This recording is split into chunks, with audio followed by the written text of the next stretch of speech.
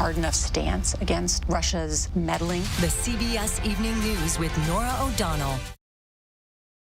We are moments away from big-time news in high school and college football. The people want to know. Where will you be playing college football in 2022?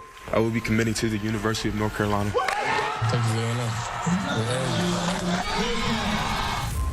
National Signing Day. It's a momentous day on the calendar for every college football program. I'll be taking my time to the University of Alabama. The best players in high school football will make one of the biggest decisions that will forever change their future. What type of player and what type of person is Nick Saban and the Crimson Tide getting there? First of all, they're getting a great person. He's a great kid, very coachable. The premier players in the country will make their intentions known. It's a day where recruits put pen to paper, paper to facts. The traditional recruiting powerhouses will continue stockpiling elite talent, but will there be any last-minute changes of heart? I think this is the biggest story in the recruiting world probably ever. Let's call it what it is. This is huge. In 2021, college football changed forever.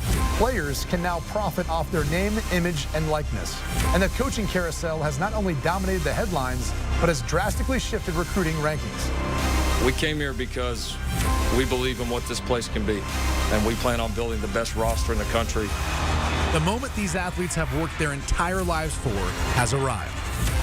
The race towards the top signing class starts right now. You're getting a winner. This kid is a beast. We'll make his announcement live. It's National Signing Day.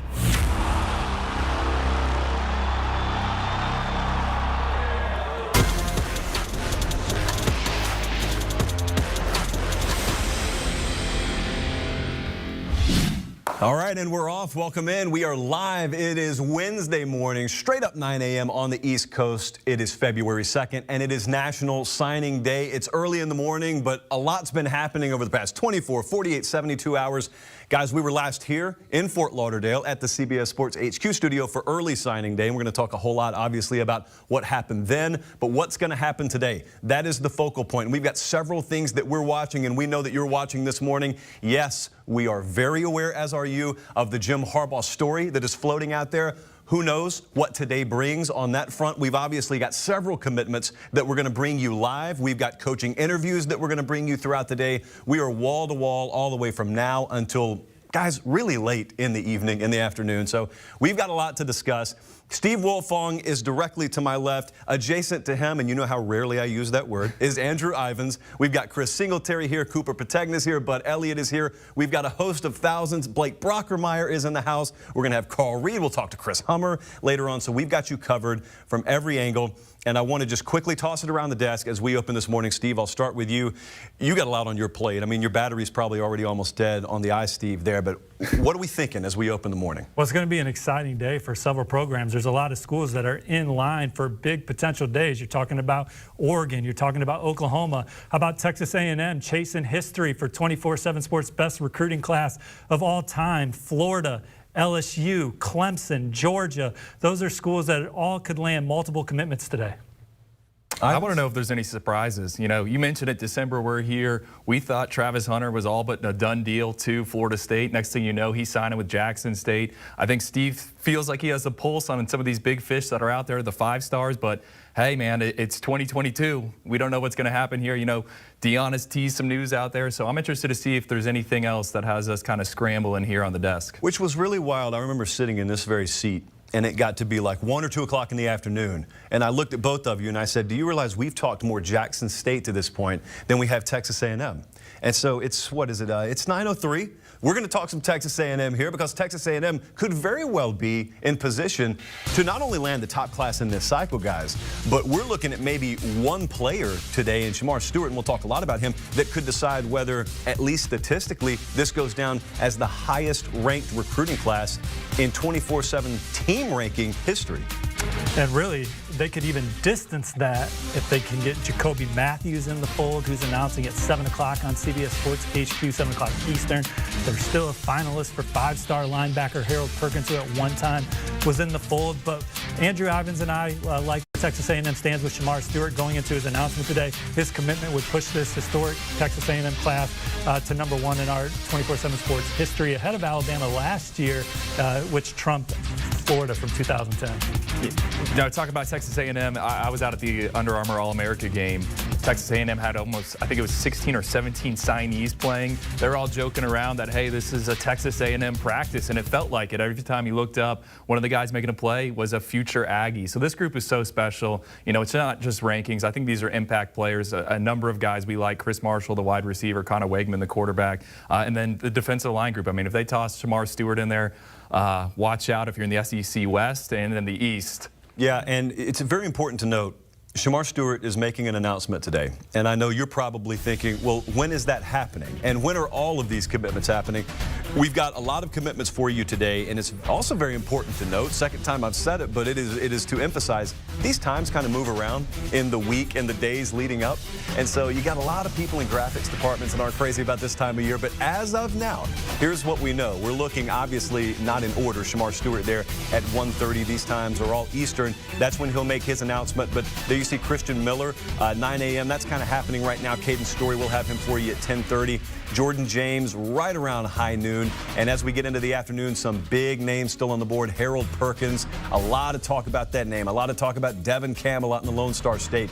And as we get later into the evening, as you see, the fun doesn't stop. Steve Wiltfong, quickly, what stands out here?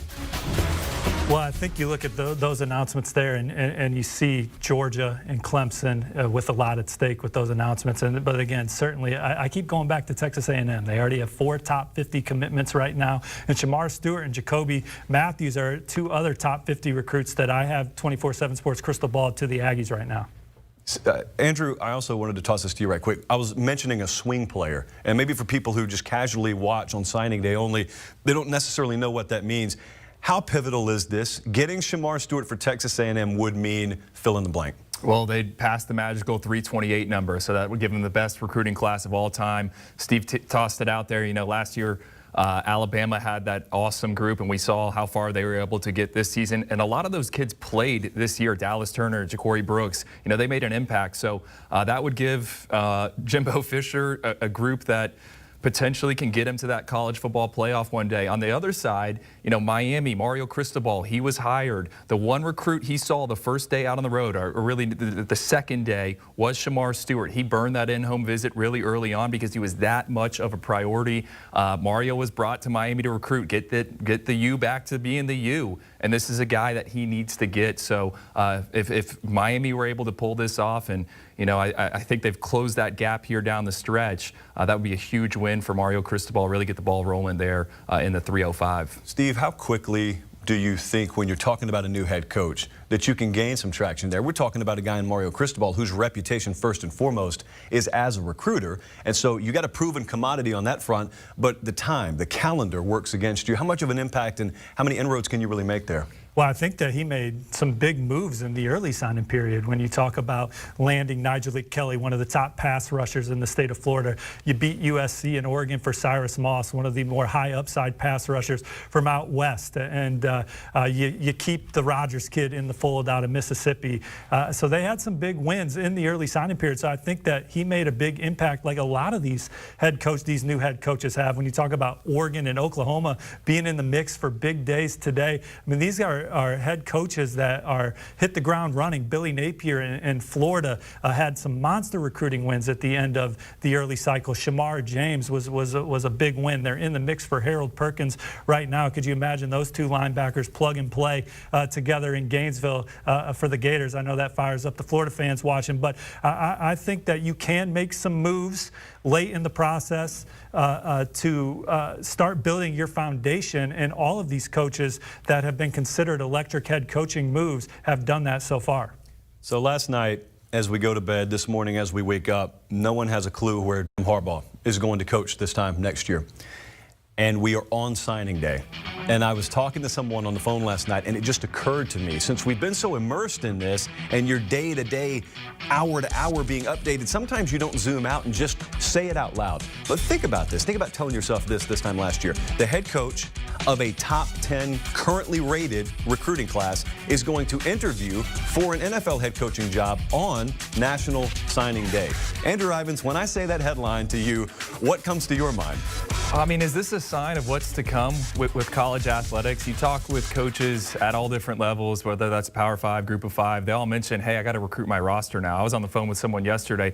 Hey, we might have to do exit meetings 3-4 times a year just because I got to make sure I'm not going to get blindsided and one of my guys is going to leave. So I don't know if that applies to Jim Harbaugh, but I think it's becoming harder and harder to be a college coach. It's a grind. You know, not only are you're recruiting high schoolers, now you got the transfer portal, you're recruiting your roster. I think it's taxing on some of these individuals, and we're seeing, hey, maybe, you know, coaching on Sundays is a little bit more appealing. We were listening to Kirby Smart after the national championship game, and he had, I thought, a comment that got dismissed too quickly when he talked with Reese Davis right afterwards, and he said essentially what you just said, which is, I'm seeing guys and good people either exit the game altogether because of the reasons you just mentioned, or they're going to the pro level because it's easier than the college level, which is not something that I think the casual fan would probably assume is true. You assume, well, it's harder for a player to play at the next level, got to be harder for coaches at the next level.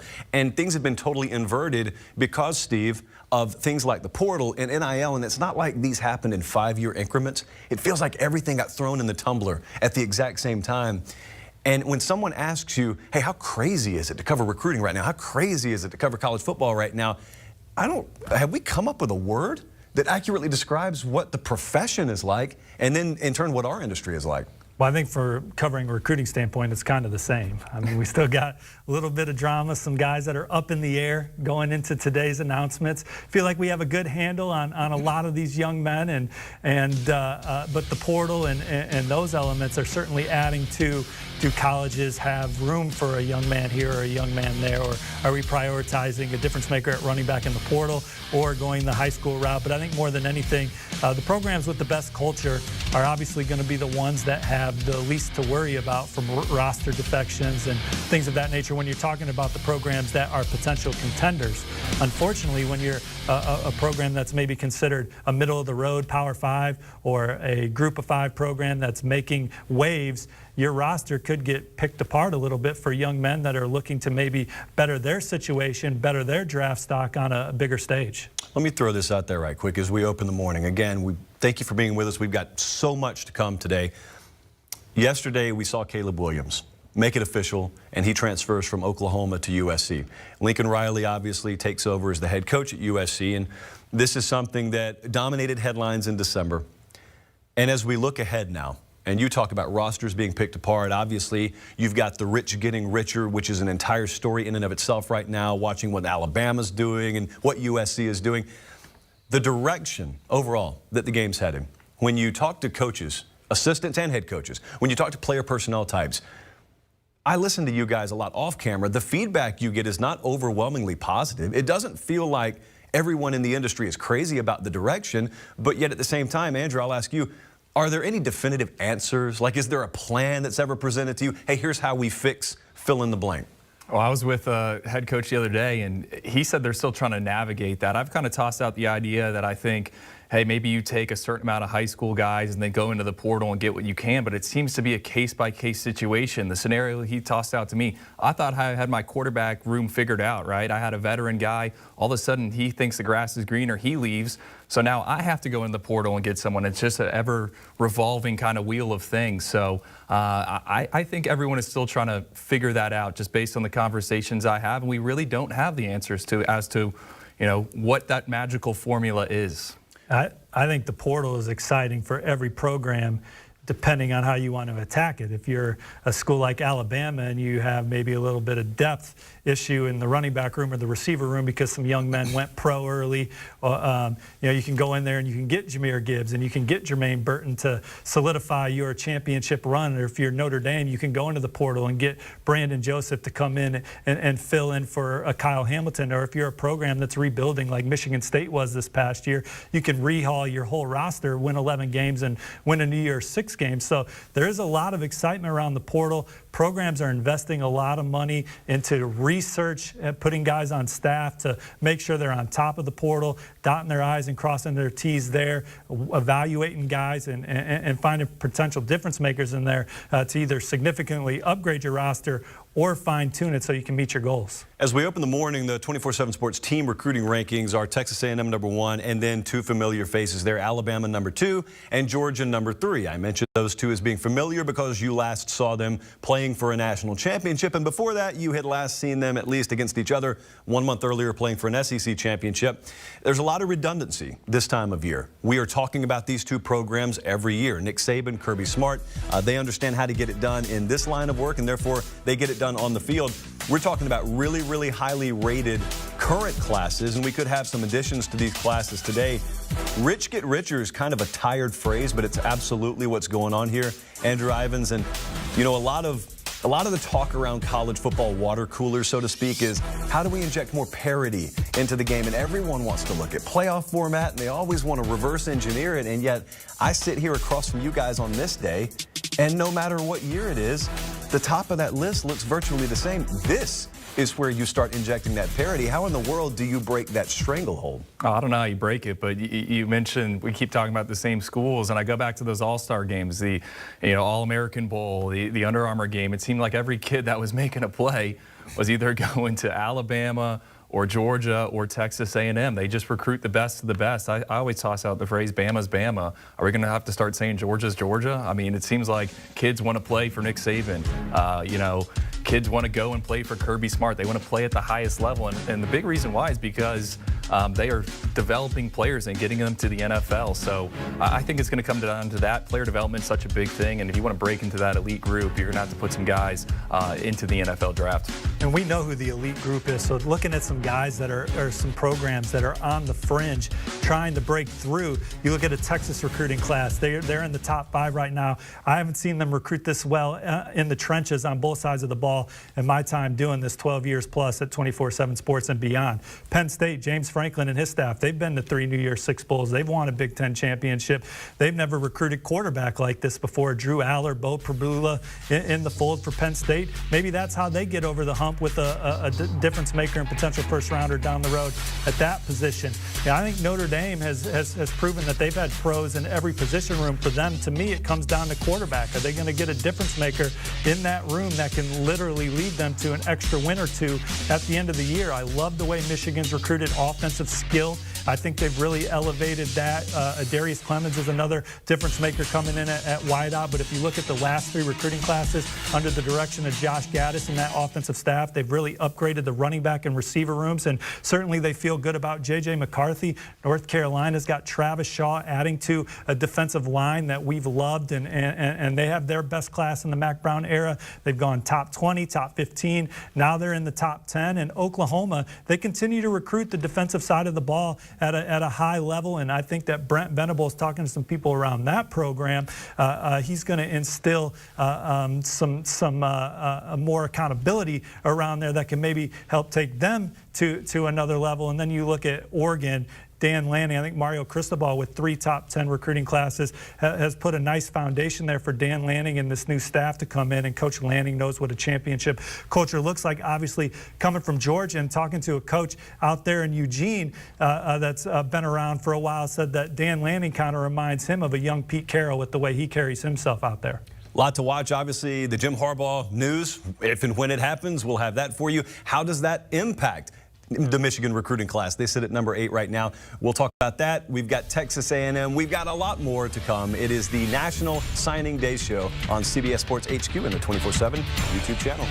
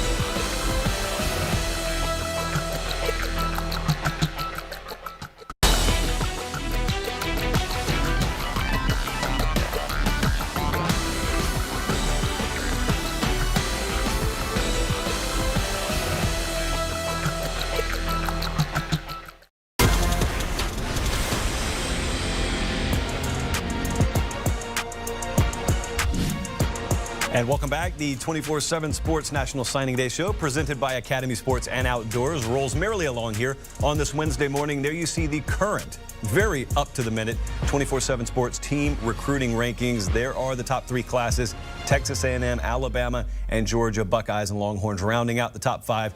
We just talked about several classes, and we have several more classes to go. But we also have a lot of big announcements coming up today, guys, and we have several 5-star players to talk about in mere moments. Shamar, Stewart, Harold Perkins, Devin Campbell, those are 3 names that I wanted to toss around here. And I wanted to start with Harold Perkins, Steve. This is a name, for obvious reasons, that's garnered a lot of traction over the past couple of weeks. What do we know this morning with him? Well, I talked to Harold Perkins' mom late last night, and she said that she talked to Florida, LSU, and Texas A&M yesterday, but Harold did not. She said that Harold turned off his phone, and he knows what he's doing. She said his mind is made up. She tried to get it out of him to purchase the right colored decorations for the ceremony, but Harold wouldn't give it up. So they're going with the black and gold colors you see there on video at the Harold Perkins commitment celebration today, which will be broadcasted live with us at 4:30 on CBS Sports HQ. Look, I know that Florida really moved the needle with their official visit in the middle of January. The people on campus, led by Billy Napier and that staff. Jamar Chaney has been integral for Florida in that recruitment. He's really clicked with that staff, and most of those guys went in home with him this past Thursday and were in the house till almost midnight, and they had a terrific time hanging out. Then he took his official visit to LSU, surrounded by several family members in Baton Rouge. I think that the new defensive coordinator, Coach House, made an impression with his scheme during a Zoom. The man was coaching the Kansas City Chiefs, but found the time to get on Zoom with guys like Harold Perkins and Jacoby Matthews while they were in on their official visits. And I think that they like the scheme. They love Coach Frank Wilson. He's from New Orleans. You know, LSU's a place he's been several times. There's great familiarity with that program. And then Texas A&M. Mom said that's where she originally wanted him, you know, closer to home in Texas. He was committed to the Aggies, committed to them at the Under Armour All-America game, but obviously reopened the process. I don't think any of the schools have been notified. She said everybody's going to find out at the same time, including her, with us at 4:30. You saw there in the class rankings, LSU and Florida, 2 teams you just mentioned. They're sitting there, I think, 18 and 19 right now. So that could obviously be a huge impact there in the 24/7 Sports team rankings, which tend to fluctuate throughout the day on National Signing Day. What about Shamar Stewart, Andrew? Latest there. Well, I was on the phone with his camp last night, and the big development there was Miami hired a defensive coordinator in Kevin Steele, and they said they were FaceTiming with him. Shamar, not all that familiar with Kevin Steele. I think there was some interaction when he was at Auburn for a little bit, but this is a 2-team battle. You know, Shamar visited Georgia 2 weeks ago. This past weekend, he took his official visit to Miami. They rolled out the red carpet. I think we overused that phrase here in the recruiting industry a bit, but I mean, he was at Prime 112, which is a fancy restaurant in Miami Beach, ran into Shaq there. So Miami put the full court press as much as they could on, but I'm just getting the vibe that Texas A&M's in a pretty good spot here. I think relationships are really big in this recruitment, and Shamar doesn't just know one guy in College Station. He knows everyone, and he's really familiar with all of them. So even though Texas A&M lost Mike Elko to Duke to become the head coach at Duke, you know, there's multiple people in that building that Shamar has clicked with. He's been there multiple times, and I think he sees that the Aggies are about to turn the corner and potentially play for a college football title one day. So I think Texas A&M's in there. We'll see. You know, his name's been linked to Jackson State a little bit. You know, I keep asking his camp. They keep kind of shutting that down, but who knows? We saw some drama during the early signing period, so anything can happen. And I can say the Perkins campus shut down that Jackson State talk, too, talking to his mom and his uncle, but we'll see, obviously. You know, you see my hand shaking right here. It's not for caffeine. It's just because I have vivid recollection of what early signing day was like. And so I will never allow anyone to tell me that anything is impossible, because I just picture, you know, angels in the outfield, just the flapping in the back of my mind. It could happen. I'm just leaving that. It could happen. By the way, there is no bump rule on Shaq at Prime 112. You can bump into him as many times as you want to. It's very convenient. I don't know how often you frequent that establishment. Well, I've never been there, but Steve pointed this out. Shamar, when I was talking to him, he goes, oh, Shaq was much bigger than me. And Shamar's 6'6", 272 pounds. It's like, yeah, obviously he is, but I thought that was pretty funny. LSU alum Shaquille O'Neal, that's the first school that trended for Shamar. So these recruitments take a lot of twists and turns throughout the process. I know people want one prediction and then you ride it out to the end, but there was a time where Baton Rouge looked like it was going to be the place for Shamar, but you know, Texas A&M, the one trending going into today. Steve, I'm also looking at Devin Campbell here. I see a lot of stars next to his name, but there is no commitment next to his name. That will change, we believe, today. What's the latest? Yeah, DJ Campbell down to Texas and Oklahoma. The Texas Longhorns are the heavy favorite in this one as they put together the best offensive line class in the country in this 2022 cycle, and that's something that obviously we've never really said on this set. Texas Recruiting, the best offensive line class in the country. They landed all the top guys in the state at the position, in my opinion, and I think DJ Campbell is the best offensive lineman in the country overall. I mean, he's a guy that is an absolute road grader. He punishes people on film. He can move. I think he's an instant impact type of guy for whichever program he chooses. He did not take any visits in January. His mind's been made up. He's just waiting for the National Signing Day spotlight. It's going to be here on CBS Sports HQ, and I think it's going to be good news for Coach Sark and company. And that is a Texas class that's already sitting there top 5. And we talked a lot about Texas A&M, and rightfully so. I don't know if you can quietly have a top 5 class, but that class Sark and company out there putting together is pretty solid. It's an important class for the foundation of where this program wants to go moving forward. And I know people like to be cheesy and say, well, Texas was back. Look, let's give these guys time in the hopper to develop. But again, you look at the way they've recruited offensive line and defensive line, then you go into the portal and you land Quinn Ewers. We've obviously seen Texas recruit skill players on both sides of the ball at a high level. But I just love what Coach Sarkisian and his staff are building around the football, around the line of scrimmage. And then with Quinn Ewers, you got a chance to really have a special football team.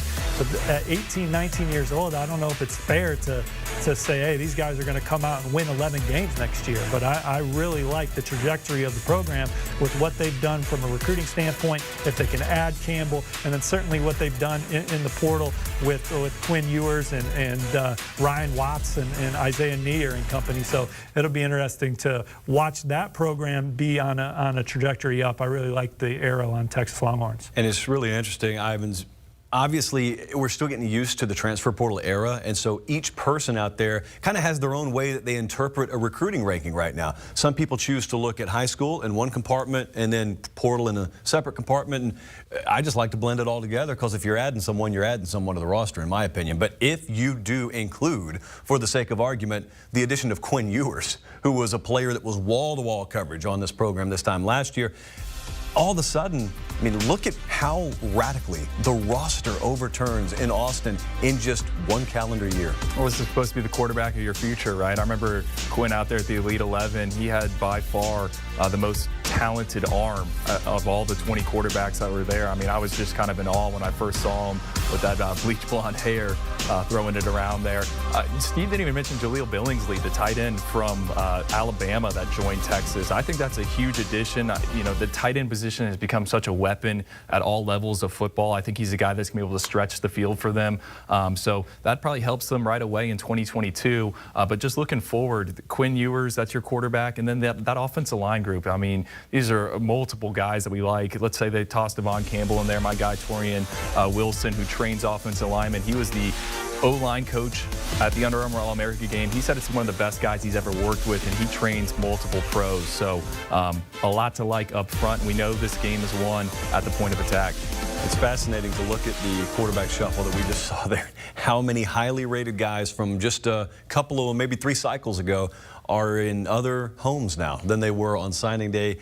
Steve, how do you make sense of that? I mean, how do you even begin to cover that and predict that? Well, there were some interesting transfer portal quarterback dominoes when you talk about, we all believe in Jackson Dart. I think he's a championship level signal caller. Said that on the show a couple years ago when he committed to USC at the end of the process. But Lincoln Riley takes the job at USC. He's got a quarterback that he loves in Caleb Williams, who then goes into the portal. You put Jackson Dart in the portal. He's down to Ole Miss and Oklahoma, settles in on Ole Miss, and how quickly Matt Corral's program turned around, or career turned around with Lane Kiffin in there in Oxford. And you got Jeff Levy, the OC, who's now at Oklahoma. It definitely led to some interesting quarterback dominoes there in the transfer portal. But I think that all 3 of those guys are capable of leading their football team to some big wins here in the fall. Dominoes falling everywhere. Dominoes still to come today. Plenty on the portal and more when we come back. Plus, an updated news segment. Stay with us. It is the National Signing Day Show presented by Academy Sports and Outdoors.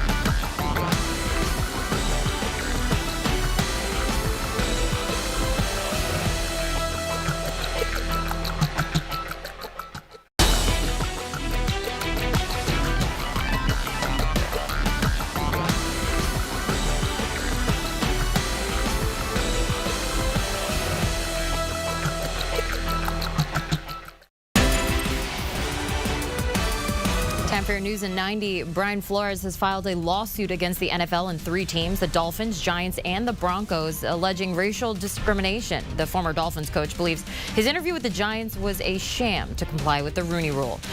Flores appeared on CBS Morning today. Here's what he had to say. How did that make you feel, knowing that you were walking into an interview where a decision might have already been made? It was a range of emotions. Humiliation, disbelief,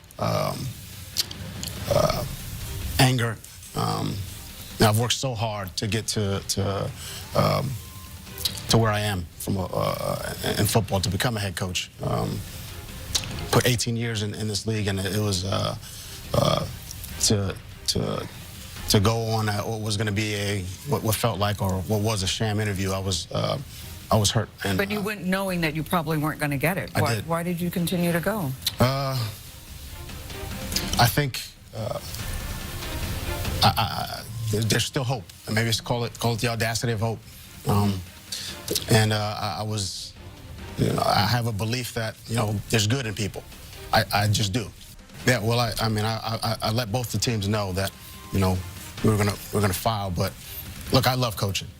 I'm gifted to coach. I know that. And the relationships I've built with players, coaches, support staff, I'm gifted to coach, and I love coaching, and I want to coach. And I've heard from reliable sources you're a very good coach. Let the record show. Always room for improvement, yeah. But I like to think that as well. But this is bigger than coaching. Of course. This is much bigger than coaching. Elsewhere, Washington's NFL team has a new name. They are now the Washington Commanders. The renaming process took more than a year and a half. They're the first NFL team to rebrand since the Houston Oilers became the Tennessee Oilers, and then finally the Tennessee Titans in 1999.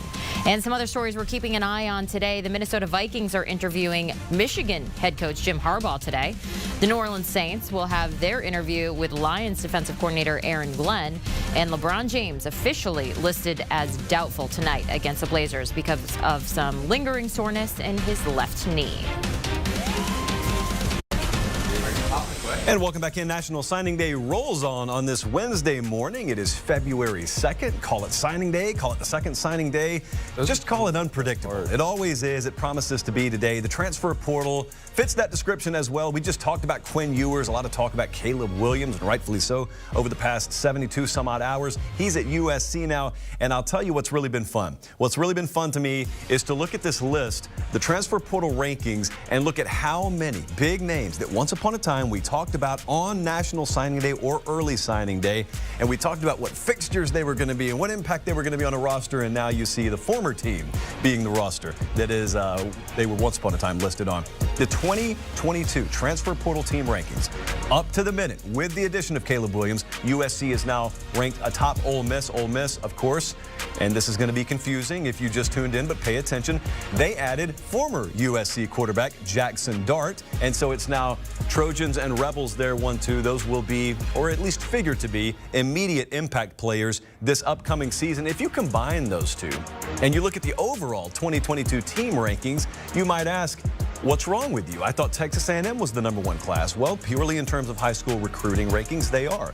But when you do what we were just talking about last segment and you blend the addition of not only high school talent, but then transfer portal talent, you have the Alabama Crimson Tide there with the addition of guys like Eli Riggs and Jahmyr Gibbs and whatnot. So it's a confusing time, an exciting time, but luckily for me, I don't really have to cover it as much. That's why we have Chris Hummer, and Chris Hummer joins us now, and he's been all over the portal. So, Hummer, your fingers got to be tired. Let the fingers take a rest. You don't have to write this segment. I want to talk it out with you, and I want to start with Caleb Williams. The news finally officially comes down yesterday. We got what we expected, but I think people want to know still, how many twists and turns really were there, or was this just a foregone conclusion this whole time? I think it just depends on who you talk to. Caleb Williams' camp, the family were definitely talking to people through the weekend. I know ESPN reported that Caleb signed with USC last week, but signing with the school and enrolling in classes does not necessarily mean you are there yet. And I think the communication lines were open. USC was always going to be the favorite. My crystal ball, along with several other people's crystal ball, were on on USC the entire time because the familiarity with Lincoln Riley was there. There's so many former Sooners in Los Angeles right now, including Caleb Williams' good friend Mario Williams, the wide receiver. So it was always the destination that made the most sense. But I think this stretched out for a while for a reason, and now that it's done, it's a great thing, I think, for all of us who can kind of relax in the Caleb Williams beat, and I'm sure USC fans are very relieved. But it was a really wild experience, and safe to say it's a huge land for Lincoln Riley. It is one of the biggest wins of his entire, I guess, 10 years of head coach period, even going back to Oklahoma, so it's a huge one. It's been really interesting, Chris, to follow Alabama. Obviously, it's National Signing Day, so we'll talk about the Tide on the high school recruiting front a lot. But in the transfer portal rankings, when you blend them into, I guess, what we call the team rankings, now, they're the #1 team, and they're #1 because they added several impact players here. Eli Ricks is a 5-star defensive back. Jahmyr Gibbs may have been one of the best players overall in the entire Atlantic Coast Conference last year. And they also just added Jermaine Burton, who they watched win a national championship over them, it seems like 15 minutes ago. He comes to Tuscaloosa by way of Athens, Georgia. You want to talk about rich getting richer. This is probably the poster child for it. What do you think about these names Alabama's decided to add? Yeah, I remember earlier this year, Nick Saban warned that the transfer portal would lead to the rich getting richer, and that's exactly what we're seeing right now. You could argue Alabama added the best cornerback in college football heading into next season, Eli Ricks. You could argue Alabama added a top 5 running back in college football in Jahmyr Gibbs. You could add Alabama added one of the more high upside receivers in the country in Jermaine Burton, a person who I think has all the athletic traits necessary to be their Jamison Williams next season in terms of his ability to stretch the field. So it is a massive, massive win for Alabama. And frankly, Alabama, and I wrote about this last week, Alabama doesn't have to worry about roster holes anymore. If Alabama has questions at wide receiver, it can dip into the portal and add Jermaine Burton or Jamison Williams. If Alabama has questions at running back, after Brian Robinson moves on, it could dip in the portal and add one of the best in the country. If Alabama has questions at cornerback, it could dip in the portal and add one of the best cornerbacks in the country. Alabama is in a really unique position. It's can basically get whoever it wants if it needs it. I'm not saying Alabama's tampering to get these players to go in the portal. I think every situation is unique. But if Alabama puts out the bat signal or decides it needs somebody, they're going to get them via the portal if they decide to fill the hole that way. And that's a really dangerous thing when you consider just how good Alabama's recruiting efforts are. If Alabama misses, and that rarely happens in their signing classes, all they have to do is stop into the portal and add another impact player. And I think it totally changes roster construction for Alabama. And it really eliminates the need to worry about depth and holes at places moving forward for Nick Saban. Alabama recruiting is like a tightrope walk at 10 feet off the ground, and now the transfer portal is a giant safety net under the 10-foot-high tightrope walk. I wanted to go back to Jackson Dart just a second. So he comes to Oxford, Mississippi at Ole Miss by way of USC. This is an instant impact addition too. A lot of people at Ole Miss very excited about this because, Chris, when you couple that with an addition like Zach Evans, there's been a lot of concern about coaches going out the door and offensive talent going out the door at Ole Miss. They won 10 games last year. They played for a New Year's 6 game, and they could be in contention again because of this.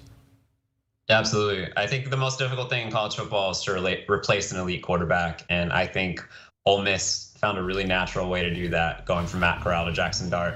Obviously, I don't expect Jackson Dart to have the season Matt Corral just did. Matt Corral is one of the best players in the country. I think he should have been a Heisman finalist, but it's a heck of a way to replace him. Jackson Dart's a super high upside guy. He probably would have ranked higher coming out of high school than he did. He ranked in the 70s, but he kind of emerged really late on the scene his senior year in Utah. I think if he had 2 years as a starter, he might have been a 5-star or that type of level player. So they're adding a supreme talent with him. Zach Evans is clearly one of the best running backs in the country, averaged over 7 yards per carry at TCU during his career. Ole Miss also loaded up defensively. I think Isheem Young from Iowa State might be their lowest rated transfer recruit, and he was the Big 12 Freshman of the Year in 2019, so that shows the level of talent Ole Miss has added across the board. And I think the transfer portal allows Ole Miss to reload in a way we might not have seen in the past. Ole Miss might have some limitations in recruiting, and we saw Lane Kiffin talk a little bit about it. But I think the portal allows him to certainly add instant impact players and keep the momentum going that he had last year. Chris, really, really quick here. There's an ungodly amount of names in this thing. It's in the thousands now. Have we crested, or is this going to continue an upward trend? I think I think we're going to continue to see this level of players. I think right now we're at just over 1,300 scholarship players in the portal from the FBS. So that's 11% conservatively the entire FBS scholarship pool. That's a massive number, but it's pretty consistent from what we saw last year. I think we might be like 25% of the head of the pace we were last year at this time. That's largely because teams are trying to get back down to 85. But with super seniors still in college football for the next 3 years and all that extra eligibility floating around, I still expect teams to be very aggressive in the portal, and that's going to lead to a lot of players still entering the portal. All right, Chris Hummer is heads up on that portal, and that means a lot of long days and a lot of updates on 247sports.com. You can keep it locked there for all the latest from Chris. Christopher, I appreciate it, sir. All right, Blake Brockmeyer joins us now alongside Steve Wiltfong, and let's continue this for just a second. Blake, I mean, I don't even need to start juxtaposing the era you played in at Texas and how it worked back then versus the way it works now, but let me get your overarching view. And number one, you played the game, but now you have multiple sons who are currently playing the game. What is it like to watch this, the transfer portal, and the way the game has evolved from your vantage point? It's just a crazy deal. I mean, just having free agency in college football has changed the game, I mean, forever. So the portal is good and bad. I mean, you've got coaches that are able to leave and go and do whatever they want to do and, leave at a moment's notice. And you've got kids that now can do the same thing and they get one free transfer before they graduate. So it's, a good and bad thing for kids, and just depending on how you're looking at it. Steve, there's been one constant, I want to call it a complaint. It's at least a piece of strong feedback from coaching staffs, at least that I've heard, and that's when you get a kid on campus, you used to immediately talk about de-recruiting, and you used to immediately talk about, all right, now that you're here, and it's not so much that way anymore. They may walk in, but the exit door kind of stays open because of the one free transfer. From guys you talk to, does it change the way that you plan on acclimating freshmen to your program, or do you just have to go about it how you go about it and let the chips fall where they may? Man, I think a lot of these college coaches believe in their culture, so they're going to continue to go about it the way that they have, but that doesn't mean that some of them have good cultures, and with that you're going to have the exit, and you're just going to have disgruntled players, and you're just going to have to deal with it. But I think as a whole, I think that the portal is a place where most schools or most programs are looking at it as, how can we supplement our roster? We want to build it through high school football recruiting. That's going to be our foundation. But can we go in the portal if we're South Carolina and get Spencer Rattler? Or can we get Max Johnson if we're Texas A&M, or Keaton Slovis if we're Pitt, and get a difference maker at quarterback? I think that is the viewpoint of the way people are looking at the transfer portal. And I think that, the last take on it for me is just I kind of feel bad for the group of 5 schools in the mid-level Power 5s that are maybe building for some historic type seasons in their program's history, and those guys are now in the portal, and it hurts those chances. So Blake, today on National Signing Day, we always talk NLI, and then there are those other 3 letters out there, NIL, and it seems like when anyone's talking about the transfer portal or someone's talking about NIL, they kind of lump them in. And it is the NIL and transfer portal era. It's the portal and NIL era. From your vantage point, how do these two mix? How does one impact the other? Well, when kids go to colleges now, one of the first things they want to know is, what's in it for me? That's a big presentation that the schools are making. How can I get involved in the NIL money? Should I come to this school if it's for these reasons? So I think that's a big deciding factor for a lot of kids now. And back in the old days, it was more about winning and development, and now it's turned into more of a business. Very interesting times we live in. We'll talk to some coaches later today, actually, about this. And obviously, this is not going anywhere anytime soon. Hey, we got plenty of commitments coming today, but we've also got freaks to talk about. And by that, of course, I mean some of the most physically gifted players in all of the United States of America. Andrew Ivins puts out the list every year, and we will talk to him about that. A lot more to come as we roll on. It is National Signing Day. Stay with us.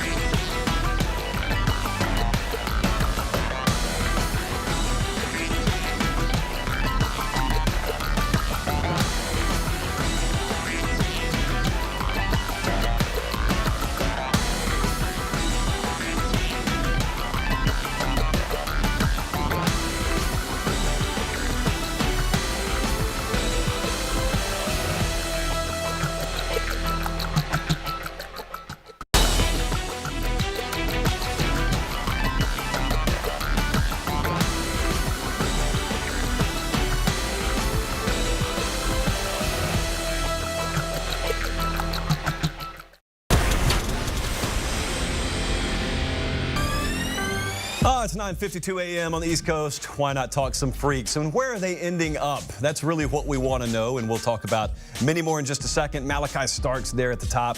Obviously, these are names that we have talked about from wire to wire throughout this recruiting cycle. Some very familiar program logos there on the far left column.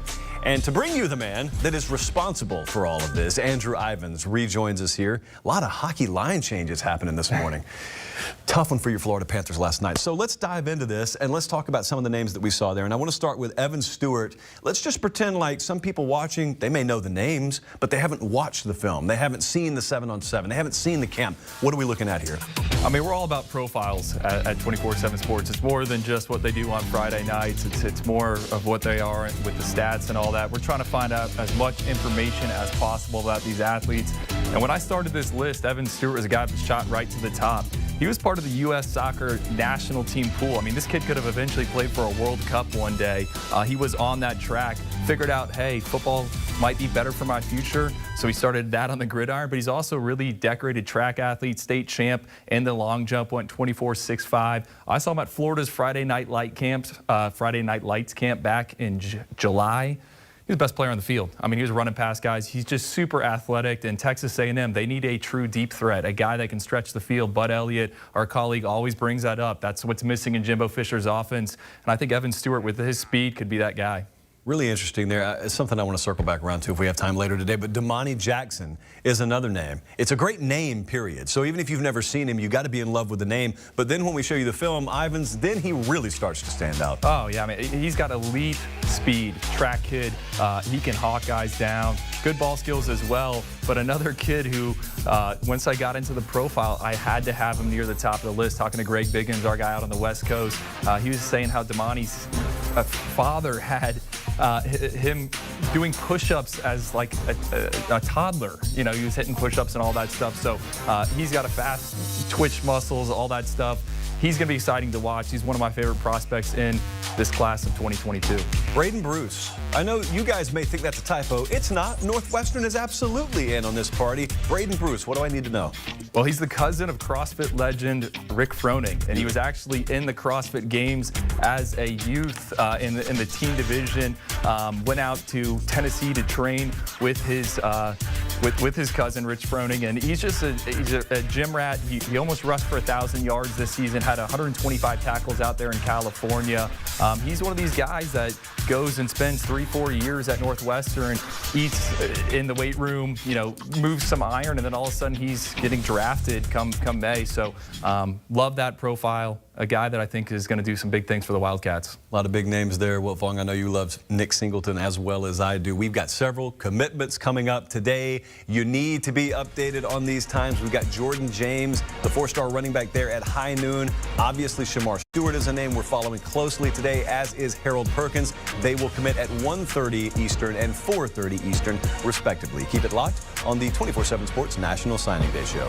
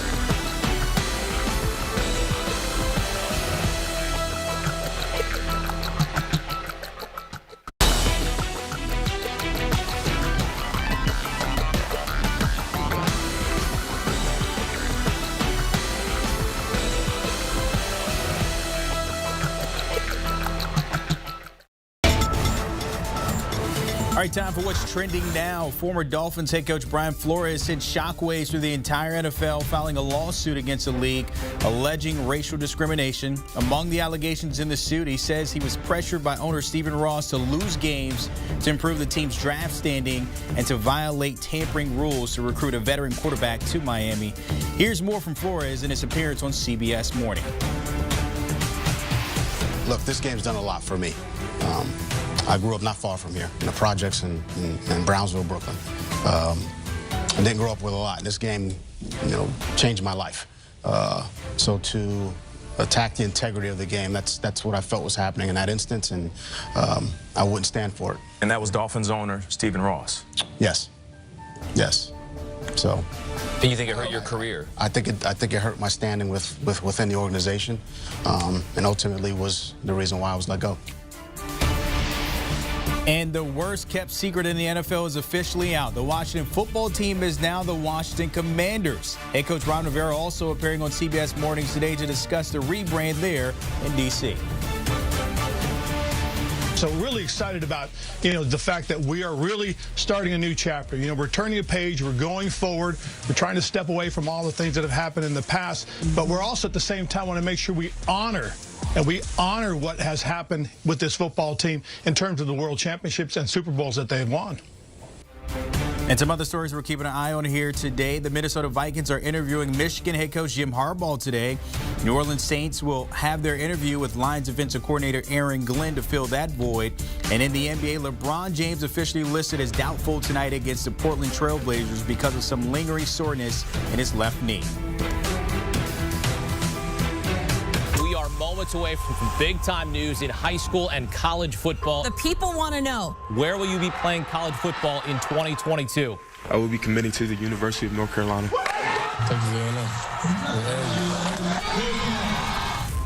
National Signing Day. It's a momentous day on the calendar for every college football program. I'll be taking my time to the University of Alabama. The best players in high school football will make one of the biggest decisions that will forever change their future. What type of player and what type of person is Nick Saban and the Crimson Tide getting there? First of all, they're getting a great person. He's a great kid, very coachable. The premier players in the country will make their intentions known. It's a day where recruits put pen to paper, paper to facts. The traditional recruiting powerhouses will continue stockpiling elite talent, but will there be any last-minute changes of heart? I think this is the biggest story in the recruiting world probably ever. Let's call it what it is. This is huge. In 2021, college football changed forever. Players can now profit off their name, image, and likeness. And the coaching carousel has not only dominated the headlines, but has drastically shifted recruiting rankings. We came here because we believe in what this place can be, and we plan on building the best roster in the country. The moment these athletes have worked their entire lives for has arrived. The race towards the top signing class starts right now. You're getting a winner. This kid is a beast. We'll make his announcement live. It's National Signing Day.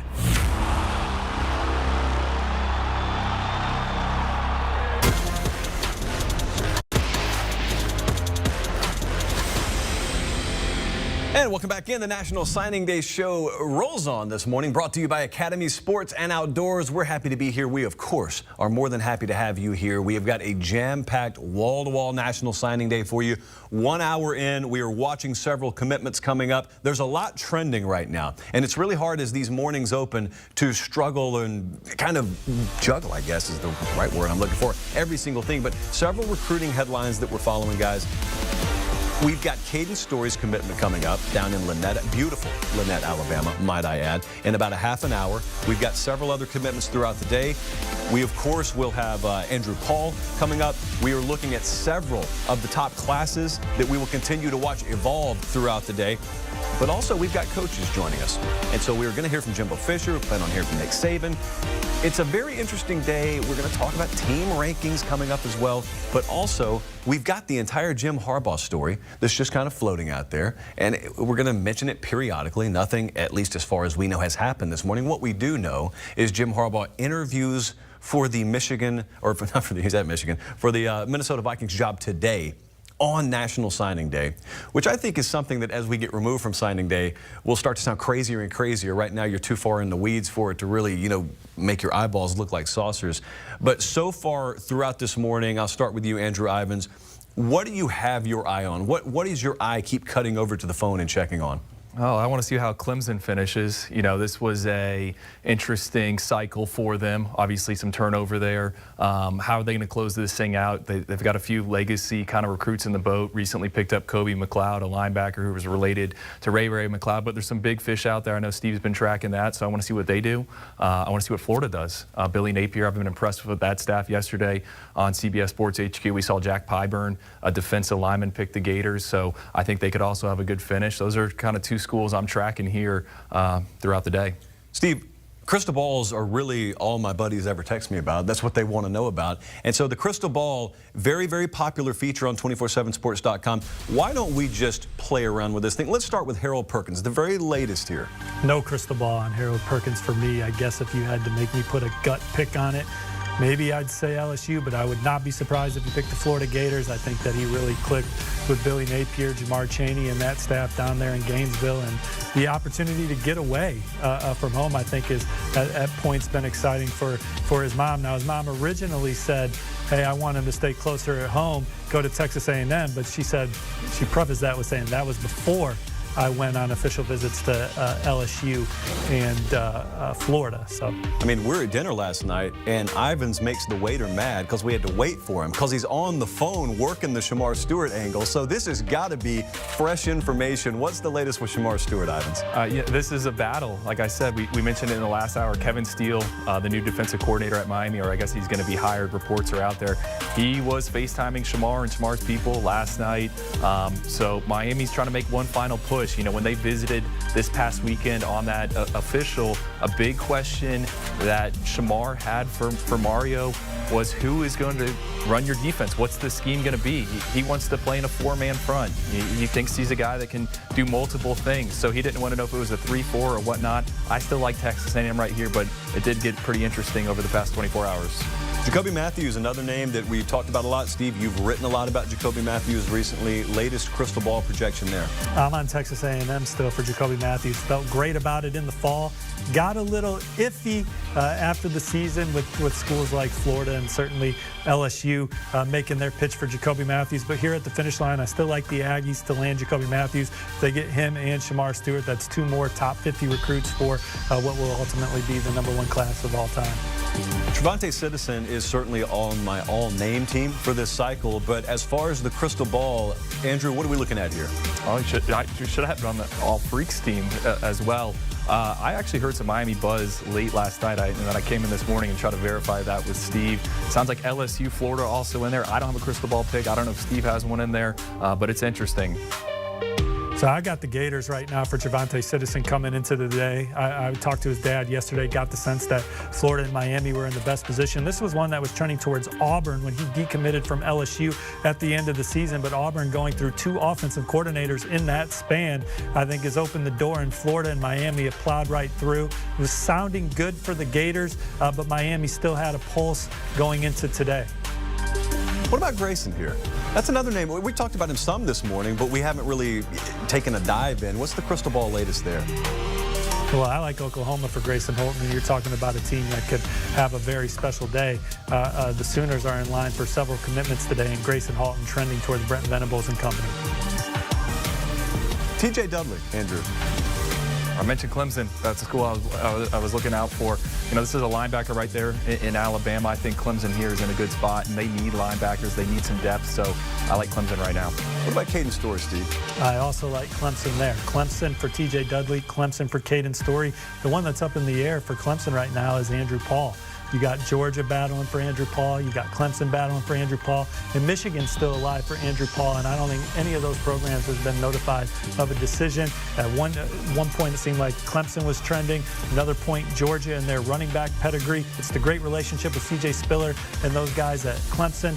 The running back pedigree at Georgia. That one's going to be an interesting one to see where that one falls in the 12 o'clock hour. Great, wholesome conversation about that Paul commitment on the Dogs 24/7 board last night. Saw you and Rusty going back and forth.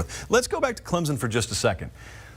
Very interesting program. I think Texas and Clemson, to me, selfishly, are two of the most fascinating programs to watch right now. Dabo Swinney had the unenviable task, and still does, of watching his AD, OC, DC all walk out the door, and so a university has to fill one of those holes. He has to fill the other two.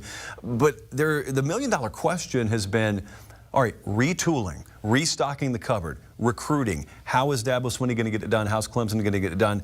And yet both of you would sit here right now and suggest that's a program that has a chance to have a big day today. Oh, they do. I mean, they could finish strong, and I like what they did during the early signing period. I know there was some decommitments, which was kind of rare. We hadn't seen that in the Swinney era. But Cade Klubnik, the quarterback, we saw him at the All-American Bowl MVP performance. I was there all week. He's just kind of got an it factor, and you hear that so much with quarterbacks. I mean, he was exciting to watch. Guys gravitate towards him, and people want to play alongside him. So while Clemson might be taking some losses in that transfer portal, there's some defections in that class, I think they have the future of the most important position figured out with Cade at quarterback, and I think you got to start there. Steve, what's your feel right now on Clemson program, but also just the Clemson recruiting apparatus? Well, I think they signed one of the best defensive back classes in the country this cycle. When you look at Jaden Lucas and Toriano Pride leading that haul, and then they really needed to get some playmakers at the receiver position, and Antonio Williams and Adam Randall are guys that I think they can count on early to come in and really elevate that room. I think Clemson really had some issues separating and getting some playmaking from their receiver position. So these are guys that can really inject some juice into an offense that was hard to watch at times. This was a team that played hard every Saturday. They played physical. They were in every football game week in and week out, including the opener against Georgia. They just did not have offensive firepower to make things happen. And so I think that they addressed that need some in this class, particularly at wideout. They're hoping to do it at running back. They landed legacy recruit Keith Adams Jr. earlier today. His dad has the single season tackle record at Clemson and is in the Clemson Hall of Fame. So he's in the fold. They want to get Andrew Paul, who rushed for over 2,000 yards as a senior down there in the Lone Star State. They obviously love what they did at wideout.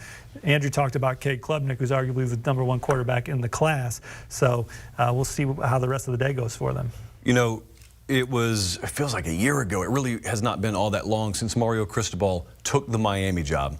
And obviously, we're in South Florida right now. The headline everywhere, on the tip of everyone's tongue was, wow, what's about to happen with recruiting in South Florida? And that's still what they're talking about. Now, really, the 2023 cycle is where you get to see the first full tree of fruit be born. But right now, Miami, as you see in the 2022 team recruiting rankings, they're in the upper 30s, high 30s, however you want to phrase that.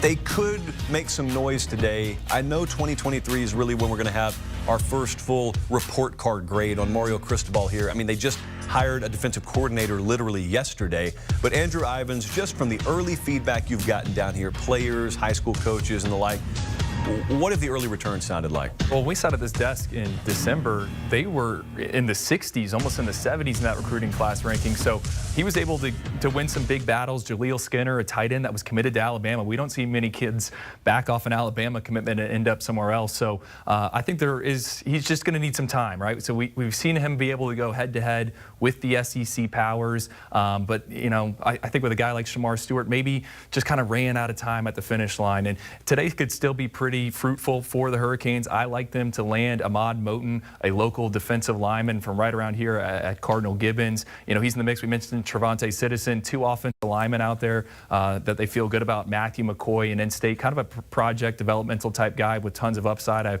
I was really high on him when he had no offers, and then all of a sudden he's a guy that Florida and Miami are fighting for. So you're right, Josh, though. 2023, they had a big junior day, and I think that's where we're really going to see what Mario Cristobal is able to do on the recruiting trail. Look at that average ranking per commit for Miami, though. It's 92.86. They have just 10 commitments in the fold, but this is a talented group of 10, and I really like the way they closed that early signing period with Cyrus Moss, Nigel Kelly, Jaleel Skinner, holding on to Kamari Rogers and winning out for Wesley Besant. So they had some great wins in December, going to add some foundational pieces here at the end, and maybe a difference maker like Trevante Citizen, and obviously they're hoping to hit the Hail Mary with Shamar. But Miami, that average ranking per commit, that's where I look. They got some talented guys in the fold. Steve, Mario Cristobal exits Oregon, and they make a really big hire. Made a lot of noise, a lot of ripple effect with Dan Lanning going to Eugene.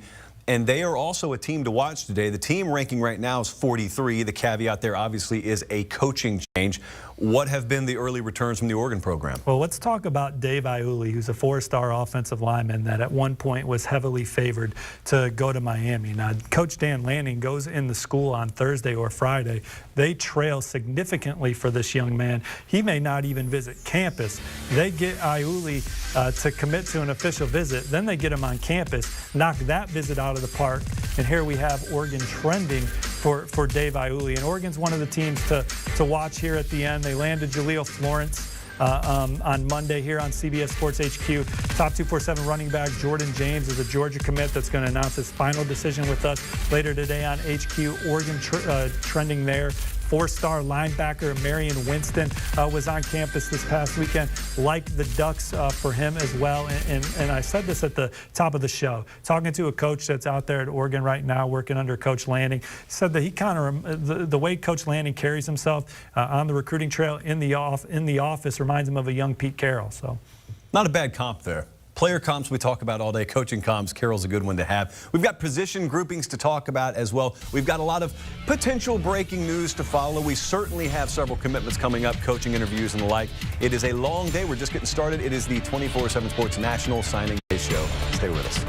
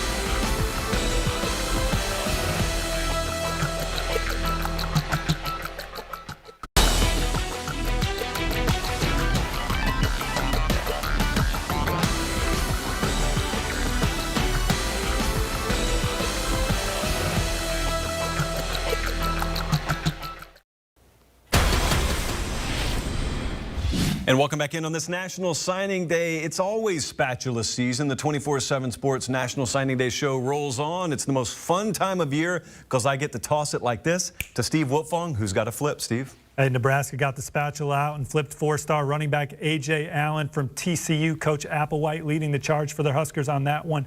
2,200 yards and 34 touchdowns coming to Nebraska's running back room from the Bayou State. And I also think later in the day they're going to flip Georgia Tech receiver commit Janarian Bonner. I like the Huskers trending there, and you like him as a prospect, right, Andrew? Yeah, I watched him in the state title game there in Georgia for Cedar Grove, you know, their 4th state title in 5 years. He had 2 touchdown catches, 1 for 80 yards. He's a kid I've liked for over a year and kind of wondering why aren't more people pushing for him. He's all of 6'1", 200 pounds, really like him, and I think he's going to make a difference in the Big Ten. Steve, 4 stars. Yes, scale of 1 to 10. So 1 being totally expected, 10 shocking. Where does this land on the scale? Well, I think A.J. Allen, because of his relationship with Coach Applewhite, who recruited him to TCU, it was kind of expected that he would ultimately end up in Nebraska's class. This Janarian Bonner smoke started hitting for me at least yesterday, and heard from a source today. It's trending really well for Nebraska right now to add the 4-star wideout.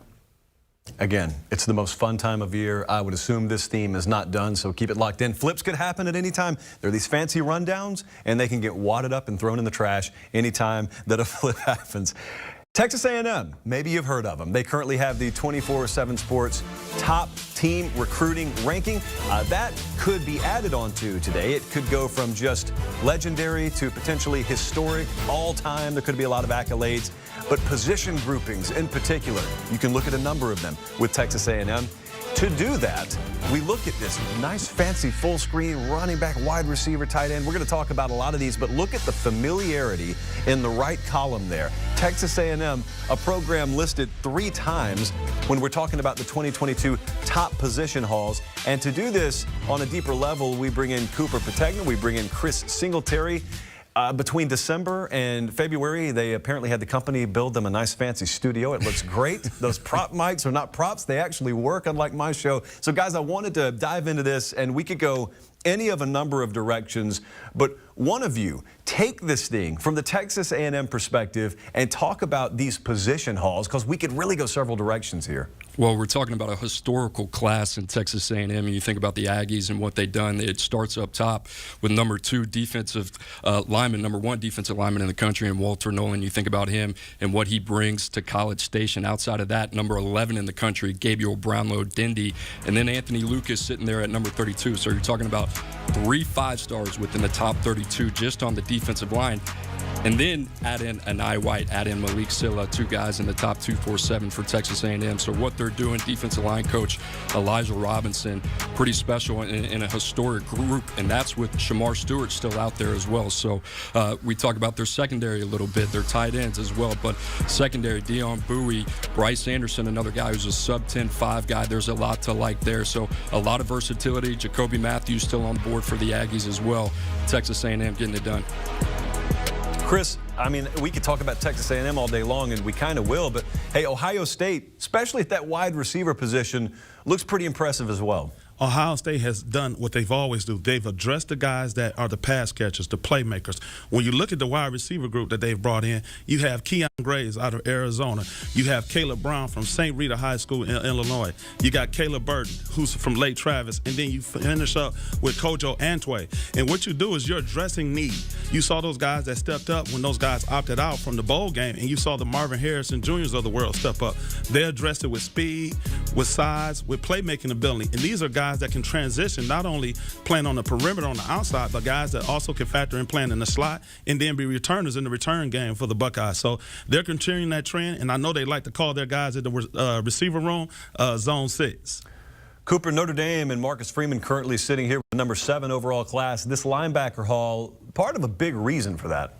Yeah, super dimensional group coming in. Jalen Snead, obviously one of the top guys in their class, but a guy that can do a lot of different things, can play inside the box. That's what they expect him to do, can play sideline to sideline, has a little bit of edge ability coming from Hilton Head in South Carolina, so there's a lot to like about him. Joshua Burnham, another guy that is a 3-phase player, played a little bit of Wildcat quarterback in high school, a really good fit for Notre Dame. And then junior Tui Alamaka as well, coming from Bishop Alamany in California, a guy who could play a little bit of edge, play in the box as as well. So Nolan Ziegler as well, who snuck into the top 247 for us. So a really good group. You got to remember Marcus Freeman played linebacker in college at Ohio State. So this is a group that he's going to be heavily involved with and is going to be the identity to Notre Dame's defense.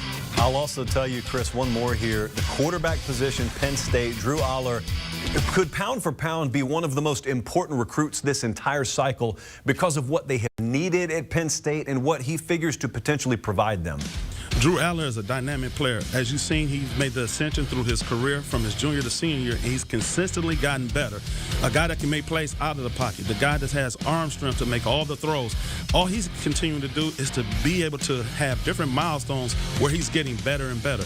As he gets more reps, he gets acclimated to the scheme and the system that they have in State College. He's a perfect fit. And then they ultimately bring him in with not only himself, but also with Bo Perbula as the second quarterback in the class. So they're also adding depth to the position. And it also doesn't hurt that they have time to just wait a little bit behind Sean Clifford before they're thrown into the fire. I'm just excited. Sorry. I like to let it sizzle sometimes. That quarterback position, though, at Penn State, it's so fun to watch. A lot to talk about this morning. I mean, we didn't even touch on Alabama running backs. We've got a lot to get to. Texas offensive line. But we've also, guys, got a lot of commitments coming up. And so this could potentially fluctuate throughout the day. But those position groupings, it's one of the things that when we talk after signing day and when we look tomorrow at what matters and what were the biggest takeaways, it's always those position groupings. So Chris Singletary, Cooper Pategna, we appreciate that from you guys. We've got several big commitments coming up. Caden Story, there on stage at Lynette, Alabama. He is set to commit live, and we will do that mere moments from now.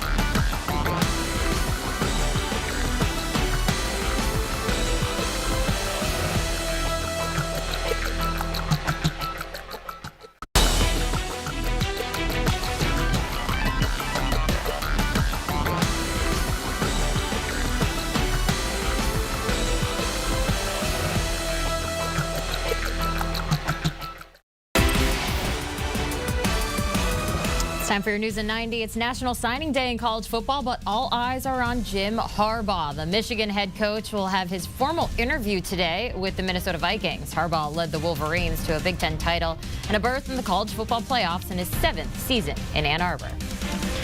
In baseball, players and owners made no significant progress at Tuesday's meeting. That's according to multiple reports. It now seems inevitable that the start of spring training, which is supposed to start in 2 weeks, will be delayed. In basketball, Wizards guard Bradley Beal will miss the next week because of a left wrist injury. Beal is the Wizards' leading scorer at better than 23 points a game. Washington will take a 6-game losing streak into tonight's game with the Sixers. While in college basketball, Memphis freshman Amani Bates is dealing with back pain and wants to return to the court when healthy. That's what his father told ESPN Tuesday night. An earlier report said Bates would miss Thursday's game against Cincinnati and that the former 5-star recruit's future with the program is in question.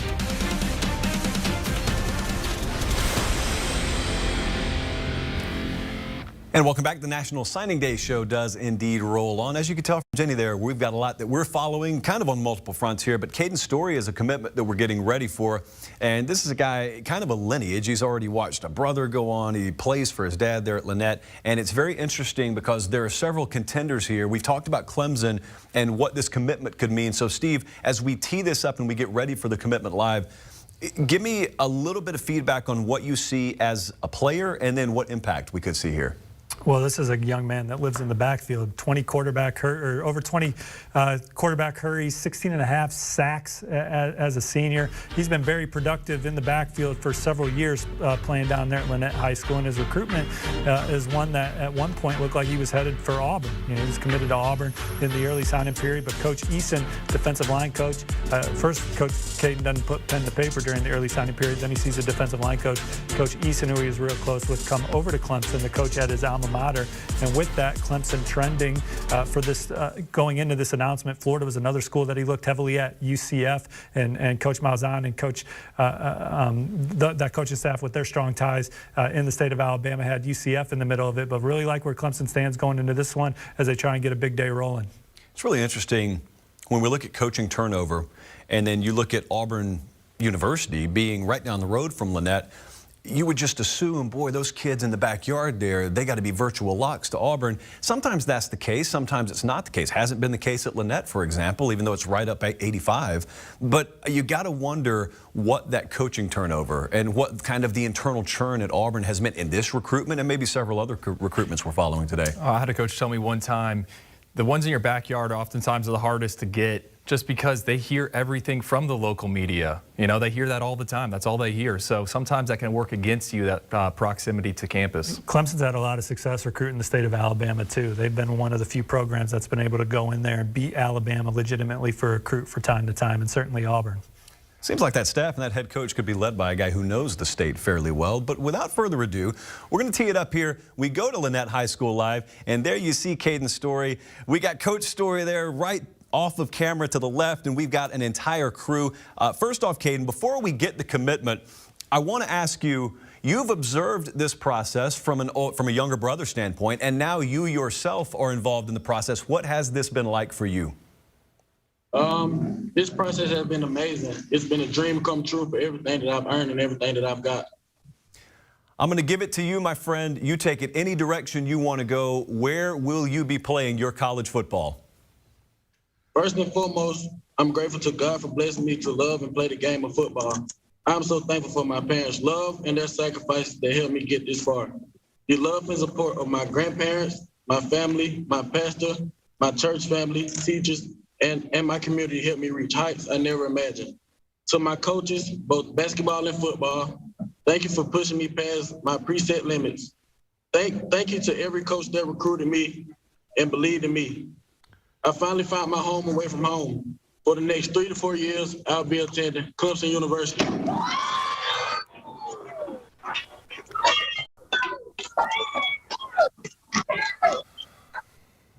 So Clemson is the destination for Caden Story. He is going to be a Tiger, as we talked about, a very, very strong presence there by Dabo Swinney and his staff. So first off, Caden, congratulations on the announcement there. But now I want to ask you, since you've got that orange hat on and it is Clemson, What stood out about the Tigers? Why is that the place for you?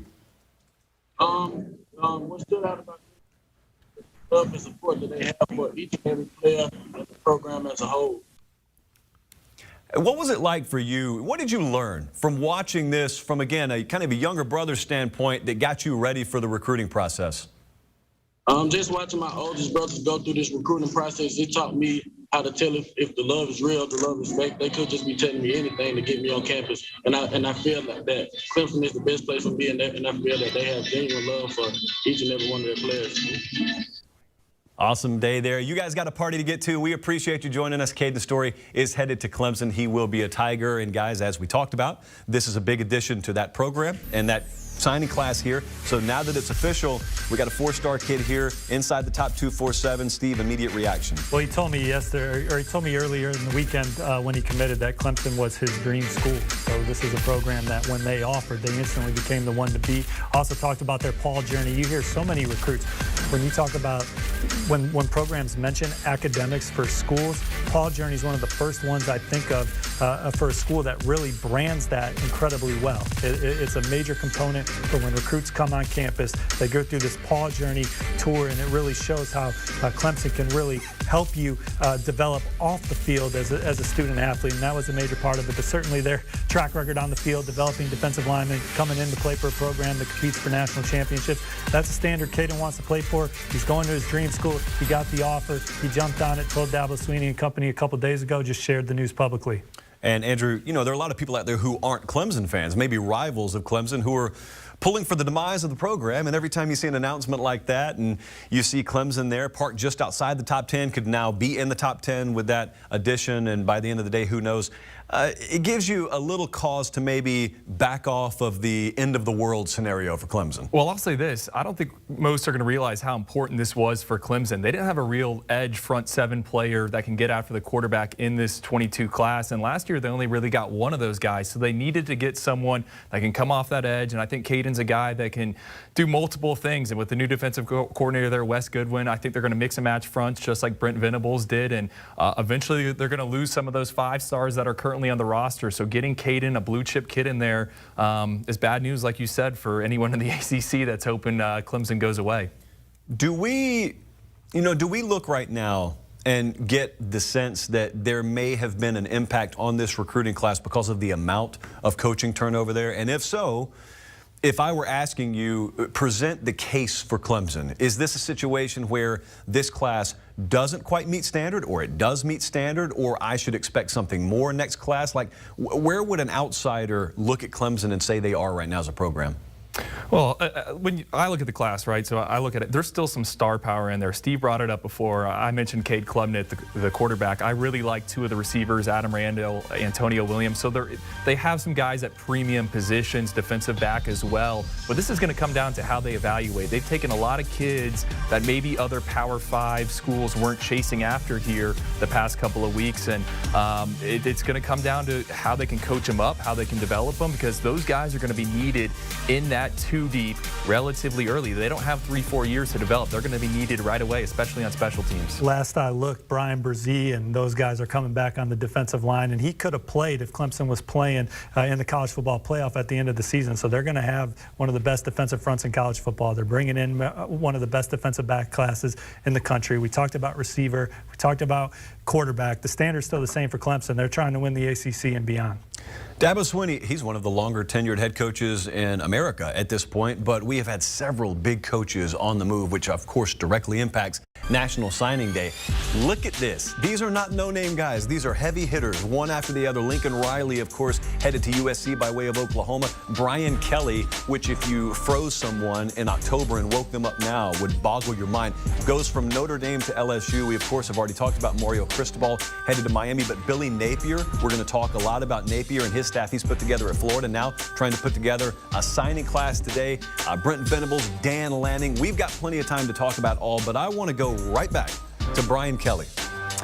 Brian Kelly's been in the news lately for very surface-based reasons. You either love or you hate the dance videos, but I think it's indicative of a larger image, and it's a larger idea that I think Brian Kelly, guys, was sharp enough to understand there was a playbook I used to recruit at Notre Dame. And that was great. And they had very, very good classes and very good teams up there. He probably understood the moment he took the LSU job, it's a different playbook down there. It's a different playbook. And it's a different way that I can go about it at LSU.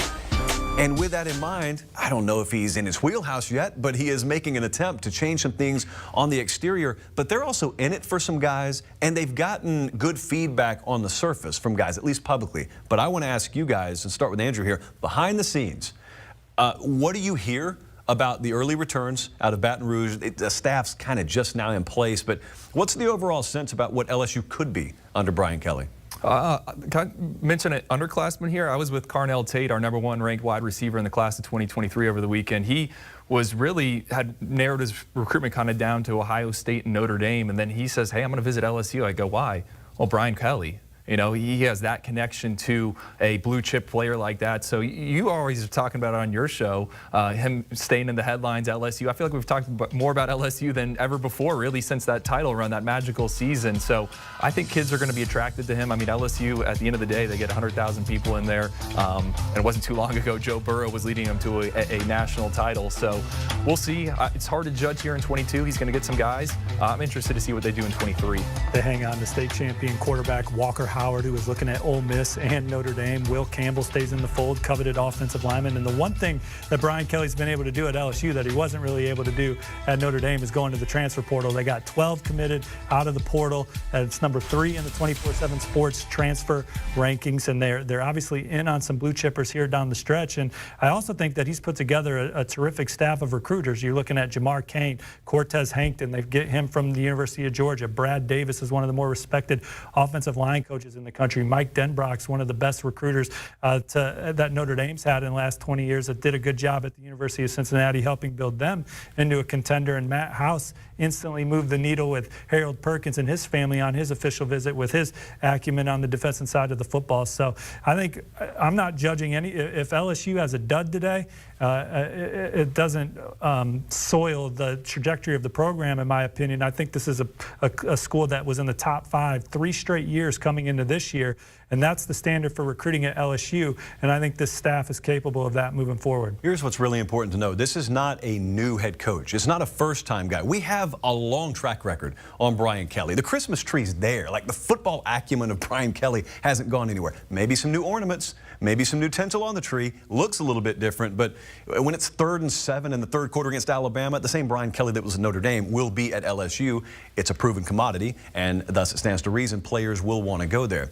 Billy Napier comes to Florida by way of Louisiana, and this was early on a hire that raised eyebrows, not because people necessarily doubted Billy Napier as a name. His name had been out there. I thought what was eye-opening and what a lot of people were caught off guard by is how little circus effect there was around this whole coaching search. You heard Billy Napier as soon as Dan Mullen was let go, and you kept hearing Billy Napier, and then they hired Billy Napier, and it was almost refreshing to see a university have a guy, zero in on that guy, interview that guy, sign that guy. And it didn't take 27 hot board updates for us to get an answer in Gainesville. So, Andrew, he's put together a staff that I think's impressed a lot of people, but I want to know immediately in the state of Florida, what's been the reaction to the Napier era now underway at Florida? I think initially when I was talking to high school coaches, they were wondering who this guy was, and it's as they've gotten to know Billy Napier and his staff, they're kind of really intrigued by it. And I was talking to a parent that was on a visit weekend there a few weeks ago, and he said there were so many staff members, it's like they kept coming out of closets or out of hallways. They're like, who is this person? And he's assembled an army of people. Brandon Marcello, our colleague, ranks it as his #1 new staff out there when it comes to coaches and who they've hired. So I think he's going to find success. I think if you're Florida State, you're a little bit concerned. You know, Mike Norvell and those guys. You got Mario Cristobal down in South Florida. Now you got Billy Napier right there in the middle of the state. He can go up into Georgia. He can go into Louisiana, obviously, where he has a ton of ties. And he's going to get kids. Kids want to visit Florida, right? They want to play for Florida. So he's going to get it going. It's funny when word gets around about what changes Billy Napier has already made. And there's an assumption out there, I think, just amongst fans, that all major programs are equal. All the dorms are always the same. The nutrition, the strength and conditioning, it's all the same. Well, it's not.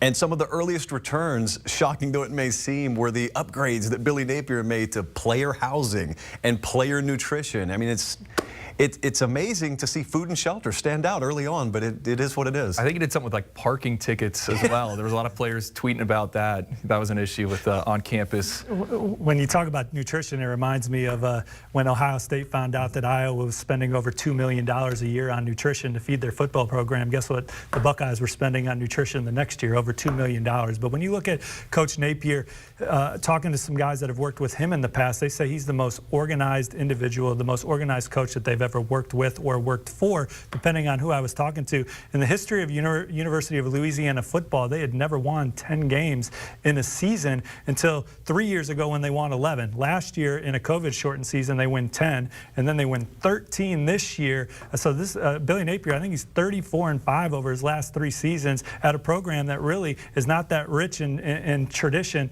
in the win column. So he's obviously a tremendous football coach. He's incredibly organized. They finished #1 in the Sun Belt year in and year out with recruiting. So they built that program up through their own evaluation and player development efforts. And now he's earned this opportunity on the biggest stage, and he's been there as an assistant coach at various programs. And I'm just excited about Florida football for the first time in a while, because I think Coach Napier is someone that can get them back to the winning that they're accustomed to in Gainesville. How will that Sunshine State scorecard start to evolve? That, the blue chip ratio, it's always a fun topic to talk about. And we will do that when we come back from this break. Bud Elliott joins us. It is the 24/7 Sports National Signing Day Show, brought to you by Academy Sports and Outdoors. Stay with us.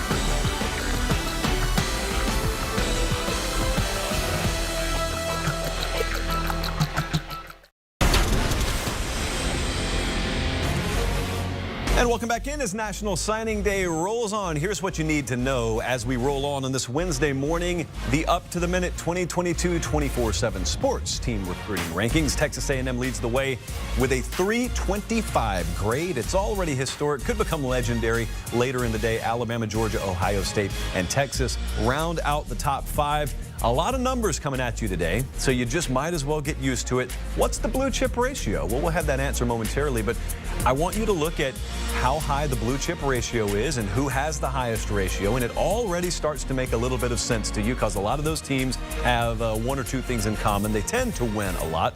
And Bud, as you join me here, Bud Elliott, by the way, could I call you the purveyor of the blue chip ratio? Sure. Yeah, the purveyor here of the blue chip ratio.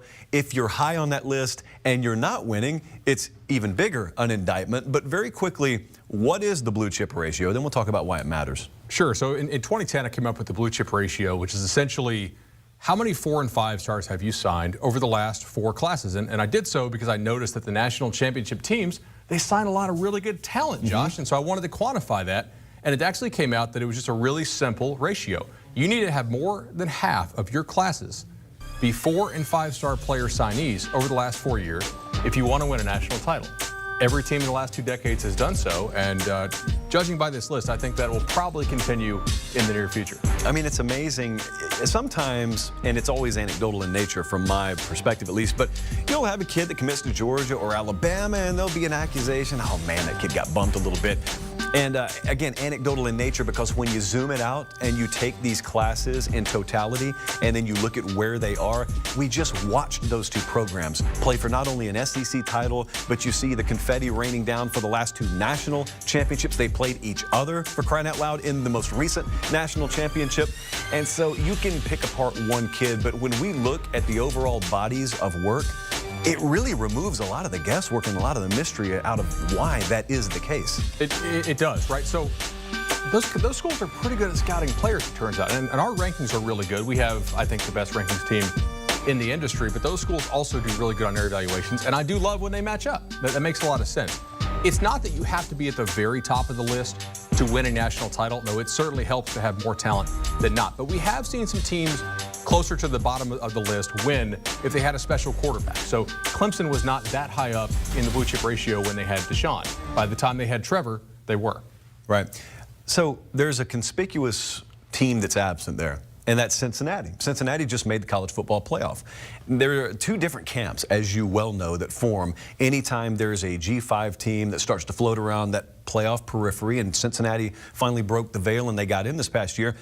There is a camp that says, record is what it is, and you are what your record says you are. And then you got another camp out there that says, well, maybe you're a little bit of product of a schedule because when we look at how, quote unquote, talented you are, it doesn't quite measure up to these other teams.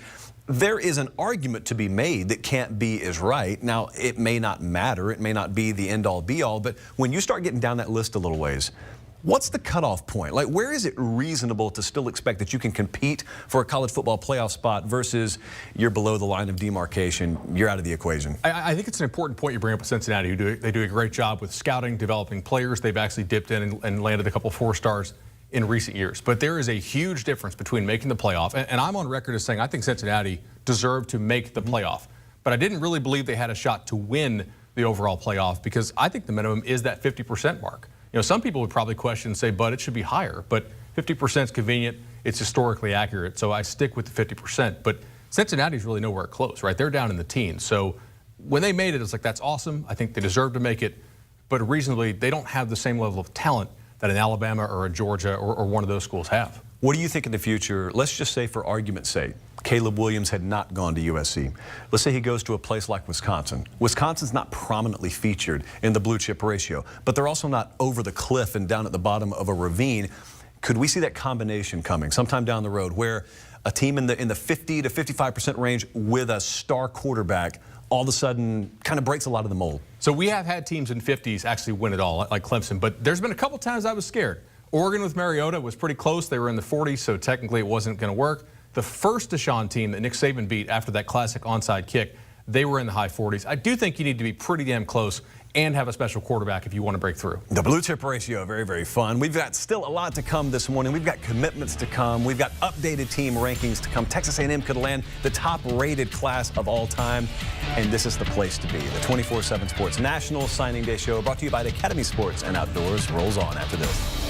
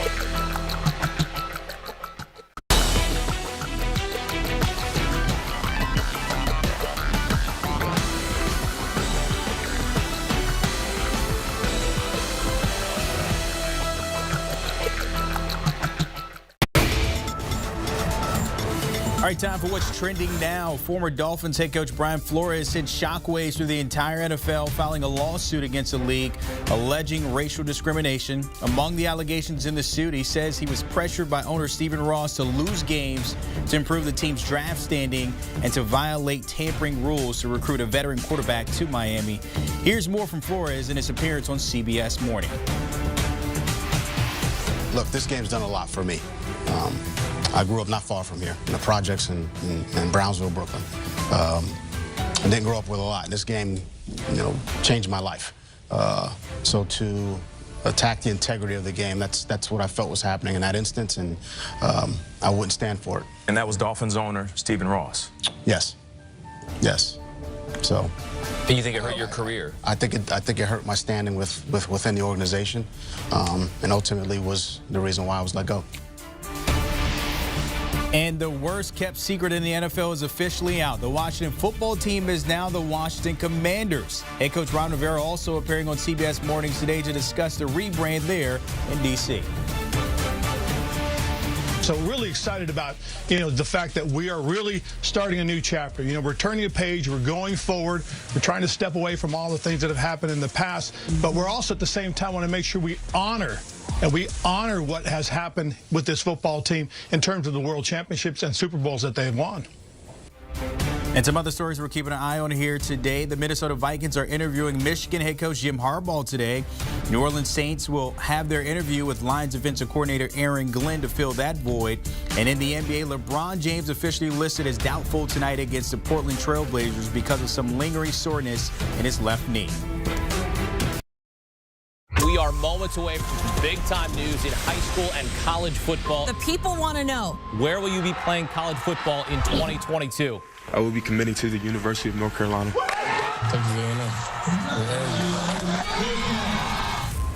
National Signing Day.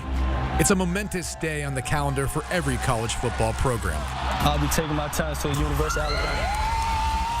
The best players in high school football will make one of the biggest decisions that will forever change their future. What type of player and what type of person is Nick Saban and the Crimson Tide getting there? First of all, they're getting a great person. He's a great kid, very coachable. The premier players in the country will make their intentions known. It's a day where recruits put pen to paper, paper to facts. The traditional recruiting powerhouses will continue stockpiling elite talent, but will there be any last-minute changes of heart? I think this is the biggest story in the recruiting world probably ever. Let's call it what it is. This is huge. In 2021, college football changed forever. Players can now profit off their name, image, and likeness. And the coaching carousel has not only dominated the headlines, but has drastically shifted recruiting rankings. We came here because we believe in what this place can be, and we plan on building the best roster in the country. The moment these athletes have worked their entire lives for has arrived. The race towards the top signing class starts right now. You're getting a winner. This kid is a beast. We'll make his announcement live. It's National Signing Day.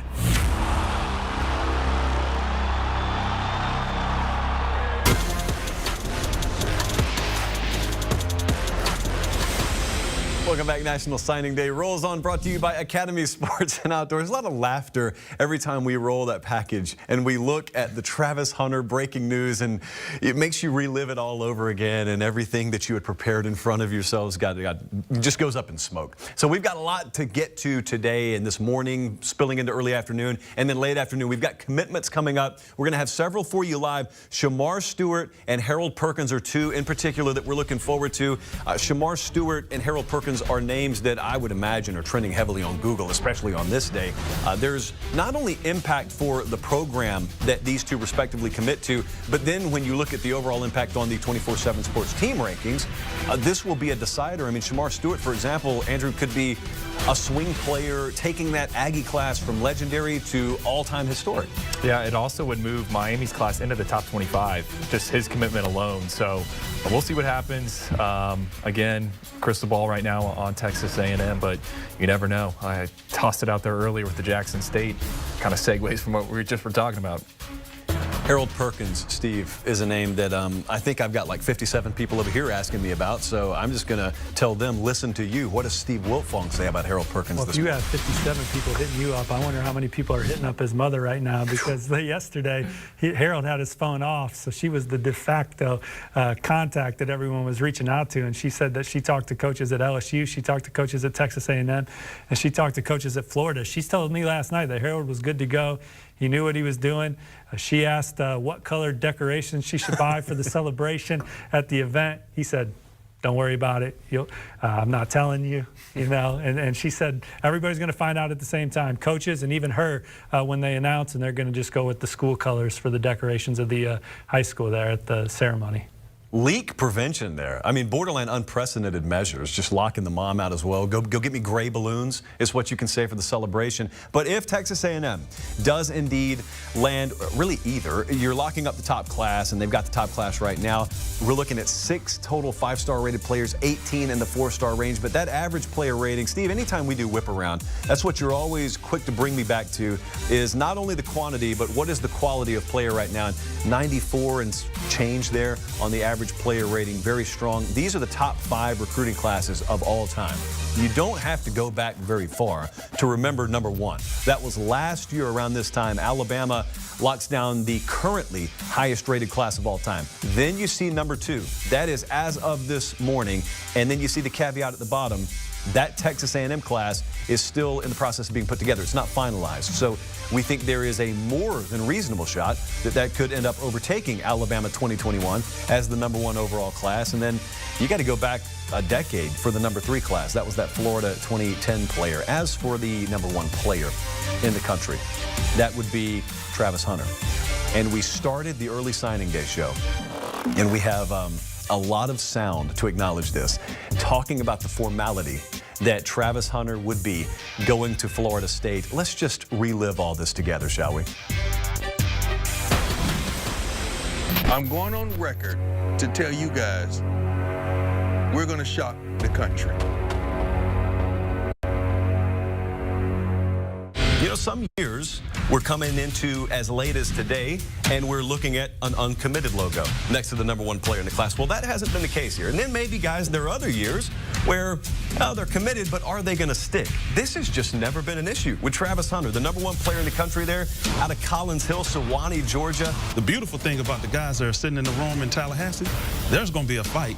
Offense, defense, and even the special teams coach on who gets Travis Hunter. People always want to know, is anything happening with guys like Travis Hunter or Walter Nolan? And I said, is there any chance Travis Hunter flips? And the source said, hell no. You know, every now and then there was a whisper here, whisper there, and Travis Hunter always closed it down. So we come into signing day. There's not really a debate about where he's going to sign. We understand he is a Florida State Seminole. I'm telling you right now, you've heard it from me. We're going to shock the country. He's got something big over there, Steve. What's happening? Travis Hunter has wiped all his stuff from Instagram, being a Florida State commit. And then a source on the college level in the state of Georgia is predicting that Jackson State and Deion Sanders is in a good position to land Travis Hunter. So stay tuned. Hold on. So I don't know that I've ever honestly said this before, but I actually did get chills when he said it. Never happened on air. Well, so I got the text before, and I was like, I replied to Holy. I can't say the other thing to our guy Bud Elliott in our group chat. This would be insane. This, in terms of if he's able to pull this off, is something we've never seen. The opportunity that this could provide Jackson State to get the number 1 player in the country is game-changing.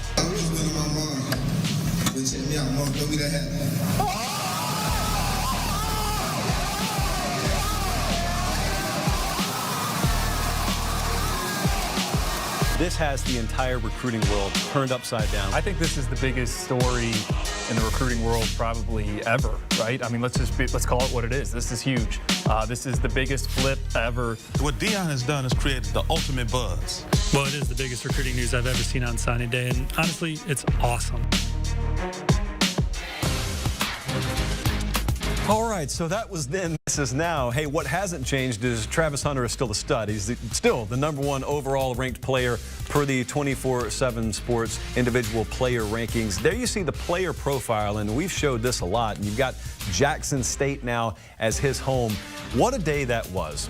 And there were a lot of people here in a lot of different places from a lot of different angles watching that, just as you guys were at home. And to relive that for just a second, we're bringing a whole lot of them in. But look, you could listen to me and Wiltfong and Ivans talk all day long. Bryant McFadden, I want to start with you because you were actually there. I see that smile. You were in Tallahassee. You turned from a reporter essentially into an on-the-ground correspondent that day. What was it like when that news started to proliferate there around the Florida State campus? It was shocking. It was shocking. I flew into Tallahassee early that day and went straight to the football facilities and spoke with Coach Norvell and some of the other coaches. And of course, Travis Hunter was the big fish for their recruiting class. They actually got the recruiting ideal from Travis Hunter about how they wanted to present the signees to the university. Platinum signing class is what Travis came up with. And things started to shift a little bit. I guess the coaches were reaching out to him. He wasn't responding. And if you know anything about recruiting, anytime you reach out to a player and that player don't respond, something is up. And while I'm sitting in the office, I'm checking you guys out as well. You did a hell of a job, with all the information you guys provided. And I remember seeing Steve, like, in the background, like the ultimate insider, looking at his phone and instantly becoming shocked, nervous. It was just like, Steve was like, oh shoot, what's going on? And while Steve is giving the information that he's receiving, I'm sitting in the office and now I'm hearing coaches say, oh, something is not up with Travis. Something is not right with Travis.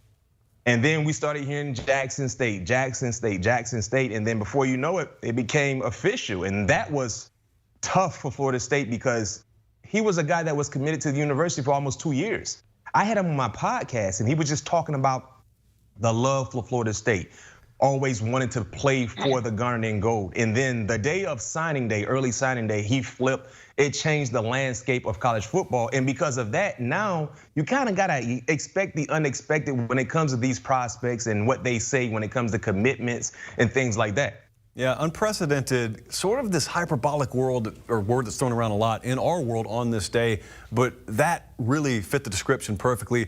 24/7 Sports' Carl Reed joins us as well. Carl, you are on the high school coaching side of the fence, and I was really curious from your vantage point when you watched all that go down that day, what were your initial reactions? Well, I think I was in shock, probably like everybody else in the country initially.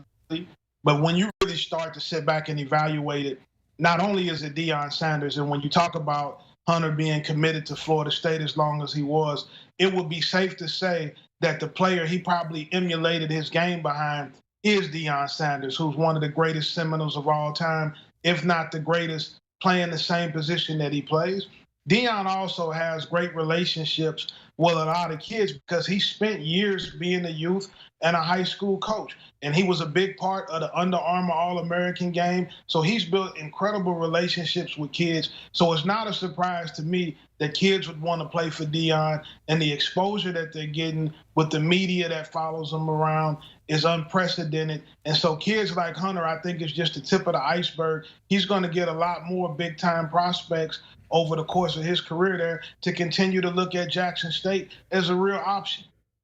I want to go back to Bryant and Carl, both of you guys, to get your respective answers on this.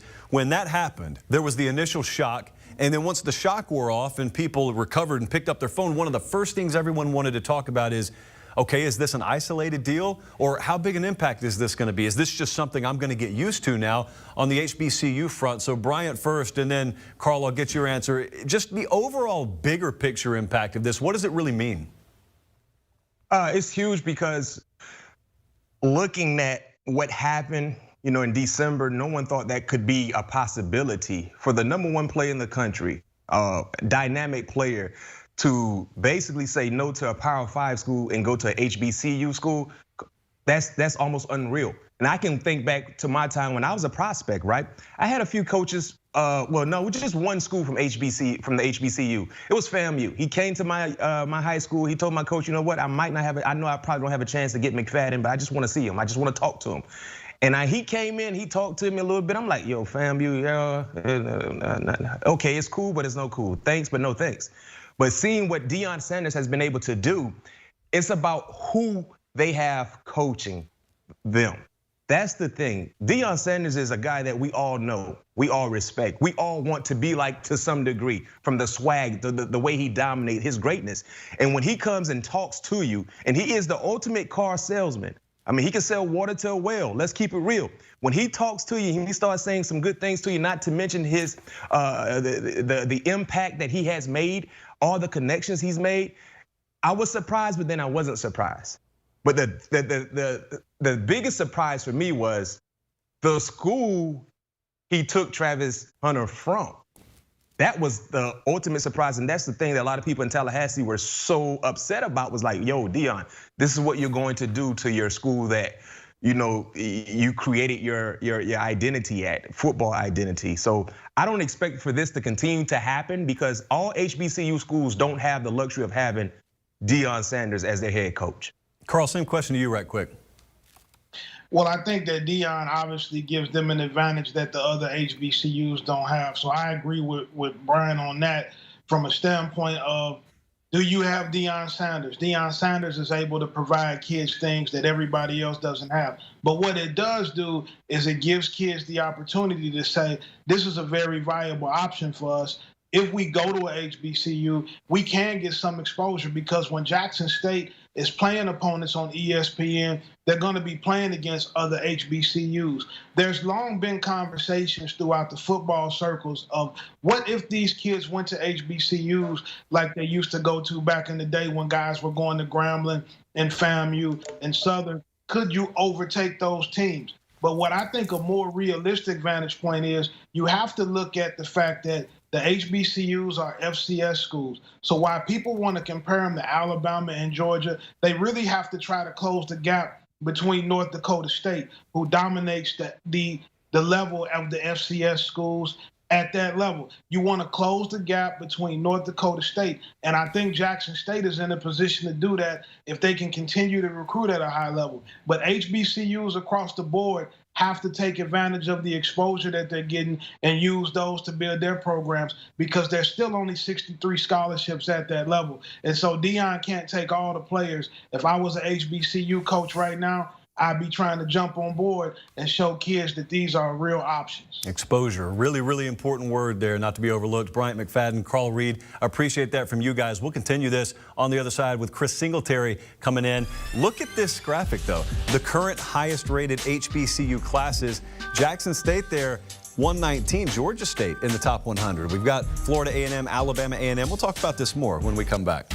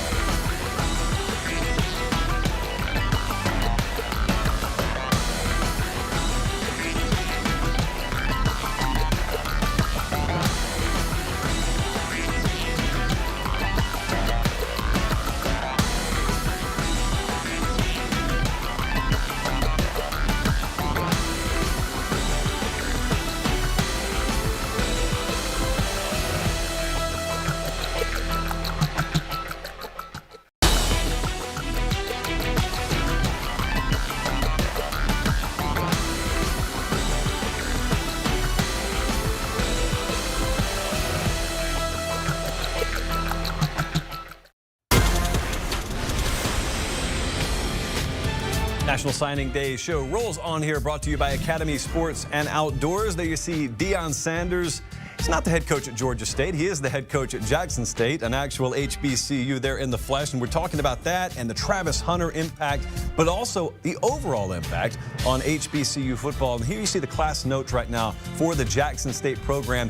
They're the 119th ranked class, but 2 prospects in the top 55. Again, when we're talking Bama and Georgia, no, that's not noteworthy, but this is not Bama, Georgia. As Carl Reed just pointed out, it's not even the same level of football. Overall rankings there, number 79. I wanted to bring back this conversation and bring in Chris Singletary, because Chris, right now, understandably so, a lot of focus is going to be on Travis Hunter, but if you zoom it out just a little bit and you look at the class, and we're not talking that much about the Jackson State class, it takes that. This is not tennis, not an individual sport. So to have the impact that we're talking about them potentially having, you got to have a team to do it. What kind of team is Deion Sanders building? He's building a great team. I was fortunate enough to see a guy by the name of Kevin Coleman, who's going there out of the St. Louis area. And when you see Kevin Coleman, I had a chance to watch him at the Polynesian Bowl. He's a big-time playmaker. He's a guy that can play in the slot. He can play on the perimeter on the outside. He's a guy that runs really, really crisp routes and also has some return ability. And he's a guy that turned down a lot of the big Power 5 schools to attend Jackson State. I think when you also look at that and then look at how they've made the transition with guys out of the portal, and you say, okay, now next year they get a full cycle of guys that they're going to recruit in 23 who are going to resonate with what Kevin Coleman and what Travis Hunter did. And now they're going to go in spring recruiting. The conversation is going to be a lot different. They're going to have more time to develop those relationships and be able to attract some of these guys that they feel are guys that they want to be a part of the Jackson State Tiger program. It's also interesting, you know, when you talk about the guys, like you just said, that have Power 5 offers, but also offers from the next level. And Carl Reed, I wanted to bring you back in because sometimes you're in a position as a high school coach where you're counseling guys and they may come to you and say, Coach, I've got Power 5 offers, but I've also got this offer here. Is there a way that's evolved in how you would advise those guys 5 years ago versus now, or is it pretty much the same as it always has been?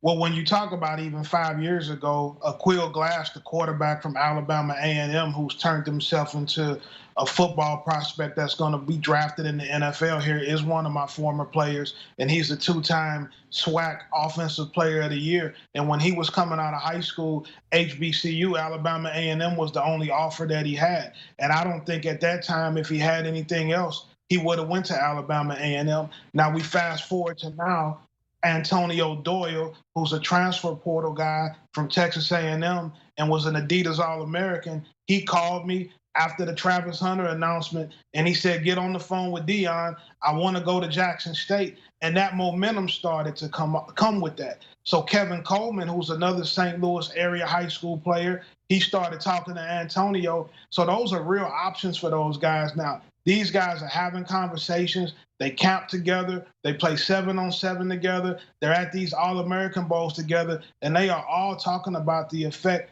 that Deion has. But even from that standpoint, there are other kids. Jason Greathouse is a kid who's signing today with Grambling State University, a JUCO All-American that had other options and decided to play for Hugh Jackson, who's also being very aggressive with this. Tennessee State going out and hiring Eddie George and what their athletic director has done trying to build that program around. This is a real movement that is getting built piece by piece. And if they can continue to get the exposure and continue to get TV time, this could balloon into a very big thing. B-Mac, there's a big difference from just general public perception in Deion Sanders doing something, because that's a name everyone knows, versus this having a more wide-ranging impact.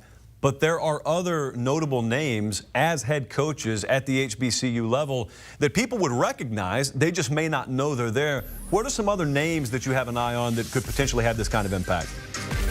But right there on your graphic, you see Eddie George.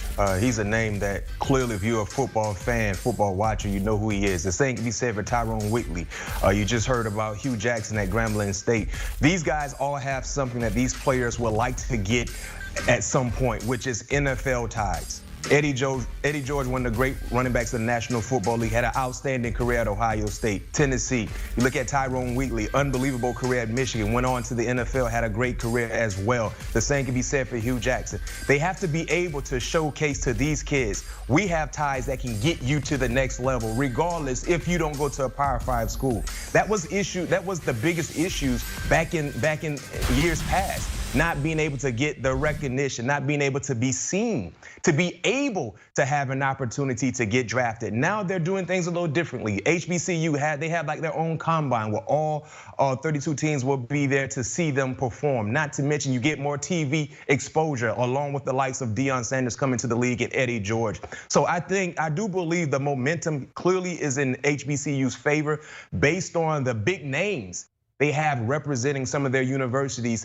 and that's something totally different than what we saw in years past. Steve Wiltfong, some final thoughts here, just the bigger recruiting perspective. Well, Coach Sanders is obviously a lightning rod for media attention when he got the job at Jackson State. Jackson State was in the news a lot more, but I think from a recruiting standpoint, it went from, hey, it's awesome to get a phone call and an offer from Coach Sanders and the staff to, these guys just went 11-2. And this is a program that 5 of the 6 years before that, there were some tough seasons at Jackson State. When you look at their attendance and you compare it to FCS football, they blew away the Dakotas and the Montanas and those tradition-rich FCS programs. Jackson State had by far the best attendance in FCS football this year, over 40,000 fans. So the community has really rallied around Jackson State and has made it a special environment to play football in. So they go 11-2. Then you got guys on your staff like Dennis Thurman, who's developed some of the best defensive backs in the NFL. So it's a staff with pedigree beyond Coach Sanders. It's one thing to get in the conversation and be a hat on the table, which I think we knew Jackson State was going to be when they hired Coach Sanders. But to land these kids, I'm not so sure that these young men are signing up to play for Jackson State if they're not 11-2. And that's really just the tip of the iceberg. They played a lot of young players this year, so they're bringing back a very talented football team. Then they're infusing it with guys like Antonio Doyle and Travis Hunter, obviously, and Kevin Coleman. And so the arrow is up on Jackson State, 11-2, with a true freshman quarterback, Shedeur Sanders, coming back, an award winner on that level. I think it's the proof in the pudding, and the way they played on the field helped them, and it'll be interesting to see how the other HBCUs compete with that moving forward, and what kind of prospects they can bring in with the results and getting the community to rally around their programs in a similar fashion. Yeah, it's interesting. It's a different lens that a lot of people are viewing college football through for the first time. It's really fun to talk about. Chris and Carl, appreciate you guys. We'll bring it back. We'll talk about the transfer portal. A lot more to go on this signing day. Several commitments to come. We are in many ways just getting started. Stay with us.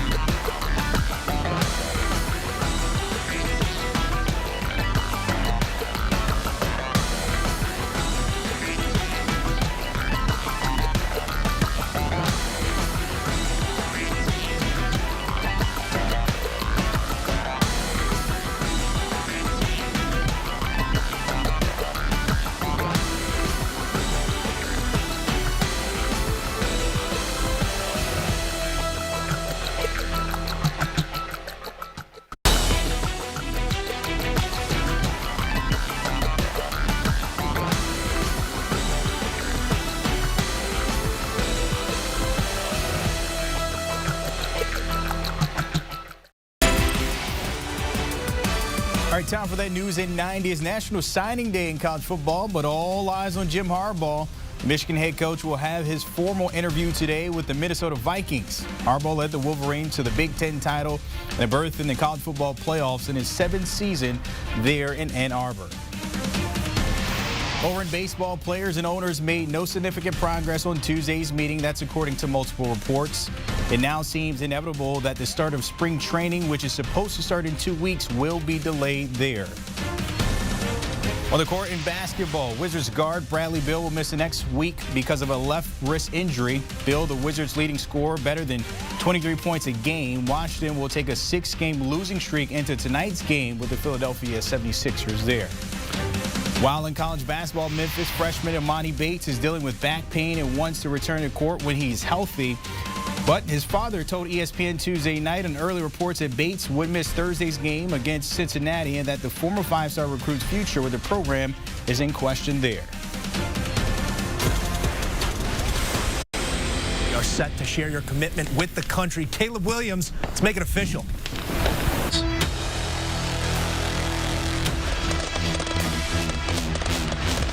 Is Boomer Sooner for the nation's top quarterback. He's got the garb to show for it already. No longer a recruit, now a commit, Caleb. I'm sure Coach Riley is setting off his own fireworks right around now.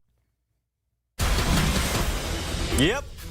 We all remember where we were because it was a very, very historic night. Caleb Williams, once upon a time, he was an Oklahoma Sooner. What a play there, the Red River rivalry game. They furiously come back to take Texas down. It seems like so long ago. And then things started to happen. Rumors started to circulate. Coaches started to move. And the end result is Lincoln Riley is now at USC, and so is his quarterback, Caleb Williams there. So forget about everything you just saw. He's no longer an Oklahoma Sooner. He is now a USC Trojan, and that's part of a very, very rapid overhaul of a roster happening there in Southern California. And so we come back now, and we talk to Steve Wiltfong, and Blake Brockmeyer is back with us as well. And guys, it's a very interesting time. Only because that number, you know, that number that all coaching staffs want to get to, it was already fluid. And now it's like trying to nail Jell-O to a wall because not only are you talking about the traditional high school ranks, you got guys that are exiting your program at the drop of a hat via the transfer portal. You can pick guys up via the transfer portal. Blake, just overall takeaway here, because you've both played the game in one generation and now have sons playing the game in the current generation, and you observe it like the rest of us. What does this feel like watching it? Well, it's definitely new to everybody. I think the big take that I've seen is that the roster that you have today can change in a moment's notice. I mean, you could go in expecting to have a certain number of players, and then at a moment's notice they're gone. So a lot of these kids are getting bad advice. They don't end up playing or going to the schools that they think they can end up going to, and then vice versa. There's a lot of kids that are overlooked in high school that end up going to maybe smaller schools or even Ivy League schools and playing well. And so those guys can end up, really elevating their play and playing big time college football somewhere else at the end of their career. So bring Chris Hummer in here, because Chris, you've been following the transfer portal, and this is a day-by-day thing with you. You updated a lot on 247sports.com. You were covering Caleb Williams very closely, but I wanted to touch on something Blake just said, because he's talking about some guys getting bad advice. And this is a criticism, one of many, that people lob at the transfer portal. But then you kind of divide into two camps. And there's one camp that says, okay, well, since guys are getting bad advice, we got to overhaul something. And then there's another camp that says, look, maybe that's just the way it's going to have to play out. And maybe overall things correct themselves once, unfortunately, some tough public lessons get learned. Where do you sense this is going? Well, I would say we did a study in 2019-20, and of the around 600 FBS scholarship players who entered the portal that season, only 38.2% of them stayed on the FBS level. So not very many players in the portal who end up maybe going where they'd like to go. But I think long-term, there's not a ton you can do here because this isn't labor. I think people forget that. These players are under contract with their scholarships, but they're not getting paid. So I don't know if you could restrict their access to the portal or anything of the like. So I think eventually it's going to have to sort itself out with players kind of taking their lumps early, and the next generation of players in the portal learning those lessons later. Because again, like, these players are not paid. You cannot restrict their access to movement. And I think any attempt to do so would be short-sighted by the NCAA. Yeah, to bring BMAC in here, as a guy who's been in a locker room, you've got what maybe you think is best for the game, then you have what is reality of the game right now. But I'm interested in your perspective because you didn't play in what's called the transfer portal era. Sure, there were transfers here and there, but by and large, your locker room was your locker room.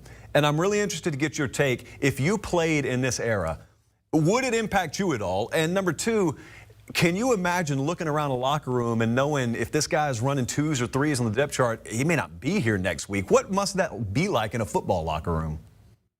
Well, for me personally, I was a believer that, whatever I start, I finish. And I think there are pros and cons to the transfer portal as we see it today.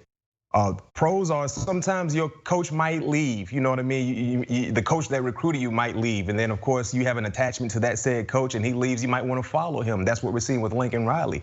But a lot of these players, because they know they have the transfer portal at their disposal, they're not being taught accountability. They're not being taught to fight. When I first got to Florida State, I was the #1 corner in the country. I wasn't playing at all. My freshman year, didn't play a lot my sophomore year. But I wanted to fight. I wanted to fight through that adversity. And eventually I got into the lineup and became a starter. And then I wasn't coming out. But some of these players, mentally, they're not as strong as you would like them to be. And if you're going to a situation, number one, you're getting bad advice. You should look at the roster, look at the depth chart, understand who's in front of you, who you have to battle against. But then when you go there, and if you want to leave because you just can't crack the lineup, then you're in the wrong profession. Because if you have any aspirations of getting to the National Football League, every day is a battle. It's a battle. So there are pros and cons to this whole transfer portal. We see guys benefit from it. Jermaine Johnson, a transfer from Georgia to Florida State, potentially could be a first-round draft pick. One of the biggest transfers ever is Joe Burrow, in my opinion, and looking at how he benefited from it. So there is the good and the bad, but me personally, it's all about accountability and just be willing to fight through adversity. It's interesting to bring it back here to the desk. And Blake, not only have you played the game, but as we mentioned, you got a son at Texas, got a couple at Alabama. So this is a reality for you, and it could be a reality from maybe a counseling standpoint. Like, any given day, you could take a phone call and hear, hey, Dad, what do you think about this? Hey, Dad, I got this on the radar. Have you had to broach this? And how do you talk to those guys about it? No, I think when you go to a big time schools, you're gonna have a lot of tough competition ahead of you. I mean, nothing's gonna be given to you. And just like Bryant said, you got to fight through adversity. You got to fight through all the struggles that you have, especially as a young player. And so it's not just going to. I mean, for some players it comes real easy to them, but for most guys it's a lot of work. You got to have some lucky breaks go your way. So you just got to keep fighting and keep pushing and just trying to improve your value to yourself and your team every day. Steve, we're looking at some of the notable portal player rankings here. When these big players are on the move and you talk to staffs off the record, what kind of feedback do you get? Are they surprised, or more often than not, are they at least given some kind of heads up and lead time that, hey, this is coming?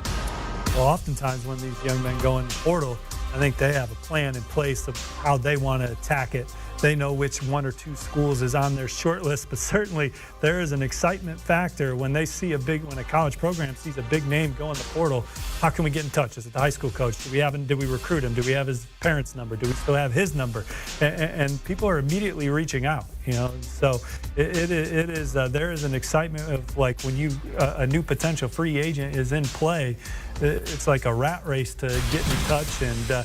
And we even saw schools go out to other colleges and wait outside the football facility after coaching changes for guys that were in the portal so they could be the first to see them. And I think that even paid off for Florida State and Micah Pittman, I believe. They go out to Eugene, and Micah Pittman is the first logo they see, Florida State Seminoles, and now he's part of Florida State's big transfer haul. So that works there. And then on another note, you miss on the high school ranks. A school yesterday finds out that they're not getting one of their final targets here down the stretch. Head coach walks down the hall to a different position room and says, hey, man, you got one for the portal if you want to use it here after spring ball. B-Mac, every story we read about every kid in the transfer portal, it's all sunshine, it's all rainbows, they're acclimating perfectly, everyone loves them. You and I both know that's not always reality. So you're in a locker room, you've been there, you've paid your dues, you're at the same place that you committed to 3 some odd years ago. You see a guy come in who, for whatever reason, wanted to leave where he was. How does that go over in the locker room? Now, I'm not talking about talking to a reporter, I'm talking about talking amongst each other. How does that go over? Well, I think it depends on the situation, why you left. You know what I mean? If you left because your coach left, then of course we welcome you with open arms. But if you left because you just couldn't crack the lineup, good luck in trying to crack our lineup. You know what I mean? That was the mentality we had when I was at Florida State. Every day was a battle. Practices were tough. Practices were hard. I didn't want to get hurt. I didn't want to miss a rep because there's a good chance the guy behind me might jump in the lineup and I might not see the lineup ever again. When I was at Florida State, I had guys like Antonio Cromartie behind me, right? And I knew what he had to offer when it came to the skill set. So no, it is what it is. So it's all about the mental, the mental aspect when it comes to some of these players and transferring. Me personally, if you're willing to do everything in your power to help us become a better ball club, we welcome you. But if you're just trying to go to a situation where things are handed to you, you're not going to last long. And that was the mentality that we had when I was at Florida State. If we had guys that would transfer in, granted it was a different time then, we got to see what you're made of. If you're trying to get things to be handed to you, you're not going to play here. Chris, about a minute here. I'm very curious, when you talk to coaches, what's the percentage? How many of them view this as a golden opportunity, and then how many of them view it as a necessary evil they just have to manage? I think most coaches view it more the latter. It's a lot of extra work for these coaches, and it's a pretty big grind to not only manage your current roster, but to try to add people via the portal and also recruit at the same time. But I think most coaches do recognize that it's certainly an opportunity to upgrade your roster significantly. We've seen roster construction nationwide change in a really stark manner within a 4-year period. And there's a reason for that. It's because you can turn your team around in an instant via the portal. We've seen teams like SMU accomplish that in really short order by taking maybe players they weren't able to get initially out of high school, adding them to their class later on, and then immediately turning around the program under Sonny Dykes, which was what we saw before he left for TCU. It's a major opportunity if you strategize and use the portal correctly, and I think a lot of coaches certainly recognize that. Appreciate you guys. Really, really juicy, good conversation there. A lot of meat on that bone. We're probably going to talk about that a lot more as the afternoon rolls on. So we thank you guys, and we also thank you for being tuned in with us. And we know there are a lot of things that could be happening out there. Jim Harbaugh, chief among those potential topics. We'll talk about what the very latest is here, what the future is at Michigan when we come back.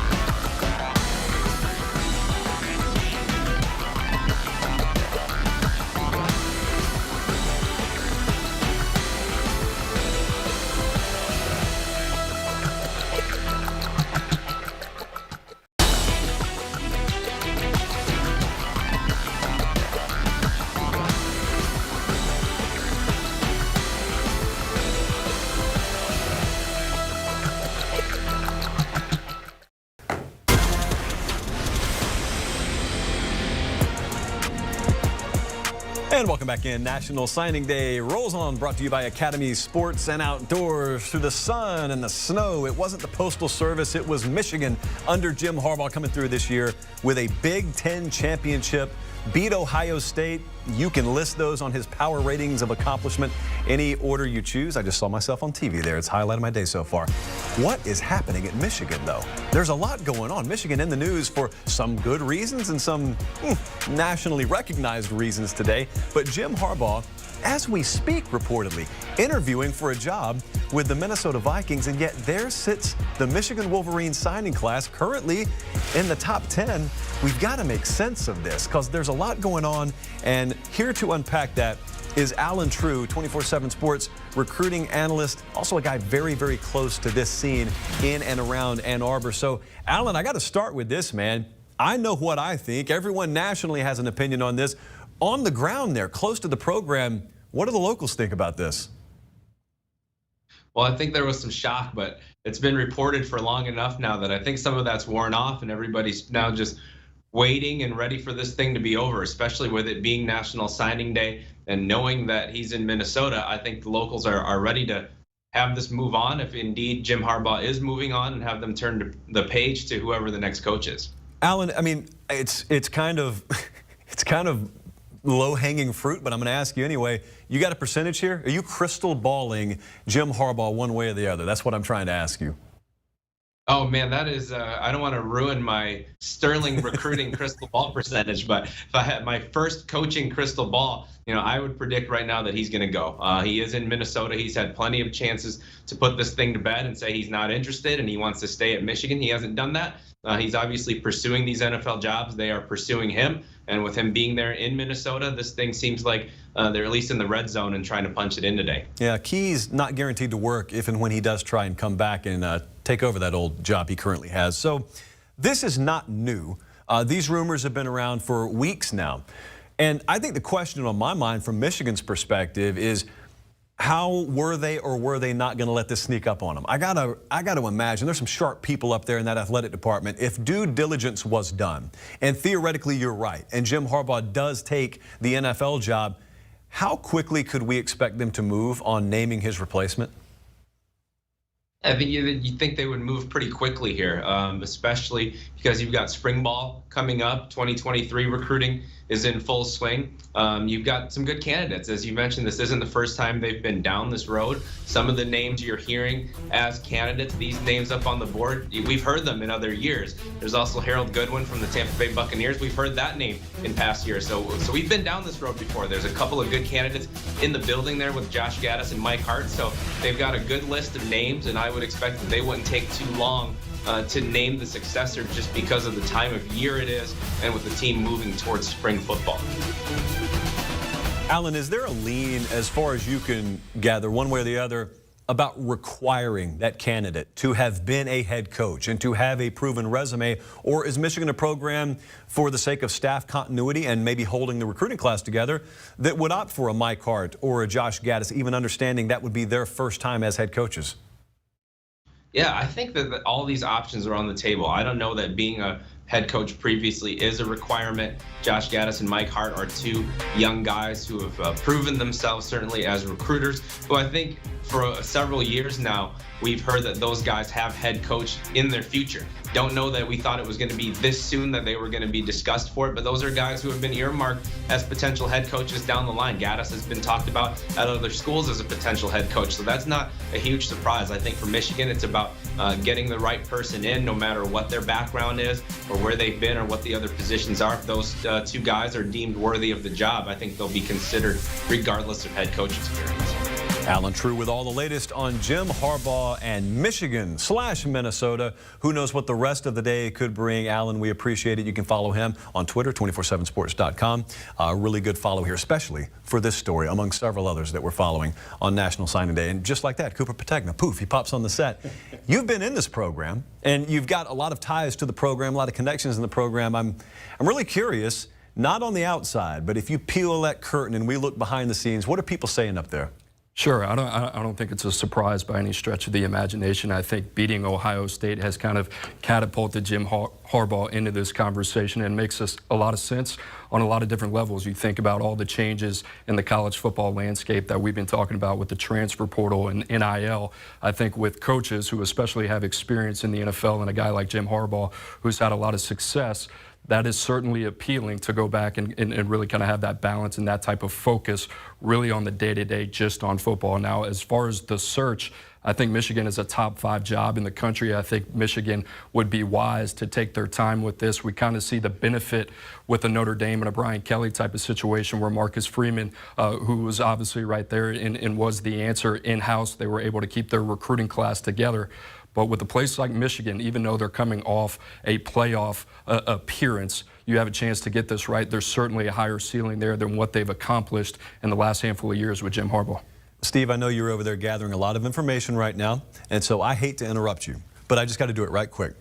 We were just talking about Michigan, in case you were dialed in over there, and Jim Harbaugh, specifically from their recruiting class right now, in the standpoint of today's news, how in a state of flux is this class, or have a lot of these kids been sold on committing to Michigan over just committing to the head coach? And so, in other words, if he were to take that Minnesota job, what kind of impact does it have on the class? Well, they have 22 players already signed, and then they have one young man, Kevontae Henry, who is trending towards Oklahoma on the 24/7 Sports Cristobal right now, also considered Arizona. But I think when a lot of these prospects pick Michigan, it's one of those schools where a lot more goes into it than football. They have they have the biggest alumni association in the country, I believe. Cooper, you work there, right? Yes, sir. Yeah, and the Michigan Man thing, it means a lot, and it's such a storied program and terrific academics. I think that a lot of these players buy into Michigan for more than the coaching staff, and you know, it's still a program that when you look at it and you see a coaching change there, you figure it's a place that's probably going to attract a high-level coach or two that's going to be interested in the job, and a lot of guys that'll be a fit in Ann Arbor. So I expect recruiting to perhaps maybe even uptick a little bit, but status quo at the very least with the new staff. What do you think the overall reaction is around the rest of the Big Ten? If this move is made, you know, outside perception is, well, if a program loses a long-time established head coach, it's a negative for them, it's a positive for the rest of the conference. Sometimes that's the case, sometimes it's not. Depends on who replaces them. But what's the perspective, do you think, right now from Penn State or from East Lansing with Michigan State or Ohio State? Like, how much do they really care about this? They're anxiously awaiting. I think it's a similar type situation to USC and Clay Helton. Now you got Lincoln Riley taking over at USC.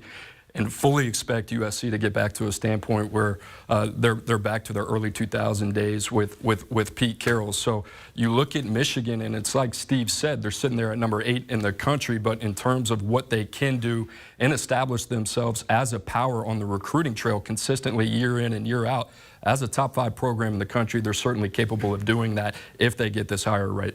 You said something there a couple of minutes ago, and I didn't want to overlook it. You said you thought this was potentially a top 5 job in the country. There are a lot of people who would push back on that. Now, I'm going to remain neutral here. I'm going to balance on the top of the fence, but I want to ask you, in about the minute we have left until break, if someone were to come at you and say, what about all these Southern programs with all these resources, and then you've got Ohio State, and look at what Southern Cal could be under Lincoln Riley, and Texas, and how do you justify Michigan that lofty? You talk about the #1 public institution in all the country academically, and then you talk about Stephen Ross and the business school that they have there just off the field, the #1 alumni base. And if we're going to get into NIL, I think that's going to be a really big factor there. So not only that, you talk about the prestige of Michigan football, there's nothing like it in the country. And Steve, quickly before we go to break, you got a little breaking news for me over there. Well, I just have some developing news. You know, last night when I put head to pillow, I liked where Florida stood for top 247 running back Trevante Citizen.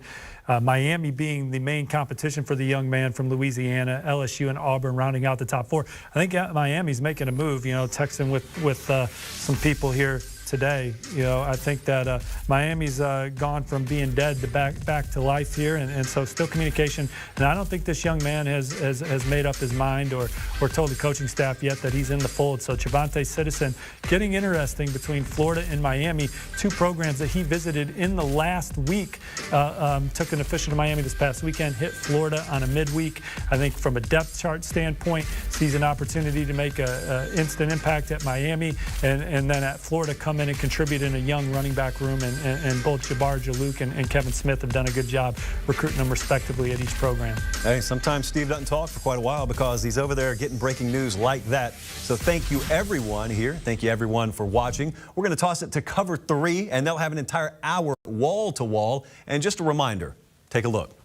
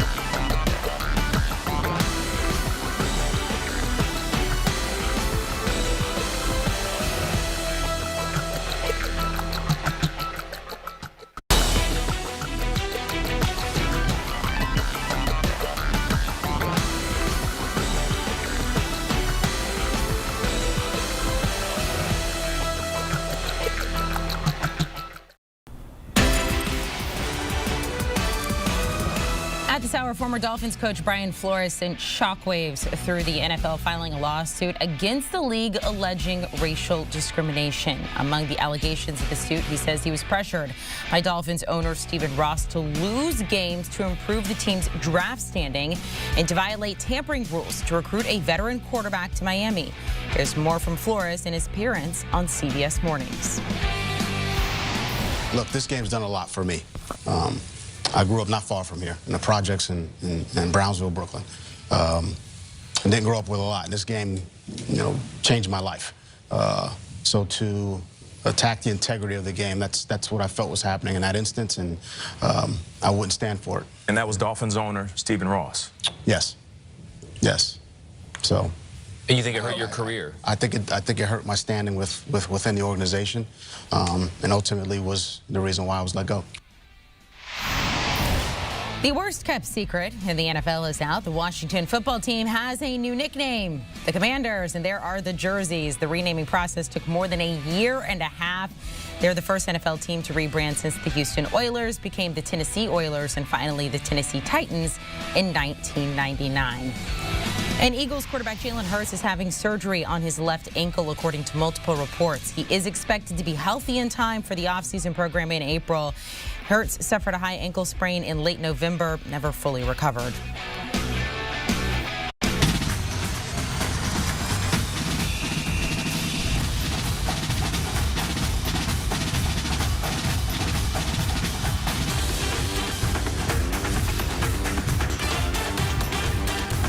And we're back. I'm Bud Elliott. That's Cooper Patagna of the Cover 3 podcast. If you guys happen to enjoy us on the Cover 3 YouTube channel for our Tuesday college football lunch break, Coop, a little bit different digs this time.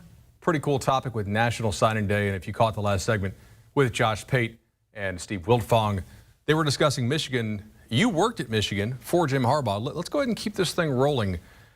How weird is it to you that he's literally interviewing with the Minnesota Vikings on National Signing Day? I think timing is everything when you look at that situation going on in Michigan with Jim Harbaugh and the Minnesota Vikings. But it's not a shock by any means. I think that interest with Jim Harbaugh in the NFL has been there substantially for a while. And now what he's done over the last year, beating Ohio State, they were 0-8 before that, going to the playoffs. I think there's a little bit of peace of mind and some goodwill in the NFL. Obviously, he's very connected, had a lot of success there. So if there is a time for Jim Harbaugh to make this jump, I think it's now. For sure, obviously had a lot of success there in the NFL. They also have a great recruiting class this year, number 8 in the nation. I want to ask you something. If you're a recruit and Harbaugh leaves, and not that you necessarily want to leave, but if you ask, should Michigan release them from their letters of intent, or should Michigan say, hey, this is what the transfer portal is for? Yeah, I think it's a great question. It's a legitimate question. Most of these guys signing in the first signing period in December, I think that's something that each of these guys is going to take a hard look at. I think most of these guys will appeal to the NCAA. It's going to be interesting if they haven't started their classes yet, if Michigan would let them out. Michigan's a national brand. You're talking about guys from this class from 16 different states, coast to coast. So when you talk about that, we've talked about the things that why people hold Michigan in the high regard, not just what's on the football field, but in terms of the academic development and prestige and being at a university like that. A lot of these kids are going to have to make hard decisions in the next upcoming weeks if this does happen. You mentioned the academic prestige. Certainly Harbaugh's not the only reason that kids choose Michigan. And if he were to leave, it's not like everybody would want to leave that class. I'd have to imagine they would probably stick around and check out who Michigan might hire. Timing-wise, how important is it that Michigan makes the right hire, which is obviously important, but how important is it that they get the hire in a time frame like Notre Dame did, getting Freeman in to keep the class together? Yeah, it's very important. And I think Marcus Freeman is a great example of what you talked about. Brian Kelly bolts for LSU, seemingly out of the blue. Marcus Freeman comes in, defensive coordinator, obviously had a lot of success under Luke Fickell at Cincinnati. So you talk about that transition. There's a couple guys in the building right now. Josh Gaddis as the OC, Mike Hart, the running back coach, who obviously spent a lot of time there as a player as well. So you look at those in-house options. I think a couple other guys we saw PJ Fleck's name, Matt Campbell. I think Luke Fickell is another guy with Ohio State, Michigan State, Penn State, James Franklin, New Deal. All of a sudden the walls are kind of closing in on him. If he doesn't make a decision, if Michigan is open, it's going to be interesting if he's going to be at Cincinnati for the long term. So I think there are a couple viable options. I think Michigan needs to be swift, but they need to be deliberate. It'll be really interesting to see if they do stay in-house with a Mike Hart or a Josh Gaddis, as you mentioned. Certainly, I think people have mentioned Matt Rule from the NFL. You already mentioned Luke Fickell, a guy who took Cincinnati to the playoff, finally breaking through that floor with a G5 team. Coop, what is Michigan's potential and we'll get to some spicy comments by Lane Kiffin later on in the show with respect to NIL, but what is Michigan's potential if they did decide to weaponize that great booster base that they have and really go all in on NIL like we're seeing some programs do? Sure, they should be a top 5 perennial program in recruiting, and they have to think that way. I think that's really important. You have to adopt that identity on the recruiting trail. I think Jim Harbaugh did a really good job out of the gates, and then I think he kind of settled down really and then picked it back up recently. So they've been middle of the pack. They've been in the top 10. They've been good, but they have not been elite. And as we talked about, you need elite to be elite. So they certainly had a good year. and then they ran into Georgia, which is a buzzsaw. So Georgia, Alabama, the two teams from the rest of the country that have separated themselves. But Michigan certainly has the potential to be another force in the Midwest, just like Ohio State. They finally busted through Ohio State this year. If Harbaugh is to leave, is there a pick for you for head coach that makes the most sense, and what kind of roster is he inheriting? Sure, it's a solid roster. I think they need to get better. I think it's really good from A to Z, but this is something that I think top-end talent, there's a lot of potential there to get better. For sure. What spot on their team would you say they could increase their talent level the most at this point? Well, I think for them it's the explosive passing game. I think that's an element where they need to get better. They were really well balanced this year. Offense coordinator Josh Gaddis did a really good job, but I think that part of their game needs to get better. Obviously, they had a quarterback last year that they took in J.J. McCartney that they're really excited about. So other than that, defensive line, that's where they need to get better as well. It'll also be interesting. I know there are several reports out there that the Big Ten is considering going to pods as opposed to divisions in the future, and if so, they have a chance to actually play Ohio State multiple times in a given year, which would be pretty fascinating if that comes to pass. Let's go ahead and talk a little bit about how do you keep recruiting the guys on your roster? Like you've been in the back rooms here. Now, the transfer portal has changed some things.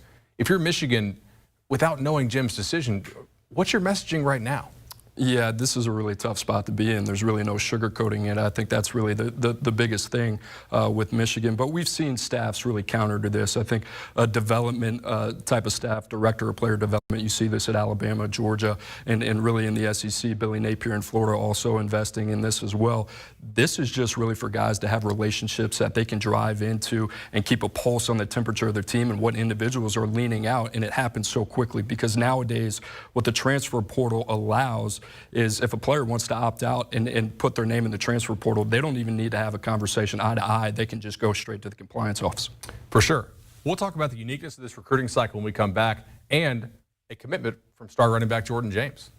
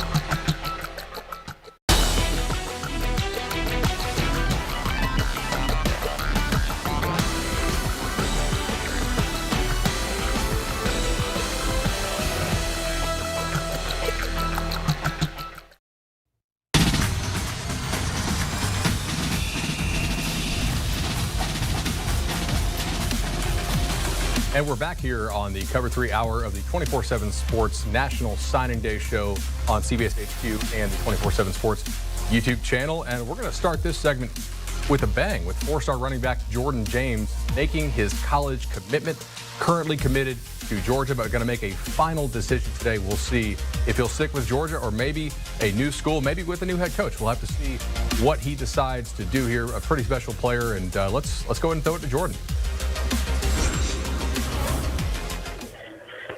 And now we're joined live by Jordan James. Jordan from Murfreesboro, Tennessee, Oakland High School. Jordan, how you doing? Good, how are you? Doing well, man, doing well. So obviously a lot of thoughts gone into this. Take it away, man. Let us know where you're going to school. I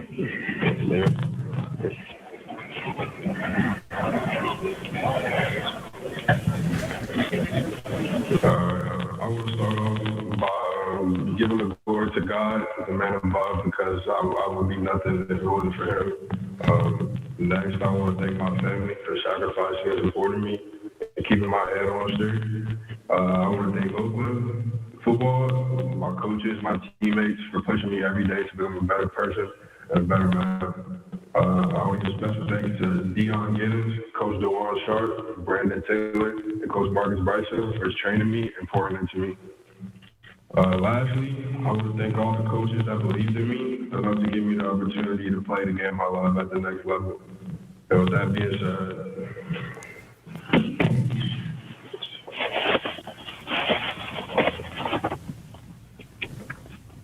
I'll be signing with the University of Oregon. And there it is. Four-star running back Jordan James commits to the Oregon Ducks, a major get for new head coach Dan Lanning and offensive coordinator Kenny Dillingham as they start their new journey out there at Oregon. Jordan, what was it about the Ducks that made it seem like the right fit for you? Just the coaches, they showed me love. They made me feel like a priority. I love the campus. I know what Coach Lanning can do, and I know how the better player Coach Locke can make me. For sure. What did they tell you about how you fit in that offense, and maybe what's a projected playing time timeline for you? Can you get on the field early there? Yeah, early for sure. That's something they stress too. That I'll be able to get on early, play early. And, they do a lot of stuff with their backs. They out the backfield, they inside zone, outside zone, counter powers, everything. So I just fit into that. Awesome. Before we go, anybody you want to thank? And I just want to thank everyone that supported me. My mom, all my parents, my siblings, all the coaches, all my trainers. Just want to give thanks to them. Hey, Jordan, really appreciate you joining us and announcing your commitment on CBS Sports HQ. Now we'll go back to Cooper Tagnip, the guy who, when I pulled up his profile, actually wrote the scouting report on Jordan James on 247sports.com. What is Oregon getting in Jordan James? Well, that's a big get. You know, we talk about Travis Dye leaving for USC, one of the most productive, if not the most productive back in Oregon's backfield. You got another guy, Trey Benson, who ends up leaving. So that only leaves Byron Cardwell, a freshman last year, Seven McGee, a freshman last year. So a lot of youth in that room. But with Jordan James, you're getting a guy from Tennessee. And I think on the bigger picture, the bigger scale, that is a critical piece to what Dan Lanning's trying to do as well. So, but a tough, physical inside runner, great patience, great vision, plays with excellent body and balance control, And I think a guy really early can contribute to what Oregon wants to do offensively. I think will be a really good change of pace back. Can probably add anywhere from 20 to 25 receptions out of the backfield as a receiver. So they're getting a really tough physical back that fits what Oregon and Kenny Dillingham want to do offensively. For sure. And speaking of what Kenny Dillingham wants to do offensively, off that Mike Norvell tree, they like throwing the ball to the backs as well. Jordan James, already 200 pounds, has that kind of college-ready build. And let's go ahead and stick with Oregon real quickly here. You also worked at Oregon under Mario Cristobal. With the changing landscape of the Pac-12 and now Lincoln Riley arriving at USC, those guys in Eugene have their work cut out for them. Sure, and I think it was a really good answer. You talk about Mario Cristobal, what he did with that team and that organization at Oregon, really gave them a physical SEC-style type mentality and identity. I think Dan Lanning coming from Georgia and the national champions over there, I think defensively that's going to be a really good side of the ball where they can really cut their teeth. So I like that move by Oregon. I think they could have settled with a couple of coaches on that coaching list. I think they got the right guy in Dan Lanning, and I think he's hired a heck of a staff that's going to have an emphasis on recruiting. For sure. So, Coop, last year was a really weird recruiting cycle. This year also pretty unique. Let's go ahead and get into that. As somebody who's worked in recruiting offices process for, has evaluated personnel, helped to build a recruiting board. What makes this cycle unique to you?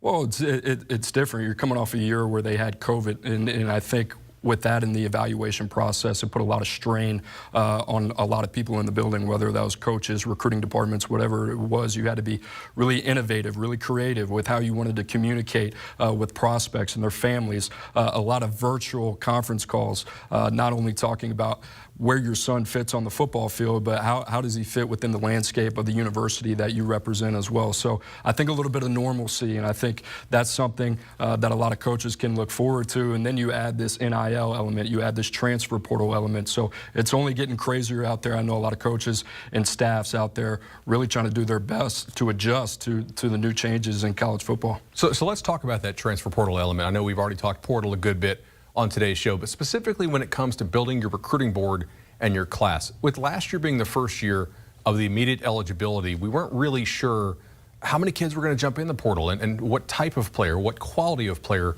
would be available. This year, how much of an advantage was it, do you think, for these staffs to kind of survey the landscape and figure in who would actually jump in as they built their boards? Well, fortune favors the bold, right? And I think that's really, really critical when you look at this process. You look at USC with 13 transfer portal takes that they have. You look at LSU and Brian Kelly. So I think what you're seeing a little bit of a pattern between programs in transition. You look at USC, you look at LSU, Oklahoma as well. And then you look at teams that need to win now. Mike Norvell, Florida State, Nebraska, Scott Frost, both of those guys in the double digits. And then there's Ole Miss, who's a little bit of the outlier that I think Lane Kiffin, that's just more his style. He wants a more player-ready type of offensive scheme, and they've done a really good job. Chance Campbell from Maryland, a guy that came in last year, they solidified their offensive line with the transfer from Utah. So I think they really got to figure it out. It's going to be interesting, but I think you can really start to count 5 to 7 a year in terms of people that or portal takes that you're going to take within your program every year. For sure. Another really unique element this year was just the massive amount of turnover that we had, especially at the Power 5 level in the sport. I was counting it up earlier, and I'm not a math guy, but it looks about 25% of your Power 5 programs this year turned over. You know, Clay Helton out at USC, Lincoln Riley in, Dan Mullen and Manny Diaz out in the Sunshine State, replaced by Billy Napier and Mario Cristobal. Obviously, Brian Kelly, Notre Dame making the change to Marcus Freeman, and Brian Kelly then going to LSU, Lincoln Riley hitting USC, and Venables coming into Oklahoma. How much did because last year we didn't have a ton of coaching turnover due to COVID. A lot of schools weren't bringing in the same amount of revenue. They didn't necessarily want to pay those buyouts. This year, like, hey, everybody in the pool, right? We're all changing coaches. How much did that affect this year's cycle? I think a lot. I mean, you think about when those decisions were made to move on from certain coaches. You look at Dan Mullen. I think now the early signing day period has unintended consequences of trust and get a head coach in that can come in and finish the cycle well. I know me and you talk about it a lot. How much of an impact can you have on that first class? And now with these moves already made a little bit earlier in the process, you've seen some programs benefit. You look at Florida, Billy Napier, the job that they've done very quickly as well. LSU in the top 3 in the transfer portal rankings. So there has been some added benefit to hiring coaches earlier in the process, giving them more than 2 to 3 weeks to go out on the trail and prove themselves.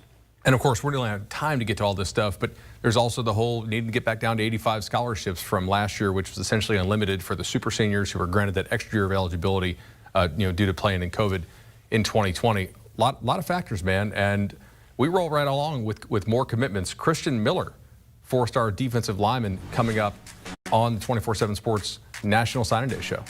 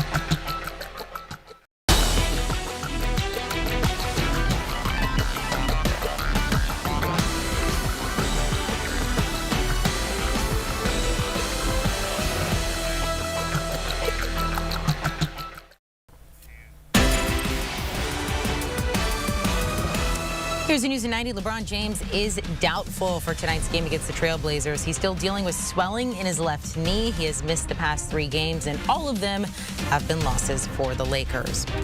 Wizards guard Bradley Beal will miss the next week because of a left wrist injury. Beal is the Wizards' leading scorer at better than 23 points per game right now. Washington will take a 6-game losing streak into tonight's game with the 76ers. And the Broncos are hiring Packers tight ends coach Justin Outen as their offensive coordinator per ESPN. He follows former Green Bay OC Nathaniel Hackett, who is now the head coach there in Denver. Former Vikings offensive coordinator Clint Kubiak also joining as quarterbacks coach and passing game coordinator. And Jets offensive lineman Cameron Clark is ending his football career because of a spinal cord injury. The 24-year-old was a 4th-round pick in the 2020 draft. He was hospitalized after suffering the injury in August. Doctors warned him he would risk paralysis if he kept playing.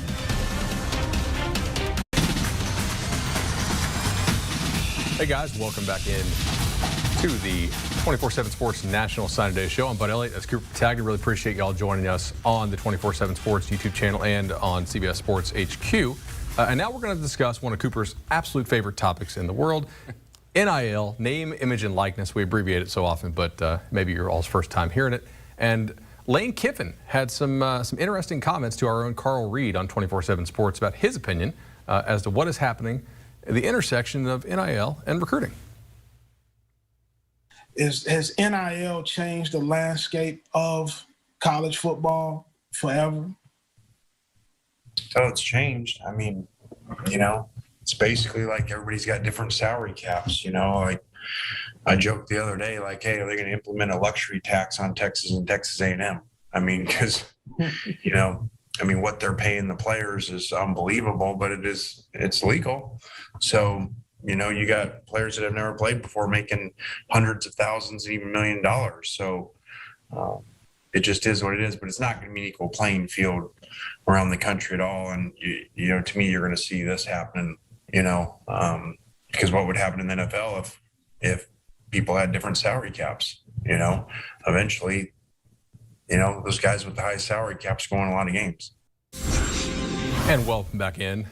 After those interesting comments by Lane Kiffin on NIL, Coop, should we have a salary cap on NIL? It's an interesting idea. Yeah, I don't know about that. You know, it is interesting. I understand what he's saying, but at the same time, I think if you're Lane Kiffin, I think he's probably a little bit frustrated that he doesn't have the resources of a Texas A&M or a Texas. And you know what? For those guys, it is a business. That's what we come down to at the end of the day. Whatever way you want to spin it, this is Texas A&M and Texas testing the boundaries of the NCAA in the NIL. And you look at what Texas A&M has done historically.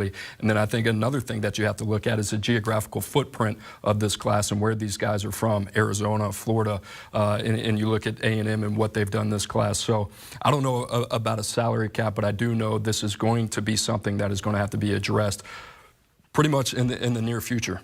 And I certainly sympathize with the coaches out there who say, hey, this makes our job difficult. It makes it less important what we actually do in recruiting because you know, they're accusing other teams of dropping bags.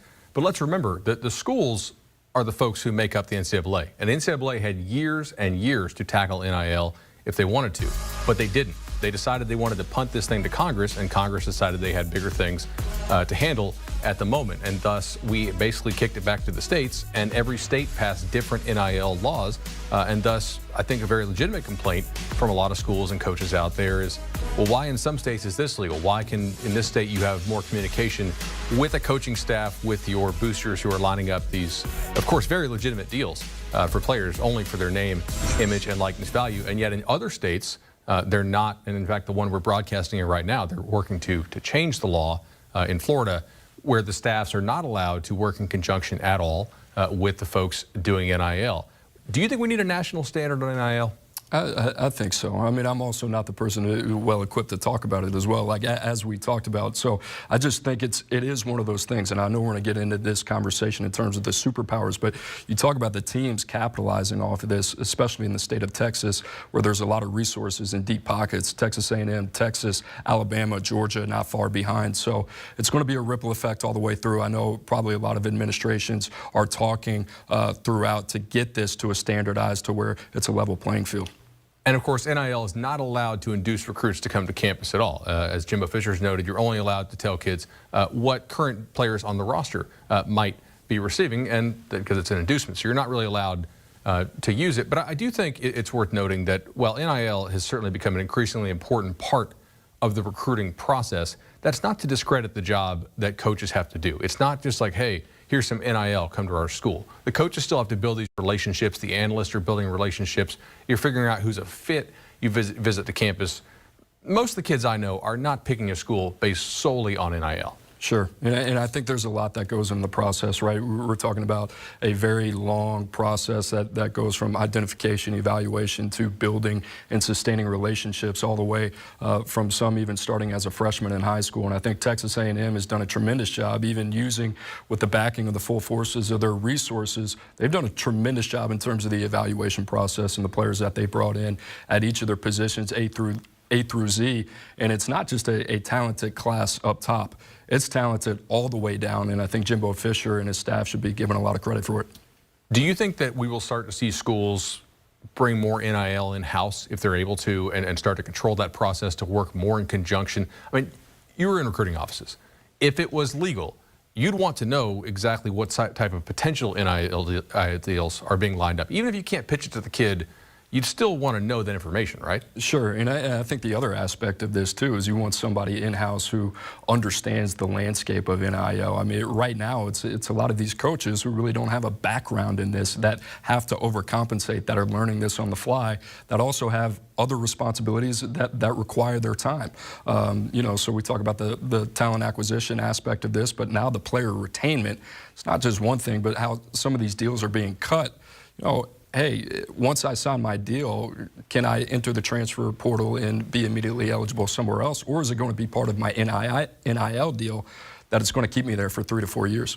Maybe you have to do your weekly appearances on a Wednesday at the taco place. Then you got to fly back in to get the bag and go back to your new transfer school. I think the player retention model that you brought up is really interesting. When I was at the AFCA convention in San Antonio with all the coaches, they were bringing that up. Say, hey, NIL is not just for recruiting, which of course it's not, but we know kind of what's going on here.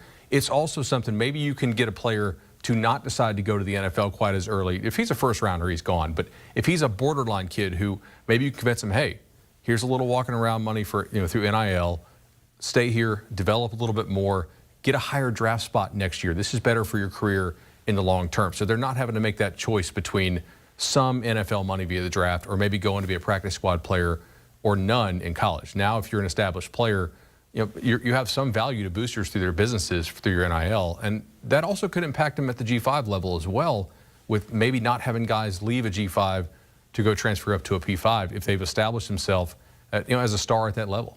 Sure. I mean, you talk about Eli Ricks, who was a starter for 2 years at LSU, ends up at Alabama. Another guy, Jermaine Burton, wins the national championship with Georgia, now at Alabama. So you look at two guys like that, and then Keyshawn Butte, who there was a lot of noise around, All-American receiver at LSU, about him really kind of testing the portal and seeing what options he had. There's some noise about him staying because of the opportunities that he may have been provided in NIL dealing. So I think it's interesting, not only on the front end and the acquisition process, but the retainment process as well. It's only getting crazier and crazier. And speaking of craziness, we now have video of Christian Miller making his commitment. Let's go ahead and throw it to this 4-star defensive lineman. I'm gonna cut the small talk. I'll be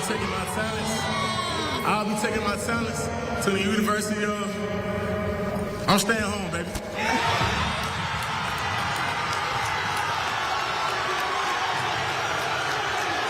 Let's go! Let's go! Hey, go Dogs, baby! Go Dogs!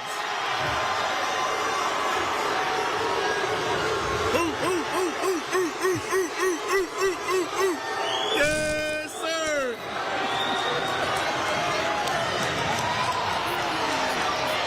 Cooper, there it is. Finally, Georgia gets a quality player on the defensive line. Certainly a group that's been hurting for good defensive line talent for a while. I wish he would have pulled out the Bulldog. That's kind of my favorite tradition on Saturday when the UGA guys actually pull out the Bulldog puppy. But that's a major area of need for Georgia. They've been hurting there. Yeah, 6'3", 290 pounds. We got to see him in San Antonio at the All-American game. He didn't play. He was kind of a light participant there in San Antonio, but you like him. He's got a great personality, really engaging kid when you meet him. But he was bigger than I thought. I think that was kind of the biggest thing with him. But excellent, very explosive interior player from Cedar Grove who's going to be able to sit and develop at Georgia. I think that is really kind of their formula. Kirby Smart has done a tremendous job building depth on the defensive side of the ball and really on the defensive line. So the rich get richer, especially in Georgia. He was a big need and a big target for a lot of programs. We talked about Miami as well, who obviously needs to add some size on the defensive line. But it's a big gift for Georgia, and these are the type of things that winning programs do. Keep key players like this in state. That was Kirby Smart's mission. That was really the sole complaint about Mark Richt when they made that change was, hey, we need to lock down the state of Georgia, and he has absolutely done that. Georgia, not right of first refusal, but darn close to anybody they want in that state, thanks to Kirby Smart's recruiting operation there. Let's go ahead and take a look at Georgia's class here as well, as our graphic shows Christian Miller, almost a top 100 national rank, 14th at his position. And the value of going to these all-star games, right? We do rankings adjustments late in the process after being able to see these guys in person. And even amongst the 4 stars and the 5 stars, certain dudes do just pop as different when they're playing against other elite athletes.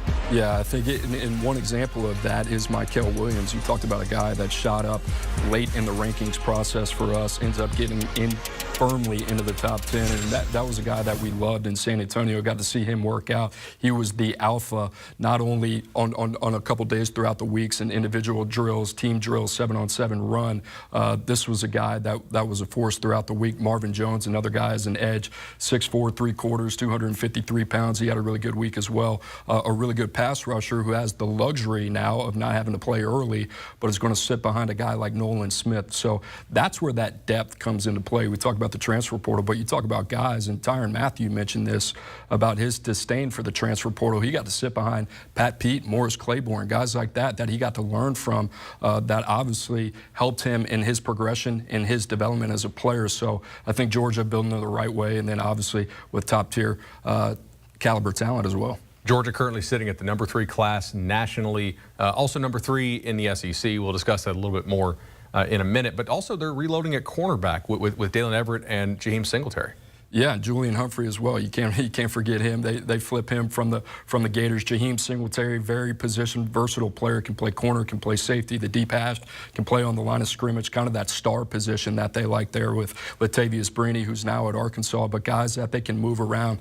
Dalen Everett, another guy who's physically ready to contribute at the next level. They played some young guys in the secondary with Keely Ringo as well. So Georgia, I think for them, it's not just the defensive line. They've done a tremendous job at every level of the defense, first, second, third, and Jalen Walker right there in the middle at the linebacker position as well, another guy who's a 5-star in the top 32 for us. Georgia is not going anywhere as a program. They keep loading up on just absolute freaks, much faster than they should be for their size. And speaking of another really talented guy, we have Andrew Paul coming up with his commitment on the other side.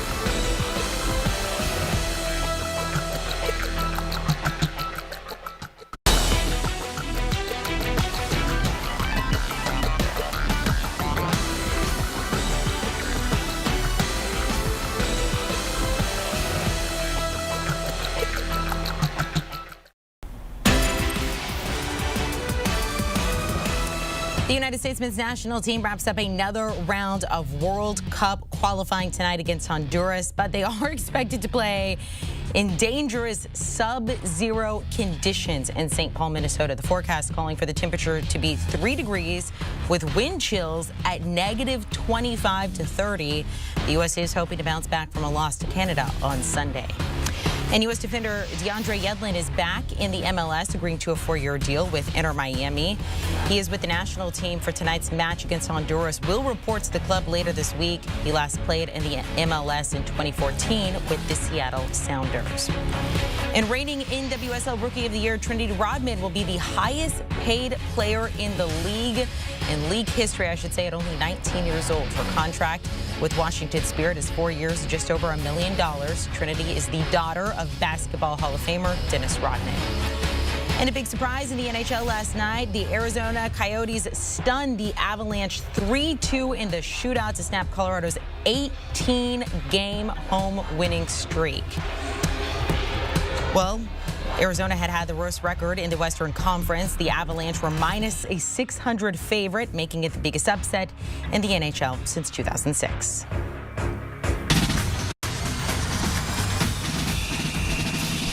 And we're back here on the Cover 3 hour of the 24/7 Sports National Signing Day show on CBS Sports HQ and the 24/7 Sports YouTube channel. That's a mouthful. Cooper, we are anxiously awaiting the commitment of Andrew Paul, a fast-rising running back out of Dallas Episcopal School, 2,600 yards as a senior. Yeah, and I think you talk about a fast riser. There's a reason why he had 41 touchdowns, but he had over 2,600 yards. He averaged over 200 yards rushing per game this past year, 9.1 yards per carry. Before that, only 11 touchdowns, so in a guy that hadn't reached 1,000 yards yet. So we see a little bit of a late bloomer every year in the process. Andrew Paul certainly fits the description of this guy. Clemson, Georgia in the hunt with this, and they're going to get, one of these guys going to get a really good football player. For sure. I know our Gabe Brooks has seen him in person a couple of times and thinks he can be a very productive college player. Let's talk a little bit about how important it is to keep evaluating that senior year. Obviously, a lot of these guys pop as juniors, but leaving that window open is important. Yeah, you got to remember these guys are 17, 18 years old in the process. And listen, a lot of these guys, whatever it is, you talk about it all the time. Why do we miss in the process? And it's things that we can't project. Guys growing or switching positions, accounting for over 25 to 30 pounds that we just didn't see in the process. And also guys like Andrew Paul, who just really haven't gotten the opportunity yet to really kind of spread their wings. So there's a lot of different variables that go into the process. But if you are really one of these programs, it's really important to evaluate all the way through their senior season, so to make sure you're not missing anything in the evaluation process. All right, let's go ahead and go live to Episcopal School to see when Andrew Paul is going to make that announcement. In getting this to happen, and so I want to thank all you guys for your hard work, your dedication, your tremendous effort, and all we've done the last few years. So appreciate the players. You can give them a round of applause.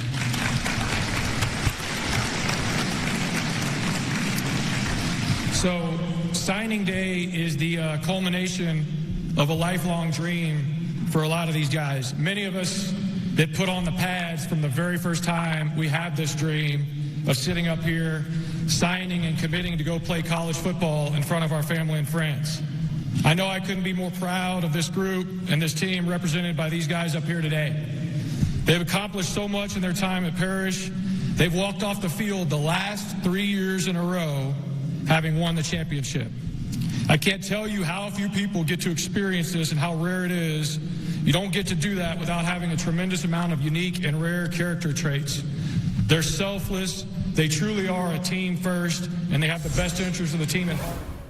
Let's go ahead and stay in the state of Texas here, where Andrew Paul is making his announcement, and when he does, we'll throw it back to that. But I want to talk about super classes, and particularly the class that Texas A&M is putting together. They very likely have number one wrapped up for today. And Cooper, their main competition now really might just be history.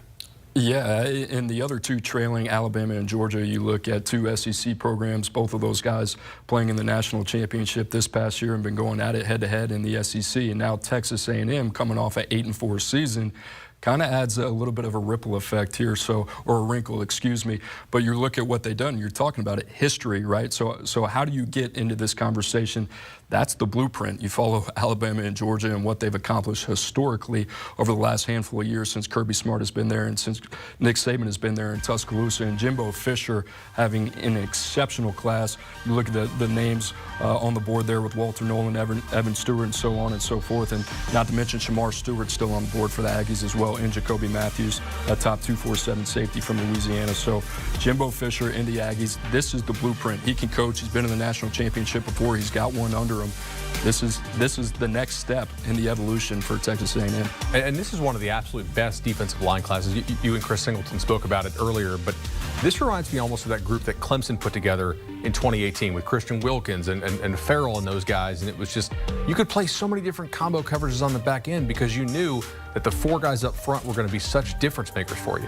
Yeah, new defensive coordinator DJ Durkin walking into a great situation at Texas A&M, a guy who's really multiple, likes to play 3-3-5, likes to move those guys around up front. So you think about that, and then you think of the combinations. Walter Nolan can play a little bit on the edge. You can move him inside. You got Gabriel Brownlow-Dindy, who's going to be a force as an interior presence. Anthony Lucas as well. Enai White, Malik Silla are guys that aren't just throw-ins either. And then you talk about the possibility of adding Shamar Stewart, a guy with 36-inch arms and a 7-foot wingspan. It's nothing to scoff at. So they are freaky at every level of the defense. They've also done a tremendous job on the back end as well in this cycle. It'll be fascinating to see what Durkin runs. Obviously, he did a good job at Ole Miss adapting to the personnel they had. He may not have to run quite as a conservative of a 3-3-5 when you get these dudes up front for you in College Station. So I look at my stat sheet, and A&M is just bright green everywhere, which means great, right? Like you want to be really green. And there's one cell in Jimbo's time there in 4 years that's dark red, and it's explosive passer rating. Is this the group of guys that can help A&M hit explosive pass plays? From a perimeter standpoint, yes. You talk about Evan Stewart. Andrew Ivins mentioned him earlier, one of the guys who's a sub-10-6 100-meter. He's an excellent athlete. That's what he does. He's got excellent start-stop, initial quickness, and has a consistent ability to separate at the next level. I think that's what he offers, is a vertical passing threat. And then you talk about Chris Marshall, 6'3", 200 pounds plus, only been playing the game 2 years. He had a great week in Under Armour. He moved in to the top 32 for us. So you have 2 5-star talents, not to mention what they already have in that room as well. Now, the big piece of this is going to be the quarterback position. They brought in Max Johnson from LSU in the transfer portal. They have Connor Wigman, who's also a 5-star for us in the top 247 as well. So that's kind of where the wrinkle comes into place. Do you think those guys can be the guys to really get it done and take Texas A&M to where they want to go? That's a big question. It is interesting how they're able to use the transfer portal to establish that floor, right? We know Max Johnson, he may not be a great player yet, but he could certainly be a quality quarterback in the SEC. And then maybe Connor Wegman represents that ceiling. Sure, and you talk about the defense, right? And you look at the formula that Georgia had this past year. Stetson Bennett was kind of the biggest question mark going into that national championship game. Could they win that? Could he be the guy to get over the hump? I think you're going to see something similar. Now, A&M's going to have to play a lot better defense moving forward. We talked about the vertical passing game and the explosive plays as well. That's going to have to be something that they incorporate into their offense. But in terms of talent, yes, they took a giant step forward with this class, and this is something that they're going to have to be able to do to establish themselves to have sustainable success. So, speaking of sustainability, can they stay recruiting at this level, arguably the top class of all time, if they land a couple more guys today? How much better do they need to be on the field to sustain this? Well, they set a standard that's going to be very difficult to replicate from here on out, and I think Alabama and Georgia are certainly the teams that could really fit in that mold and that top program conversation. But yeah, this is difficult. I think for them coming off an 8-4 season, what they've done on the recruiting trail has kind of been a little bit of the perfect storm, taking advantage of the transfer portal with a Max Johnson like we talked about, and then with the NIL as well, kind of being first in that area, being very progressive and very aggressive in that area as well. After this year, that's not going to happen anymore. Alabama, Georgia, Florida, LSU, all these teams, especially in the SEC, who are getting raided in their backyard by Texas A&M, are not going to let that happen. So it's going to be a little bit more difficult of a path, I would say. For sure. It does fit with the trend, though, as we saw the graphic on screen there, of these teams that, Cooper, it is harder and harder to get a #1 overall class. Like, certainly somebody will be #1 every year, but the scores of these #1 overall classes recently have been trending higher. In fact, I believe 8 of the top 13 classes of all time have occurred within the last 5 years. So we're seeing a bit of talent clustering at the top of the recruiting rankings, and I wonder if the transfer portal has something to do with that. Whereas previously, you went somewhere, if you weren't playing and you wanted to transfer out, you had to lose a year of eligibility. Now a lot of these kids, I think, can say, hey, I'll take a shot at going to an A&M or a Bama, and you know what, I'll bet on myself. If I'm not good enough, though, I'll transfer out and go somewhere I can play. But there's less risk in going somewhere where playing time is not as guaranteed now compared to what there was from the player standpoint. It's a double-edged sword for college football. You know, certainly A&M, Alabama, and Georgia have well positioned themselves ahead of everybody else, and I think that's one thing that we've had to be crystal clear with in the process. What A&M, Alabama, and then Georgia right there are doing 1 through 3 is very different than everybody else, and certainly Ohio State has had a great class, in Texas as well, and what they're doing on the offensive line. But those 3 have really separated themselves in the process. And you talk about it, you talk about the talent cluster as well, but that's also a really good opportunity for some of these other teams who haven't been able to recruit these caliber of players. You look at Arkansas and what they've done, being able to get Drew Sanders, a former 5-star player that signed with Alabama initially. He'll bounce back, he'll go play for Sam Pittman in Arkansas.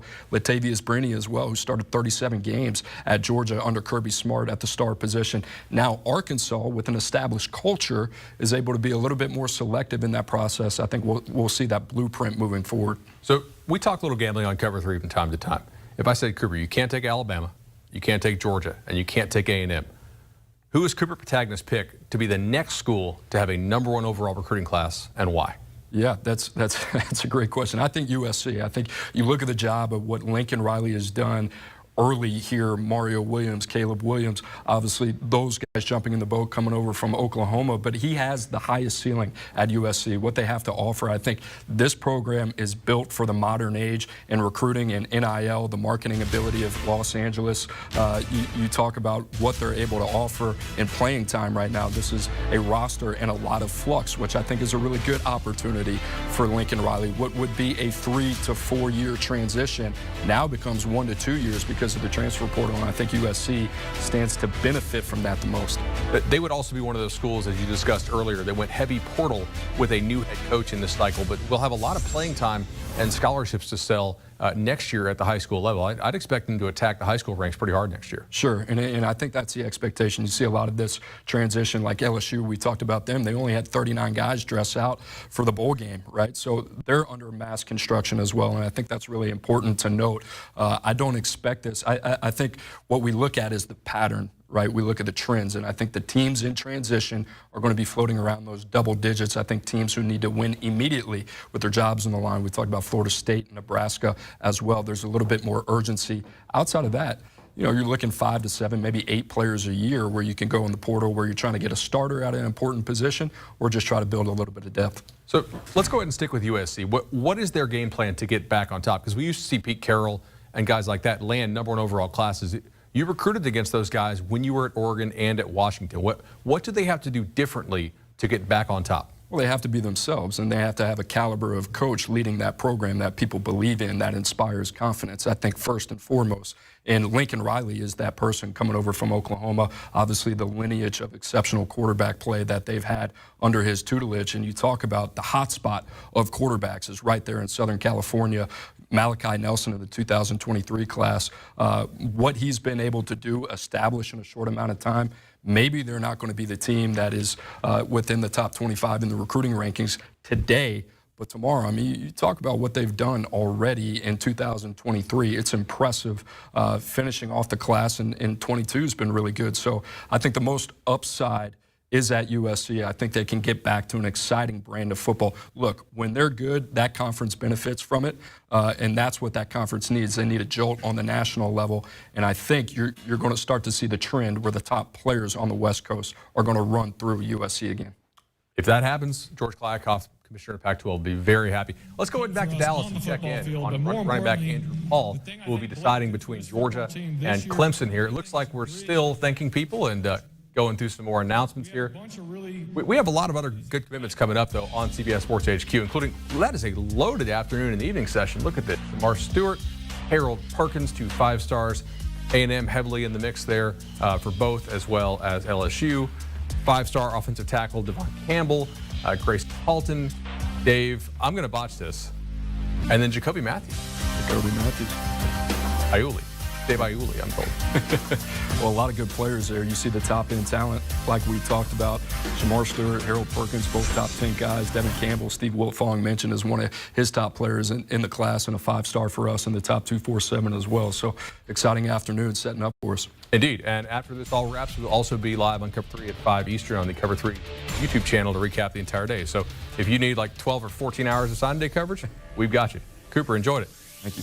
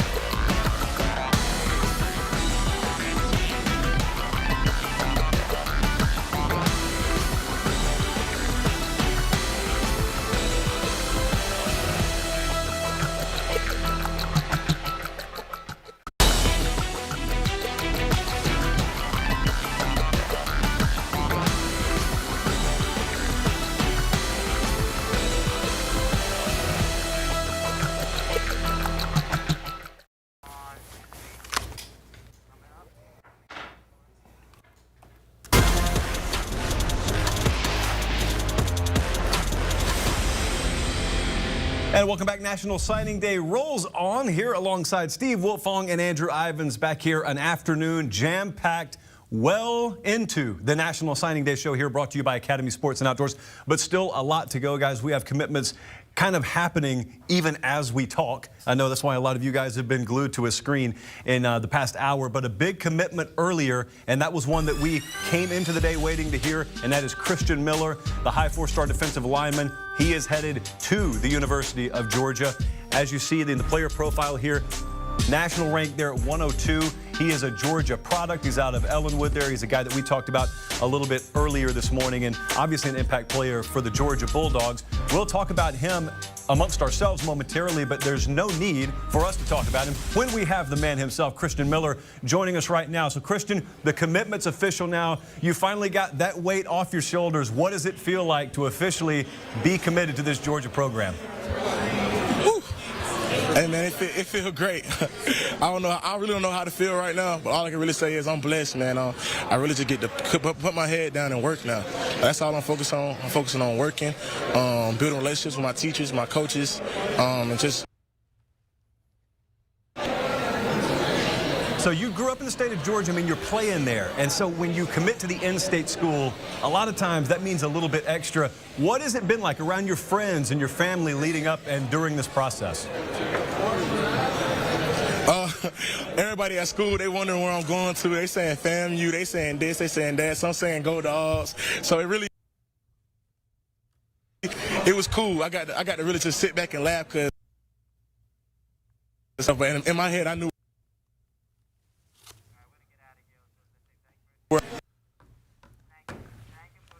All right, Christian Miller, we appreciate it, brother. Good luck to you. Christian Miller, again, the four-star defensive lineman signing with the University of Georgia. Here you see the up-to-the-minute 2022 team recruiting rankings, and Georgia sits there at number 3. These are all very, very lofty rankings. Guys, it's very important to note for context, there have been years where that 316 number would be good for the overall top spot, several years. As a matter of fact, Texas A&M putting together a historic class. Alabama 1 year removed from having the highest rated signing class of all time. As of this moment, they are sitting at number 2. So a lot still to unpack this afternoon, but now I want to go around the table here.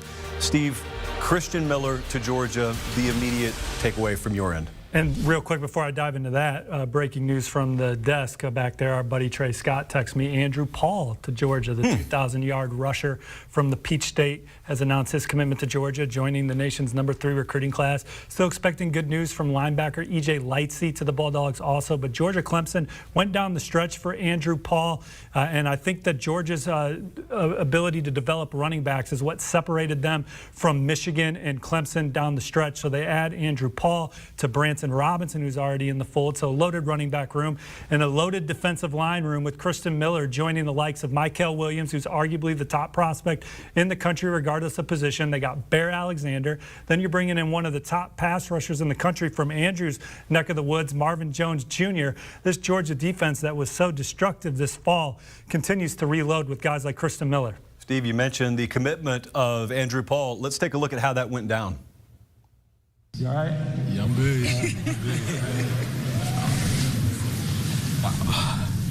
All right, first things first, I'd like to thank God. Really, these last couple months have really been hectic with recruiting and everything, and I really just put it in God's hands.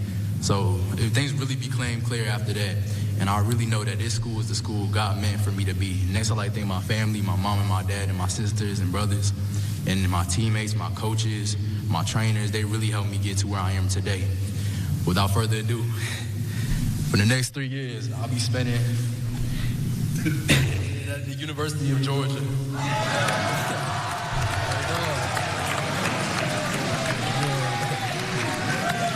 Well, there you see Andrew Paul to Georgia moments after Christian Miller made it official. So 2 big pickups for Kirby Smart and company. Steve, it's always fun after we see the commitments made official to look at the outcomes of the guys that we really weren't sure of, even as the sun came up this morning. And sometimes it's impossible to know for sure because sometimes the players themselves are not sure when they wake up. And so I know there have been a lot of exchanges of text and information back and forth on that player in particular, Andrew Paul. So now your overall takeaway and the build-up to this over the past week or so. Well, his head coach was even going back and forth, talking to him behind the scenes on one day Clemson, one day Georgia. So at that point, you almost got to just ride out the pick you have and see what happens. And even Michigan was a school thrown into the mix there for Andrew Paul. But again, Georgia got the last official visit. Del McGee's track record of developing that position is second to none. And then you get the supports from off-field guys like David Cooper, who got in on that one late. Also was very instrumental in Christian Miller. I don't know if there was a coach in the country closer to Christian Miller than David Cooper. But Georgia, to close this one out, a guy that Clemson actually had targeted for months, building a relationship with a guy like C.J. Spiller, who's a Clemson legend, to pick Georgia here at the end shows you the power of what that running back room can do and how Georgia can really close. I think it's kind of an important pickup as well. James Cook for the Bulldogs, he's off to the NFL. You know, they got Kendall Milton, Kenny McIntosh. Both those guys have dealt with some injuries. So I'm not saying we're going to see Paul playing this upcoming fall, but who knows? You know, it's another important piece to that room. You got Branson Robinson, one of my freaks. He's also signed on his way to Athens. So we talk about the defensive class for Georgia, but they've added some weapons on offense. Oscar Delp, the tight end, we saw him at the All-American Bowl. Chandler Smith, a wide receiver. He's actually the fastest player in the state of Florida. He's going to go play for the Bulldogs, so a lot to like in that Georgia group. And as you know, talking about a couple of Georgia commits there, we have several major commitments that are coming up in the next hour or so. We, of course, are getting ready for Shamar Stewart, and the build-up to that one has been all morning long, and it's really been all cycle long. A lot of folks are highly anticipatory of this one. So, you know, I mentioned last night, Andrew, you were going back and forth a lot. You're very close to this recruitment. So up to the minute, what's the latest we have there? Well, I was working the phones during our little lunch break right there. Miami's fighting. I was talking to some people close to Shamar.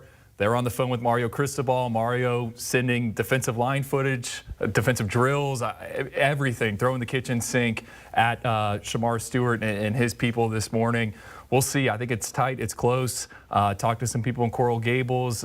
I think they're optimistic. I mean, you'll see right there, DeMarcus Van Dyke, the man on the left. He's graduated from Monsignor Pace, won a state title there.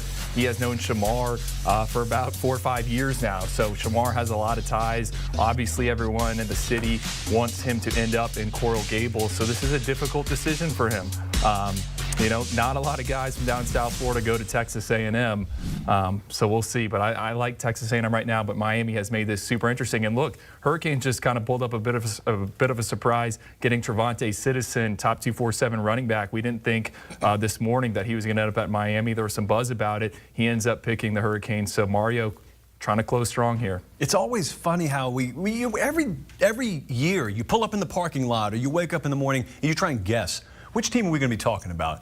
And it's still, even if you're informed, sometimes it's a crapshoot as to figure out who that's going to be. So you mentioned the addition of Citizen there. Let's just ballpark this for a second. If they were at Miami to indeed pull off that upset with Shamar Stewart, whose commitment we have coming up within the next 30 minutes or so, I mean, what would that mean early on, not having been in the building 2 months for Mario Cristobal and his staff? I mentioned it before in the morning.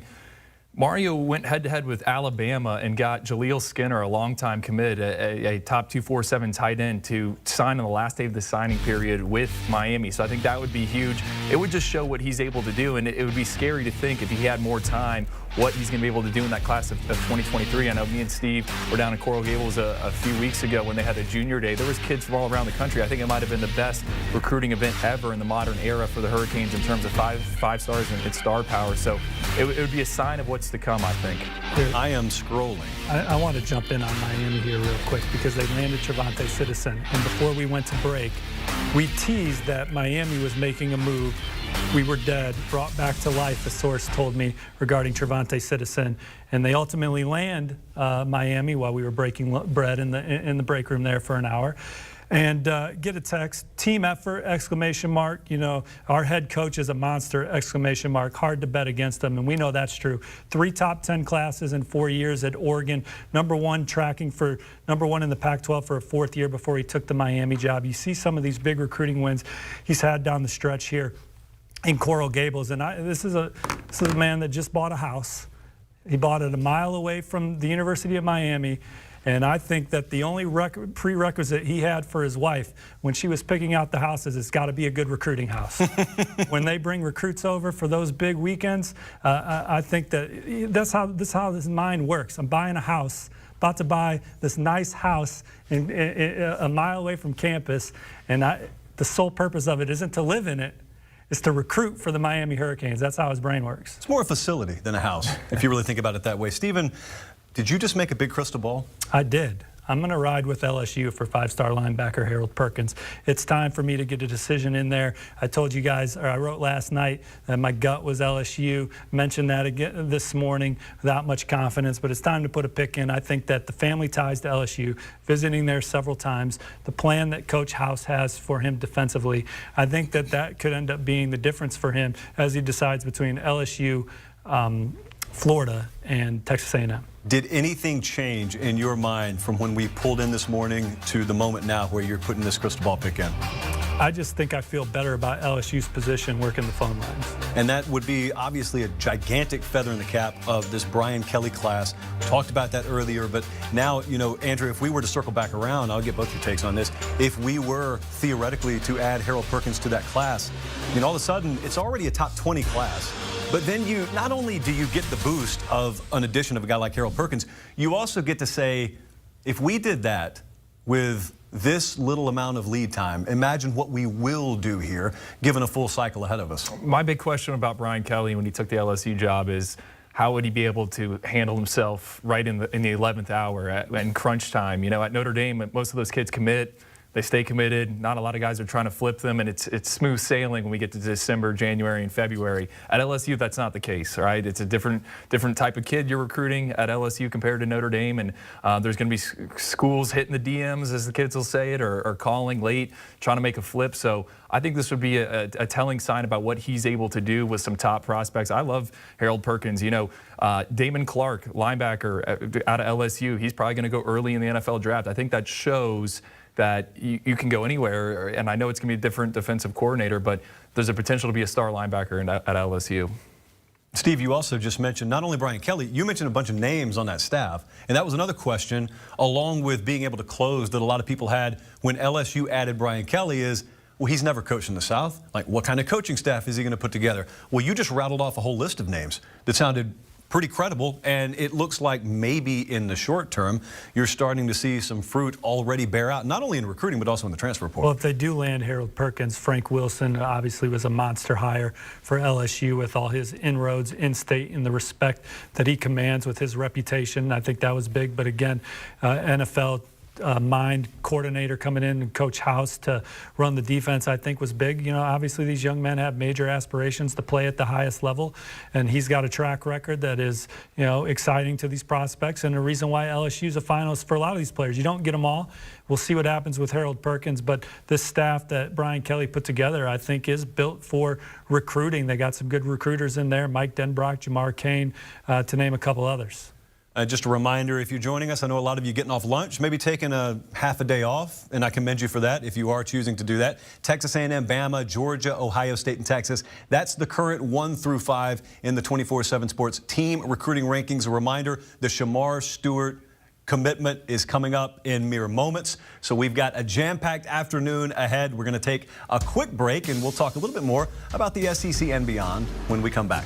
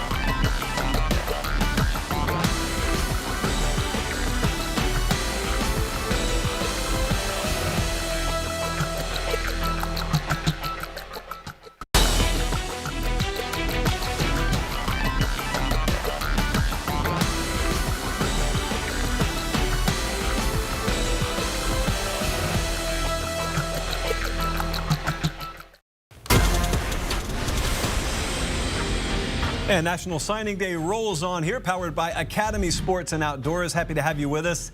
There you see a USC Trojans uniform, but Jackson Dart not playing college football at USC anymore, nor is Zach Evans in Fort Worth in a TCU uniform. Both of them finding common ground, where else? In Oxford, Mississippi. They are now Ole Miss Rebels, and that, well, at least two parts of a very, very impressive transfer portal signing class now for Ole Miss. It includes the likes of Michael Trigg. You see Tennyson there, Brown, J.J.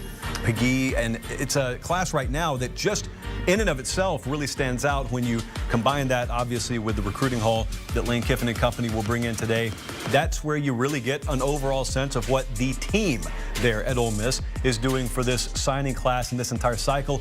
And we go back now to Chris Hummer, 24/7 Sports national writer and transfer portal extraordinaire. You've been in this thing knee deep, and this is one of the programs, Hummer, you've been talking about a lot. It's been Ole Miss and USC. We'll get to USC in just a second. But overall, your impressions of what that Rebel staff has been able to do in this cycle in the transfer portal.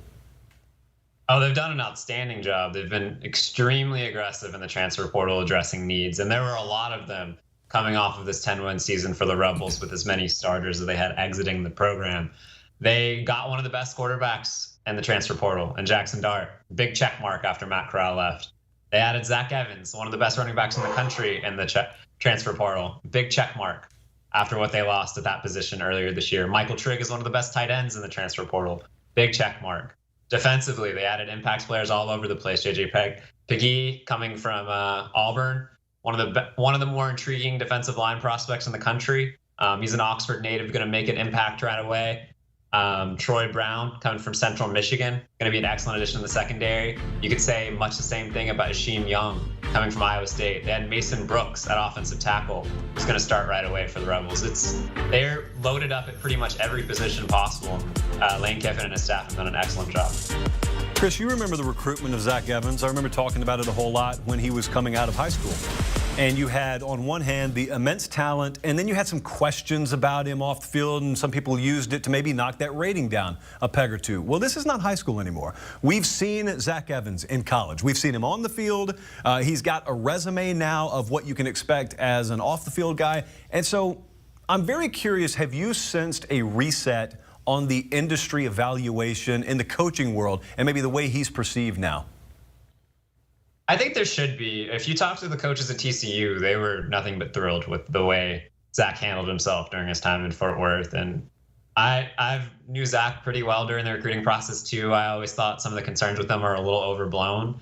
And on the field, I think he's inarguably great. He averaged over 7 yards per carry during his TCU career. He can do everything. He can catch the ball out of the backfield, which I'm sure he's going to be asked to do a lot in Oxford. And when you put him in the SEC spotlight next year, I think he's going to emerge as one of the superstars in college football.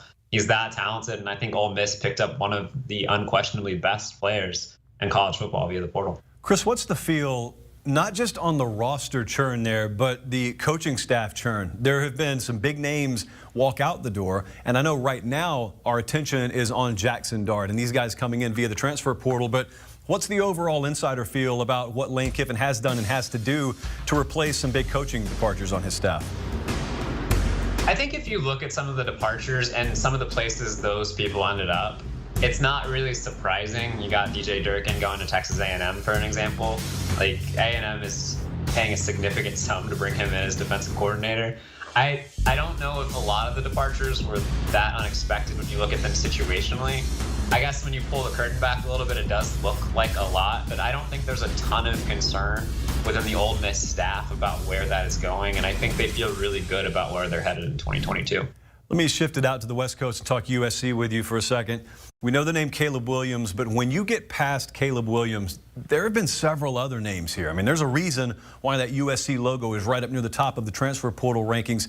Who are some other names that people need to know? Well, Mario Williams to start. I think he's our #1 overall receiver in the transfer portal right now. Really gifted player from Florida. He made an impact right away at Oklahoma as a true freshman, and that connection that he has with Caleb Williams is pretty clear. I think we're going to be hearing Williams to Williams quite a bit in Los Angeles this year and for the next 2 years at least. They added two of the more intriguing running backs in the portal, in my opinion, Travis Dye, coming from Oregon, and Austin Jones from Stanford. Travis Dye, I think everybody knows him. He doesn't really wear any armbands or anything when he's out there. as a running back. He was excellent this year for Oregon and has been the last couple years. Austin Jones is a bit more under the radar. He's a really highly coveted recruit coming out of high school. Was really good for Stanford. I think they're going to be an excellent backfield pairing together. Latrell McCutcheon's also coming over from Oklahoma. He was a person a lot of people were really high on out of Texas in the 2021 class. Shane Lee played a lot for Alabama, especially during the 2019 season. He's coming in at linebacker, a bit of a downhill thumper for USC, for a defense looking to reset and reload. So there are lots of pieces across the board for the Trojans that are going to make an impact. Chris, there's this alternate universe where Lincoln Riley and USC didn't land Caleb Williams. I want to know from you two things. Firstly, how close was that to happening? And secondly, had it not happened, what would the reaction have been out there? I think I had USC as my crystal ball pick the entire way for Caleb Williams. I think there were some considerations from people around him where they might have thought about other places, but USC was always probably going to be the destination for Caleb. As for what the reaction would have been had USC not landed Caleb Williams, I think it would have been a bit of panic in Los Angeles. Lincoln Riley, not only would he have missed out on Caleb Williams, but he would have lost out on Jackson Dart as well, who we talked about earlier. Jackson had an Ole Miss, and you would have headed into the spring ball with him essentially having to put Miller Moss, a redshirt freshman, atop the depth chart. I think USC would have certainly dipped in the portal after that and add more bodies to the room, but there would have certainly been some panic in Los Angeles had they not landed Williams. All right, Chris Hummer, knee-deep in the transfer portal, and this is not going anywhere anytime soon, nor is Chris Hummer. He is available pretty much all day on 247sports.com, a lot of news on Twitter as well, and we appreciate him joining us, as he has several times throughout the day already. Would have been interesting, though. You know, we now know that it's all sealed and it's done, but Caleb Williams, I mean, that was basically the second part of the sentence. When people in Southern Cal told you, we got Lincoln Riley, you waited, and because you knew what was coming, and we're going to get Caleb Williams, and now they do. I'm excited about Mario Williams, too. I mean, Chris brought it up. He's a dynamic receiver. I think the Williams combination is going to make it interesting in the Pac-12. And I personally look forward to watching these guys late at night, Pac-12 after dark. And I think, you know, the transfer portal is a way to win games. We saw Florida State do it. We've seen Miami do it. Everyone, you can create some fire in the pan with some grease real fast. Steve, you remember a couple of years ago, there was that disastrous signing class for USC. And then they rectify things. And this year's class, like when you look at it right now, it's really weird because you have to take into account the context of what's happening right now. But how do you view this class right now? Well, I like to go to my favorite average ranking per commit deal. And when you look at it that way, it's one of the more talented classes in the country. It's obviously small, but Damani Jackson's as talented a DB as there is in the country. Raleek Brown is as electric a running back, slot all-purpose back as there is in the country. CJ Williams was dominant at wideout at the All-America Bowl, one of the more sought-after pass catchers in the country. Flipped him from Notre Dame, and then Zion Branch, they win a slobber knocker on the trail late with Ohio State to land the coveted safety. And then I like this sleeper that they have committed out of the state of Georgia, and Garrison Madden, a linebacker, who I think is going to be a good player for them as well. So it's a small class, but like Miami and USC, I don't think they really reached on anybody late. I don't think they took a warm body for depth. I think that they were on the hunt for guys that they think can be difference makers within their program, and both Lincoln Riley and Mario Cristobal have won some big battles down the stretch. Beautiful use of slobber knocker there. Timely and impactful. I appreciate that, Stephen.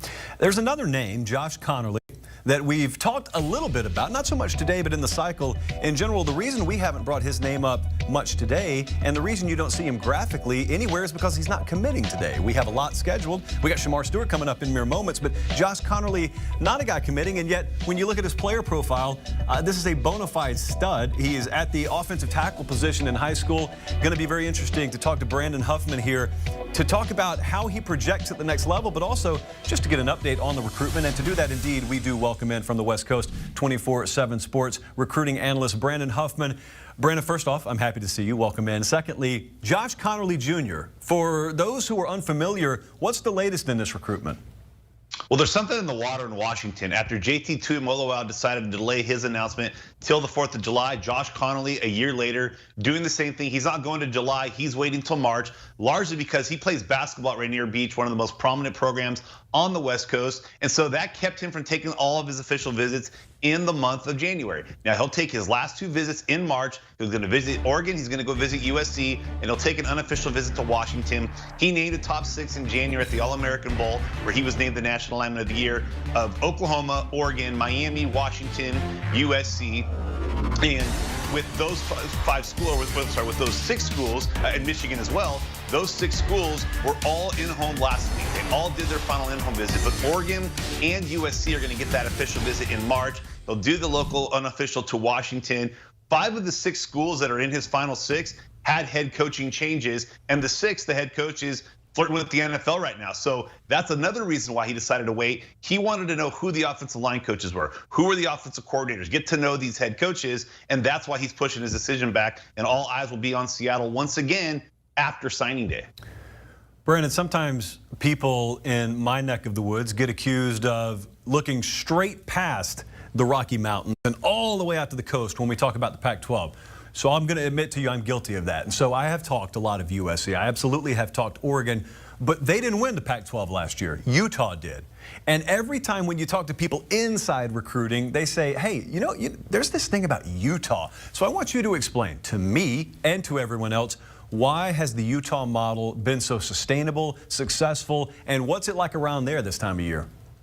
Well, it's continuity for one thing. Kyle Whittingham is the longest tenured coach in the Pac-12, even from the time when Utah joined the Pac-12 in 2011. David Shaw, that was his first year. They've both been there since the inception of the Pac-12 per se, but he has been at the University of Utah as a coach since the early 2000s. Took over for Urban Meyer, took him to an undefeated season in 2008 in the Sugar Bowl.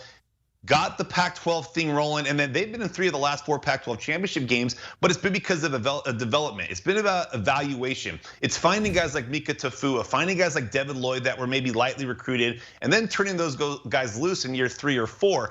Finding running backs from Florida that maybe were overlooked by the bigger schools in the Southeast, bringing them out to Utah and letting them loose. And now, these last couple classes, you're starting to see Utah is getting momentum with the incoming recruits, with the high school kids in the Western footprint, and specifically in the state of Utah. We saw Lander Barton at the All-American Bowl. He was phenomenal, top 50 player, the youngest of 3 brothers who the older 2 are both in the NFL. When I was at the Polynesian Bowl 2 weeks ago, Keo Wakana ended up being our #1 ranked player in the state of Hawaii. He didn't play his junior season because they didn't play football in Hawaii. Now he goes to Utah. He's going to probably play about 25, 30 pounds heavier when he gets to Utah. But Greg Biggins and I, our running joke was, well, we just found the 2025 Pac-12 Defensive Player of the Year, because they take those lightly regarded, lightly recruited players, put a couple pounds on them, develop them, turn them loose, and that's why the Utes have been in 3 of the last 4 Pac-12 championship games. Kyle Whittingham and his staff have the best eye of any school in the Western footprint, whether it's Group of 5 or Power 5, and then they do the best job of developing them once they get to Salt Lake City. I'm going to give you an advanced alert here because there is a loaded question coming your way, Brandon Huffman. In 3, 2, 1, what is happening at Arizona State? Everything bad, nothing good. I mean, you're bringing in coaches like Brian Billick. That's cool. Maybe some of these kids' grandfathers were excited when Brian Billick was coaching the Baltimore Ravens, won a Super Bowl. These kids do not know Brian Billick from Brian McKnight. These kids don't know that he won a Super Bowl, and now you're bringing him in as an analyst, and Zach Hill's let go. The other 3 assistants who were their best recruiters were let go in the last 2 weeks. Now they're losing key commitments. Tristan Dunn was their 2nd highest rated player. He's not going to Arizona State. He's now staying home and going to Washington. They're losing players, they're losing recruits, they're losing coaches. Things just aren't going well in Tempe.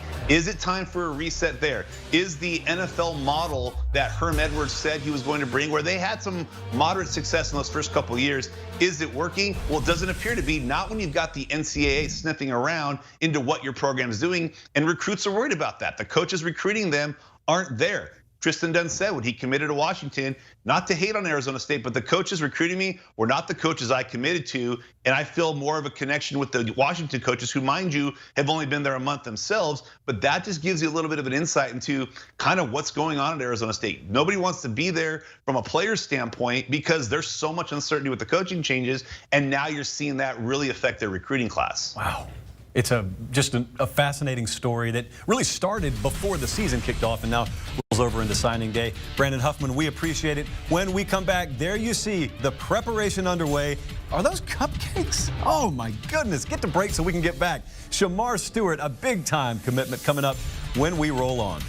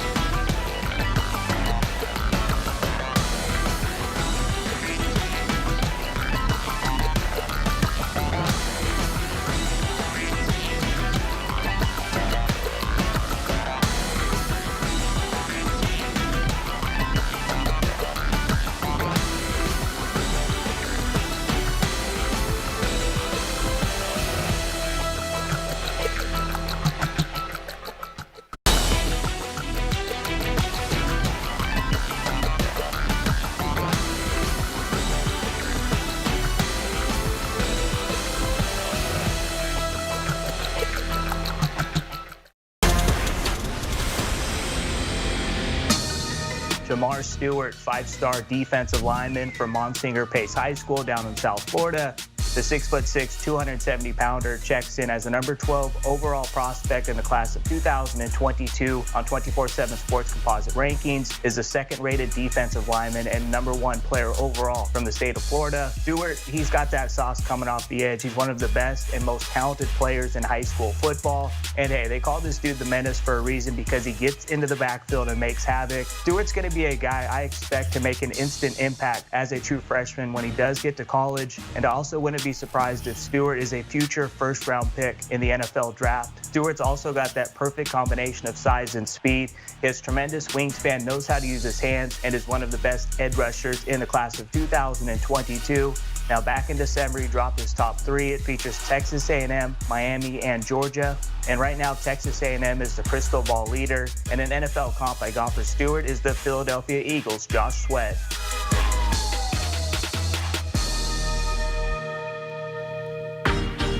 And the day has finally arrived. There you see the prospect profile for Shamar Stewart, stud player there. We've talked about him for months and months, and this is the day that it's been leading up to. We finally get to hear from the man himself, and we will do it moments from now.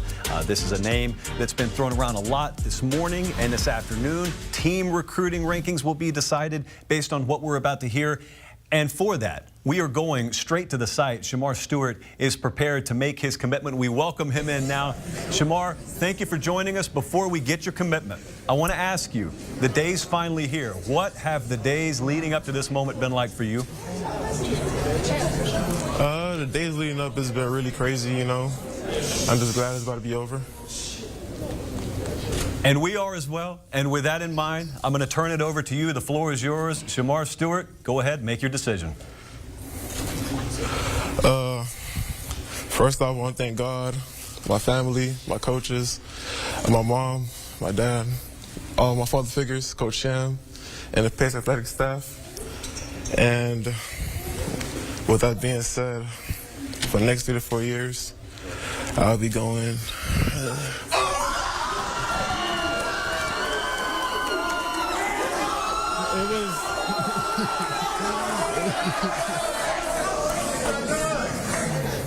This will always be home. I always love you for opportunity, but I have to choose my own path. So, with that being said,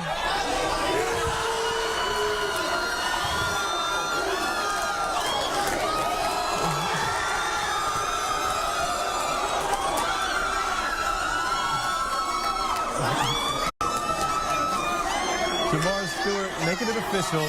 He is headed to Texas A&M, charting a path, as he said, for himself from South Florida. So, Shamar, I want to ask you first and foremost, what went into the final decision? Why Texas A&M? You know, the foundation we built, the relationships we made, you know, the coaching staff was intact. You know, Miami just got a DC, so I didn't really trust that too much. So, at the end of the day, when you've watched the class that Jimbo Fisher and his staff have put together, outside of just your own, how much did it matter to see how much other talent has agreed to head to College Station? I mean, it matters, you know, because, you know, it's something special when all those top players want to play with each other. In the last few hours of this, how close was this? I mean, when did you ultimately make your decision that it was going to be Texas A&M? Right now. Shamar Stewart headed to Texas A&M. We appreciate you joining us. Congratulations to Shamar Stewart, everyone there, and Texas A&M. They pick up a big one, and now that has obviously, guys, immediate impact on the 24/7 Sports team recruiting rankings.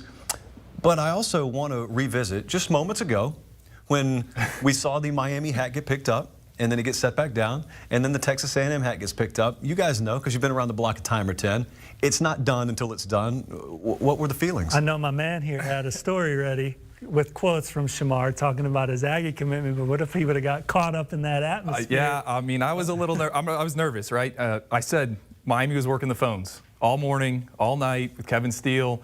I know there were some conversations that happened. I actually got a text 2 minutes before this all went down, get your popcorn ready. So I was sweating some bullets over here, but hey, relationships won out here. Texas A&M is a school that Shamar, he knows best. And what's impressive, how many blue chip defensive linemen do they have now in that group? And I think what Jimbo has done is he's creating a situation where the cream's going to rise to the top, right? The best of the best are going to play. And Shamar, I personally think his ceiling is the first round of the NFL. It's going to come down to how hard he wants to work, and he has all of the potential just with his size, strength, speed, all that stuff. You talked about those relationships there, and I think James Coley has done a terrific job recruiting that part of the state. Coach Price involved, Coach Elijah Robinson, and then Texas A&M. They've really invested in their off-field recruiting staff. They got some real aces working off-field, and in this one, Bryant Gross-Armiento, who's another South Florida guy, played his high school football in Fort Lauderdale. I think he was as integral as anybody in this recruitment of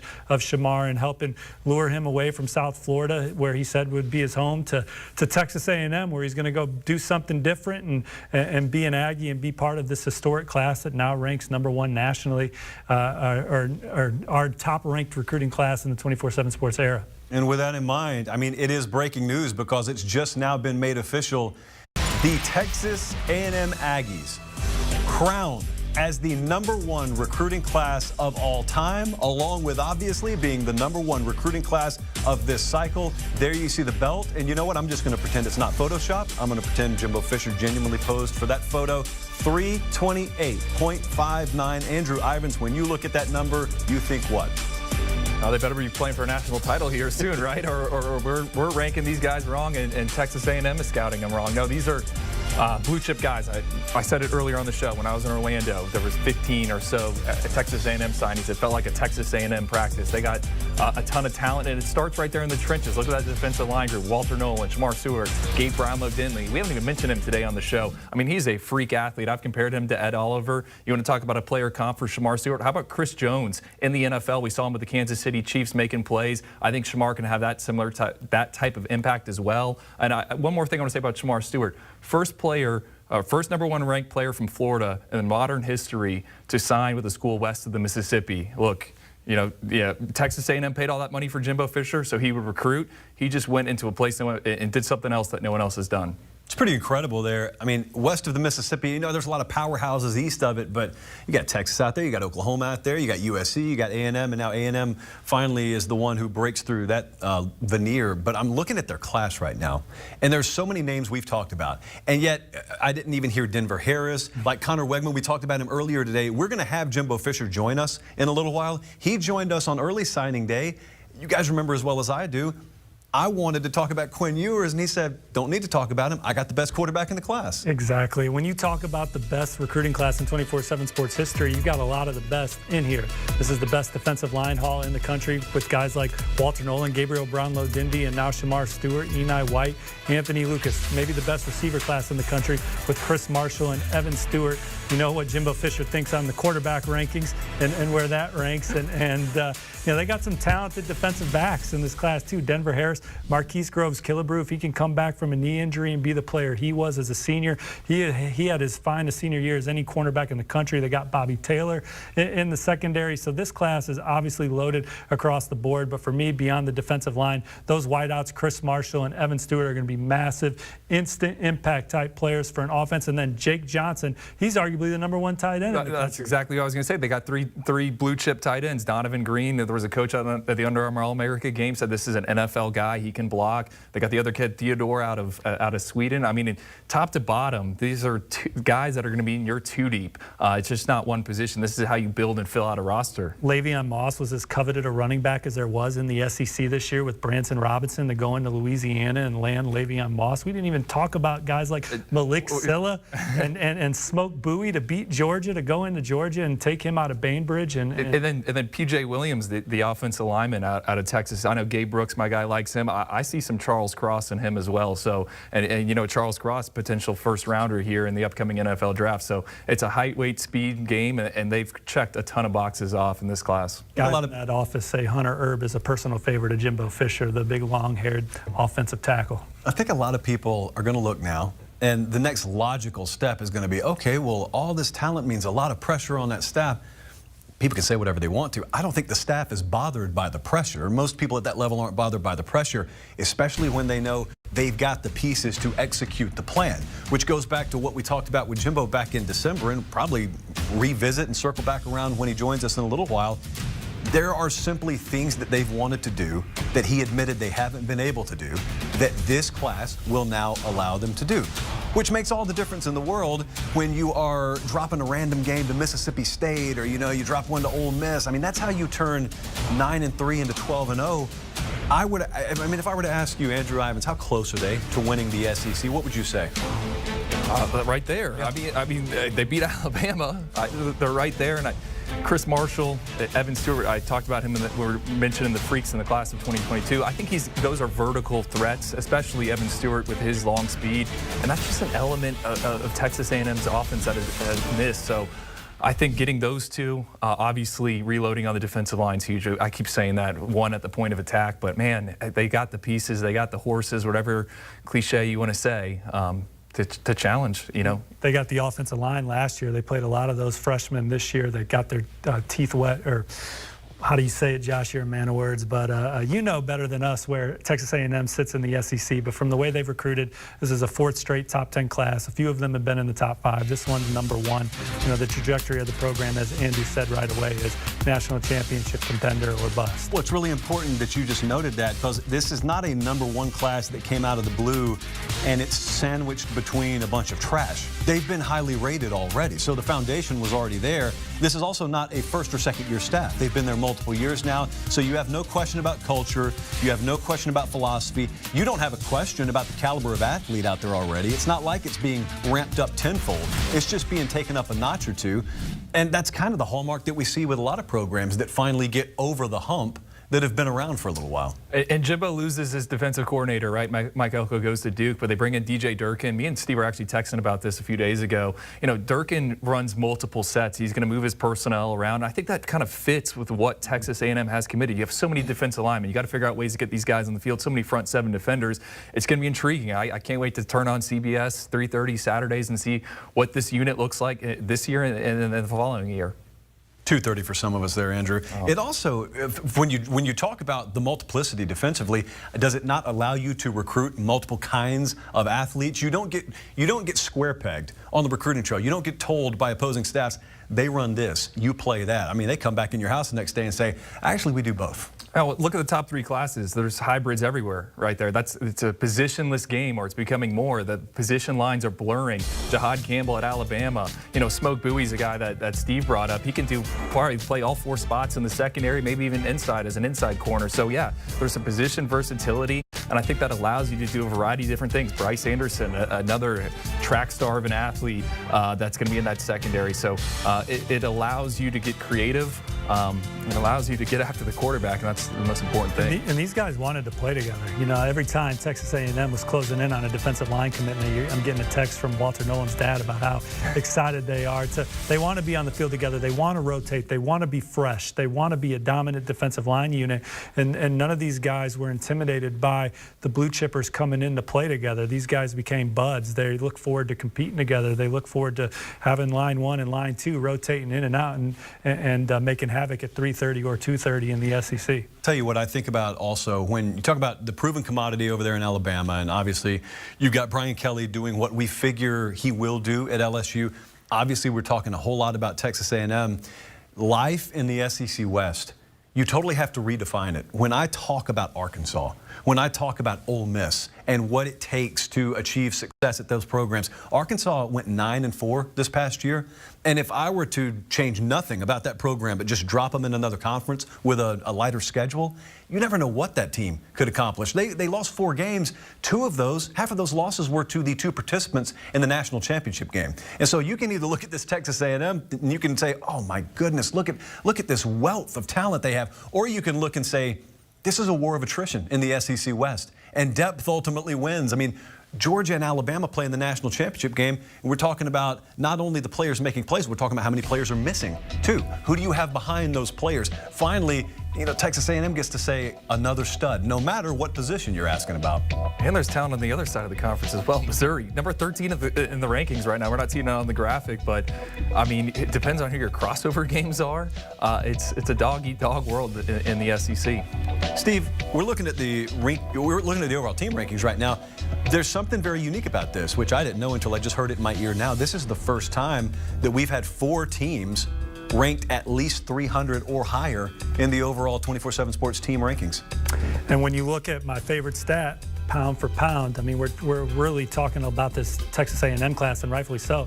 But Alabama has got the #1 class pound for pound, over 95 average ranking per commit in this cycle, and they went out and landed a bunch of difference makers. We could talk for 10 minutes about the guys that they have in this class. They have as fine a defensive line haul as anybody in the country. Went out and landed some difference makers on the offensive line. Also have arguably the top quarterback in the country in Ty Simpson. So Alabama, even though A&M has the #1 class in the country and the #1 class from a rating standpoint in 24/7 Sports history, pound for pound average ranking per commit, you have Alabama in there at #1. When you ask what separates them or what has kept them out of the playoff picture, you can go whichever direction you want to.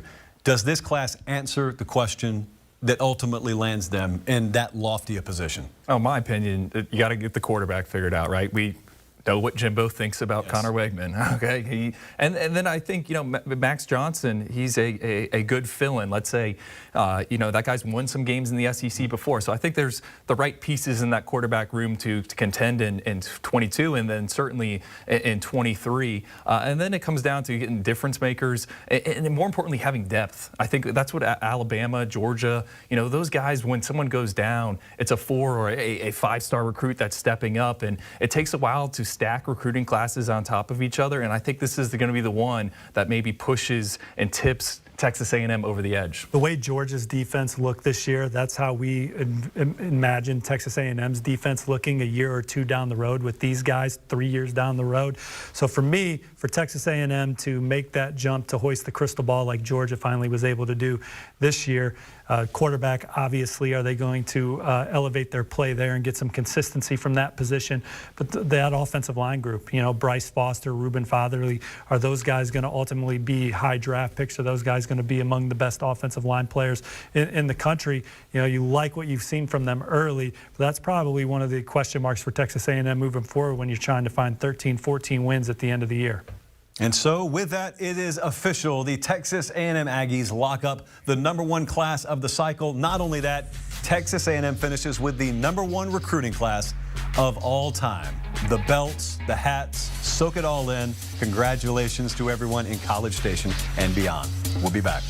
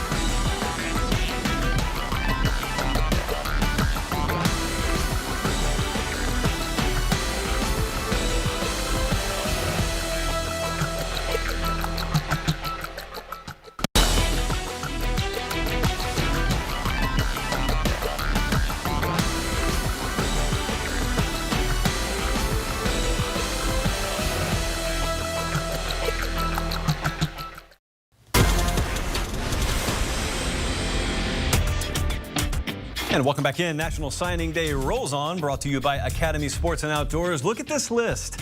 Those are big names because those are recruits who need to replace NFL-bound draft stars. And there are huge names on the right side of the screen that we've become familiar with. If you follow recruiting hardcore, you're probably already familiar with some or most of the names on the left side of the screen. But Blake Brockmeyer rolls back in, and I want to ask you about some of these guys because there are some huge holes to fill. We just watched Georgia, for example, win a national championship. And you could take all day and talk about your favorite aspects of the Georgia defense. But there's a kid out of Columbus, Georgia, Michael Williams, who's coming in. And even though he's a true freshman, you know as well as I do, people are going to look at him and say, how quickly could he do this? How quickly could he do that? What do you think about him? Well, I think he's got an unbelievable upside. He's really climbed the charts after the season ended. He's gone against some of the best guys in the country and pretty much dominated. Kirby Smart loves to rotate defensive linemen. They lose 3 defensive linemen with Trayvon Walker, who I think is a likely spot that he would replace. And then they've got Devontae White inside. He could also play inside. And then also as easy as Jordan Davis is not a position that he's likely to play at, but they lose 3 top defensive linemen. So it's a position of need, and he will rotate in early and get a lot of snaps early on for them. We were just talking about Texas A&M there, and there's a lot of talent, as usual, to replace many of these powerhouse SEC programs. Walter Nolan was a huge name that we talked about on the early signing day show, one of many crown jewels in this class. What are your thoughts about how quickly he'll make an impact? Well, he's going to make an impact real quick. I mean, this guy is going to be a starter early on at Texas A&M. With DeMarvin Leal leaving for the NFL draft, I think that's a position that he could easily come in, compete early, and be a starter very quickly at his time in College Station. I think he's going to be a force. He's big, he's strong, he's long, he's athletic. He's got superstar written all over his name. Let's stay in the Lone Star State, and let's go to Texas, because Terrence Brooks comes in. A lot of people are very intrigued around Austin about what he could bring to the table early. Yeah, Texas loses 3 guys on the back end of their defense. Josh Thompson was one of their starting quarterbacks last year. He's going to the draft this year. I think Terrence Brooks has a great opportunity to take his spot at corner. He's a long-limbed, athletic, versatile player that can play multiple positions in the secondary. And I think with his ball skills and his athleticism, I think he's got a chance to get on the field early and then also be a force on special teams for them. And there you see a lot of the names that we have talked about throughout the day, top prospects in the state of Texas. Blake Brockmeyer, appreciate it as always. We'll go to break. When we come back, top stories and several more odds and ends, commitments, interviews, and otherwise. It is National Signing Day. Stay with us.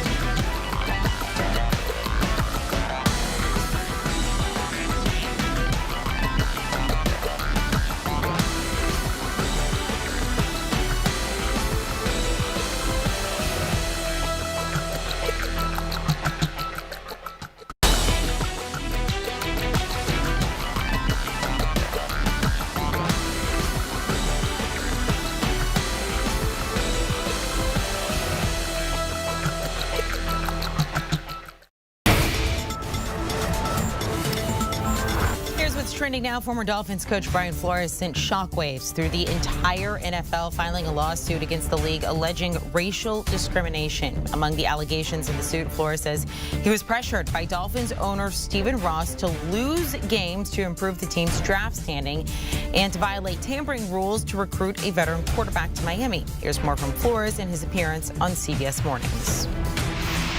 Look, this game's done a lot for me. I grew up not far from here, in the projects in Brownsville, Brooklyn. And didn't grow up with a lot. This game, changed my life. So to attack the integrity of the game, that's what I felt was happening in that instance, and I wouldn't stand for it. And that was Dolphins owner Stephen Ross? Yes. Yes. So. And you think it hurt your career? I think it hurt my standing within the organization, and ultimately was the reason why I was let go. Meanwhile, former Cleveland Browns coach Hugh Jackson had something to say about taking. He implied in a Twitter post that he was paid to lose games during his tenure there in Cleveland. He is now the head coach at Grambling State. Jackson was 3-36-1 as the head coach of the Browns. Meanwhile, 5 head coaching vacancies remain in the NFL. The Vikings are talking with Michigan head coach Jim Harbaugh today. Harbaugh spent the past 7 years at his alma mater, winning a Big Ten championship this fall and leading the Wolverines to the college football playoff for the first time. More coaching news around the NFL. The Broncos are hiring Packers tight ends coach Justin Outten as their offensive coordinator. That is according to multiple reports. The Bears are adding Colts safeties coach Alan Williams as their defensive coordinator. And the Bills are reportedly expected to hire former Panthers offensive coordinator Joe Brady as their quarterbacks coach. And in D.C., the worst kept secret in the NFL, it is out. The Washington football team has a new nickname. It is the Commanders. There are the jerseys. The renaming process took more than a year and a half. They're the first team in the NFL to rebrand since the Houston Oilers became the Tennessee Oilers and finally the Tennessee Titans back in 1999. Speaking of new uniforms, Cincinnati Bengals have a pretty big game coming up in about a week and a half. They'll be playing the Rams in Super Bowl 56, a week from Sunday. They unveil their uniform choice this afternoon. They'll be going with the black jerseys and white pants.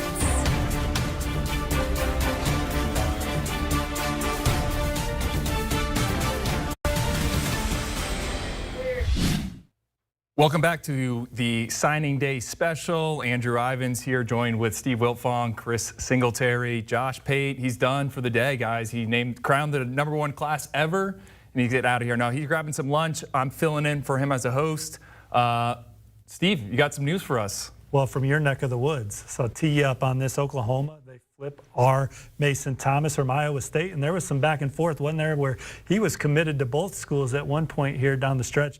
Iowa State believing that they're keeping him in the fold. Oklahoma, he's coming, but he's a Sooner. And then his teammate, Ahmad Moton, has joined the fold for Miami as the Hurricanes beat Tennessee to keep him home. Our Mason Thomas, the kid we moved into the top 247 late in the process. Iowa State early on him. Sounded like he was going to stay with Iowa State. Then Oklahoma comes in. Miami was in there. I think that's a big get for Matt Campbell. I want to go back to Shamar Stewart. In the last segment, we saw him pick the Miami Hurricane, or he saw the Miami Hurricanes, Texas A&M. Miami looked like they were going to get it. They had the hat. He threw it out there. Chris, tossing it to you. Just what do you think about Shamar Stewart as a prospect, as a player? I know you saw him in Orlando at the Under Armour All-American game, alpha dog of one of those practices. Just your scouting perspective. I think when you look at Shamar Stewart, you see a guy that's physically ready and developed to take his game to the next level. He's a guy that not only can play on the edge, whether it's left or right end, but he also can play in the interior. He's a superior athlete, and then he has tremendous pass rush ability. And when you see his whole body composition, and then you see the athleticism, the speed, the burst, the ability to dip and rip, and when the most important thing, and we talked about it when we were down at the Under Armour game, when his motor is lit, he is very, very hard to stop. He's almost invincible. And now you match that guy up with the likes of Walter Nolan and Enoch White, and now and Brownlow Dindy. It's astounding the defensive line class that they put together down in College Station.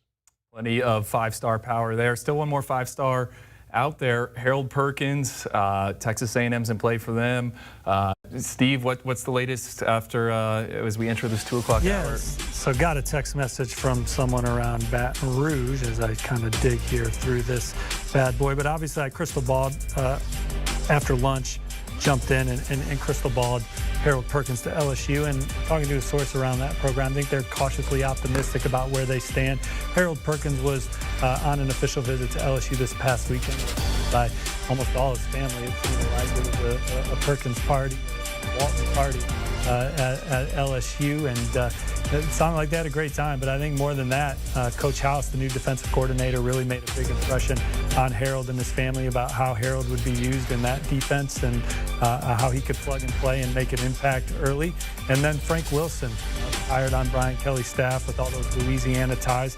Harold Perkins is a New Orleans native and knows Frank Wilson's reputation, and so he's another guy that they believe in and trust. But Florida is a program that's had some momentum down the stretch for Harold Perkins as well. They got that official visit in mid-January that really moved the needle. I think Billy Napier and his staff impressed Harold and his mom, particularly with just how authentic those guys were as people.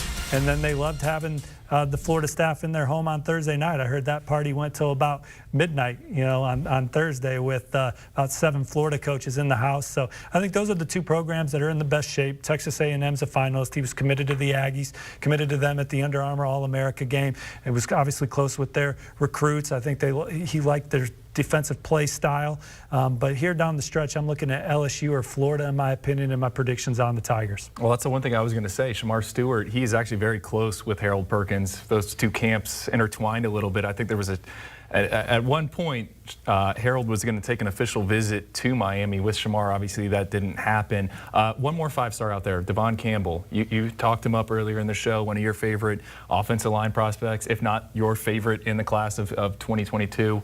What's the latest on him? Well, I think he's an instant impact player wherever he goes, and he is a pivotal recruit for the University of Texas. And I have Texas on the 24/7 Sports Cristobal as they're a finalist alongside their bitter rival, the Oklahoma Sooners. Devin did not take any visits in January. I think he just elected to announce his college decision on National Signing Day. That was always the plan for him, to do it in this block instead of the early signing period.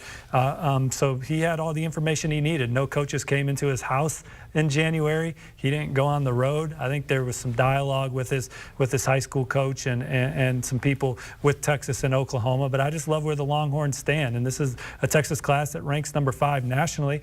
But within that, it's the best offensive line class in the country. And if they add Devin Campbell to that, this is as historic offensive line class I've seen Texas recruit in the last 12, 13 years. So Texas addressing major needs around the line of scrimmage on both sides of the ball. That's what really stands out to me about this Texas class right now. Well, let's take a look at those top 10 players in the country. 8 of them already off the board. 2 left right there, Harold Perkins, Devin Campbell. Let's talk about the number 1 player, Travis Hunter. Our Brandon Baylor caught up with his future coach.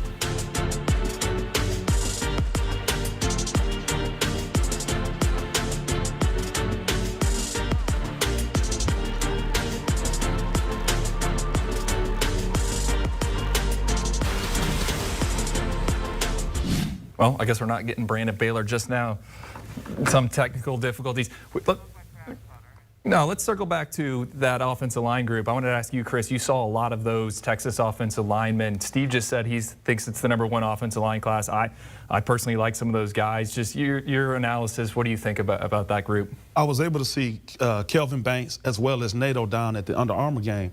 And so what you saw was body types. They wanted to get bigger, add length, add some girth in the trenches, and then they got some guys that are going to be developmental. But when you saw Kelvin Banks, who's normally a left tackle, who that week played right tackle, and then you saw how NATO was in the one-on-ones, you were really encouraged by what Kyle Flood was able to recruit to fit that offensive line that he has down in Austin. And so you see the long-term development. You see a group where you're bringing in 6 guys. And now you got some guys that are going to be able to play right now. You got some guys to develop long-term depth. And now, again, you're building what you need to do, which is continue to build in the trenches to be able to affect the game, not only in the pass game, but more importantly in the run game, especially when you got a running back like Bijan Robinson, and you want to hopefully continue to bring guys in like him to run behind those guys that you're going to have in the trenches. The one thing I don't think people mention enough with that Texas offensive line group is how about that NLI deal they got? Those guys. Didn't some one of the players tweet about them? Back to Travis Hunter, though. We mentioned him with Jackson State. What makes him a special player? I mean, I feel like we always talk about him. Chris, I'm going to start with you. Travis Hunter at the Polynesian Bowl played corner, play wide receiver, return kicks, return punts. What you saw was an exceptional high-level athlete, somebody who had great body control, excellent top-end speed, and a guy that had so much growth still left from a physical standpoint. So you see the traits. Now you see the growth in the body type, and it's just a matter of how he wants to develop and buy into what Deion is going to do. You're going to be able to go play corner. You're going to get coached up by one of the best guys to ever play the game. And I think when you see what Travis Hunter has in his body, along with hopefully what Deion and his staff are able to get out of him at Jackson State, you see a guy that is going to play on Sunday and potentially can live up to being the #1 player in the country and a first-round pick. Let me ask you this. They queued up the reel earlier. You said that the Florida State coaches would be fighting for him to play offense or defense. Is the expectation he's going to do everything at Jackson State? No question. Look, when you have a talent like that, you don't want him standing next to you. You want that guy on the field. So receiver, corner, nickel, and in the return game, Travis Hunter does not do you any value standing next to you. So I'm thinking prime time, having been a guy who done everything, when he was in college, he'll try to do that with Travis Hunter at Jackson State. Travis Hunter's the best two-way player to come out of the Peach State since Champ Bailey. I mean, you're talking about a guy that I think is a 5-star receiver, in my opinion. Travis Hunter had almost 4,000 yards receiving in his career, 48 touchdowns. I think that's a state record. And he got hurt. He missed a couple games as a senior. He would own a couple more records on the offensive side of the ball if he didn't get hurt. But he did win a state championship, came back and helped them hoist that Cristobal down there. And then obviously had the 19 career interceptions. I mean, and a lot of those interceptions, it's not like people were throwing at him. I mean, he's baiting and reacting and closing on the football quickly and taking it away. I mean, he's just a special, natural football player. As a receiver, he kind of reminded me of Devontae Smith with this frame and how that's going to develop. And then as a corner, he's just so instinctive. And when the ball's in the air, it's his. Well, obviously, no HBCU had ever, and at least in the 24/7 sports era, signed the #1 HBC or the #1 player. But let's take a look at the highest-ranked HBCU classes.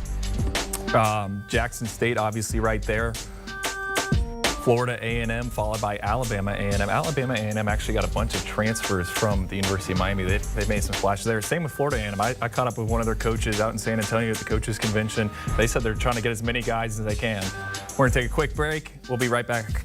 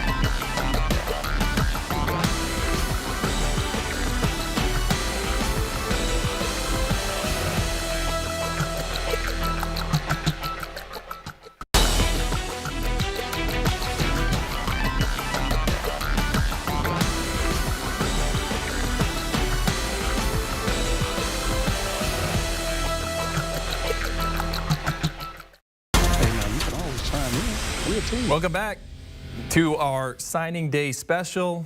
Guys, Andrew Ivins here, Cooper Protegna. I always mess up your last name. I knew you were gonna give me that look. Chris Singletary. We're gonna talk Pac-12, right? And guess who has the #1 class in the Pac-12? Stanford, not USC, not Oregon. It's Stanford. Chris, what do we like about this group? I think with Stanford, they took advantage of the coaching changes at a couple of places in their Pac-12 conference. And then the nugget of the class was a guy by the name of David Bailey, one of the top edge rushers in the country. You bring a guy like him in, and then now you're able to address some needs. You add him with Ernest Cooper and with Tavita, and now you see how they're building their team back to be stronger up front in the trenches. And so now they're doing some great things defensively. If you look at the monitor, you see David Bailey off the edge at 6'4", 230 pounds.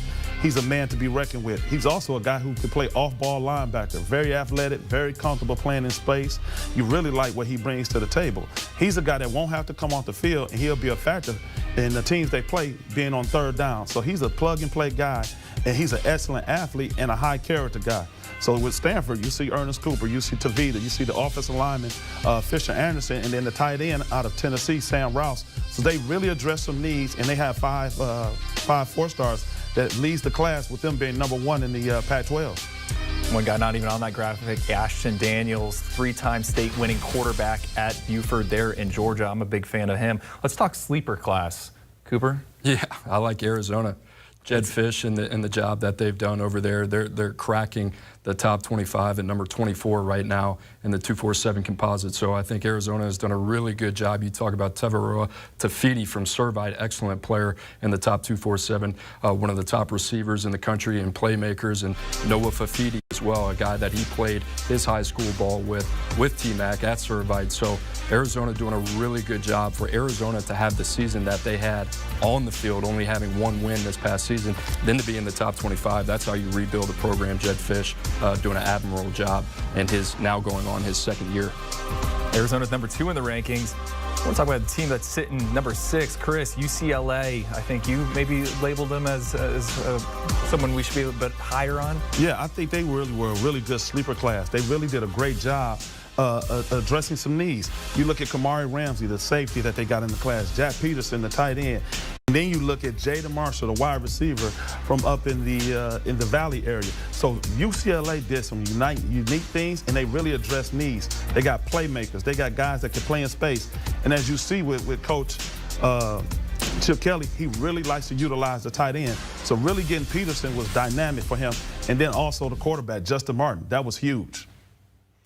One guy I like in that class, Justin Martin, the quarterback. We saw him out in San Antonio at the All-American Bowl, pushing the ball down the field.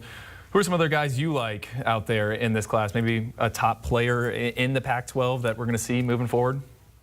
Yeah, I think Kamari Ramsey. I'm sorry to jump in front of you, Chris, right there.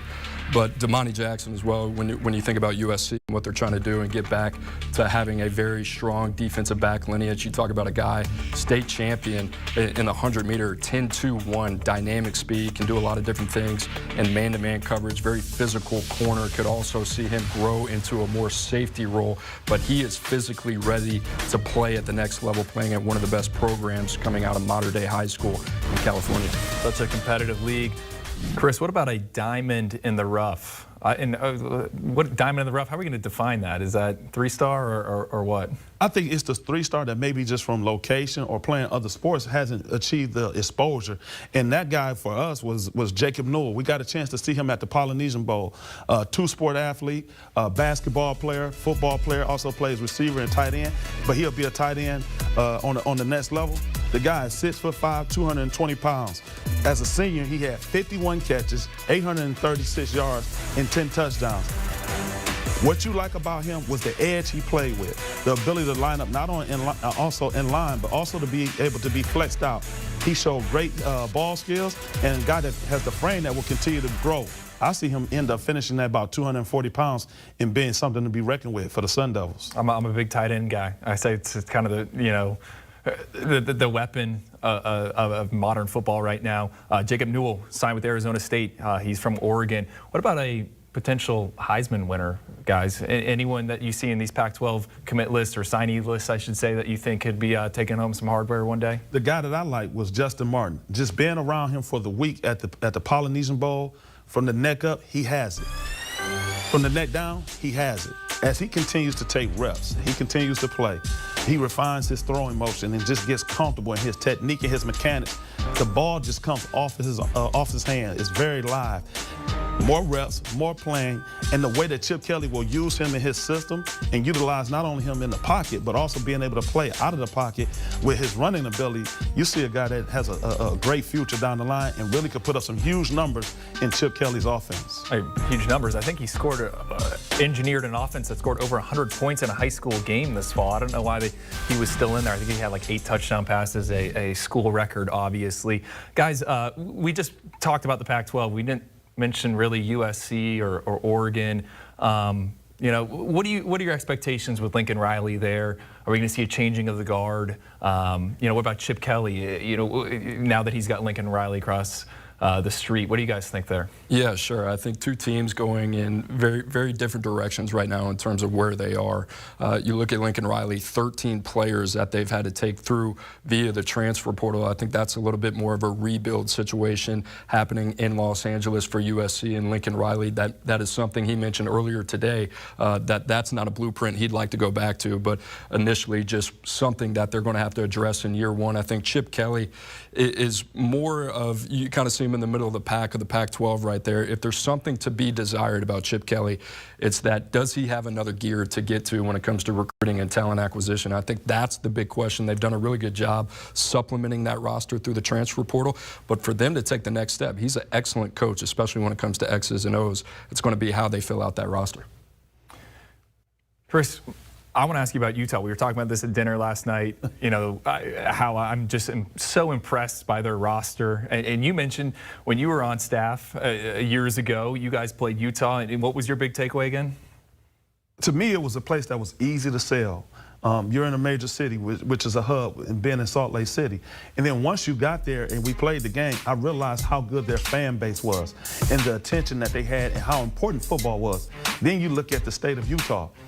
And as we talked about again last night, there are a lot of big people, a lot of big players. So they're automatically going to do well with guys in the trenches on the offense and defensive line.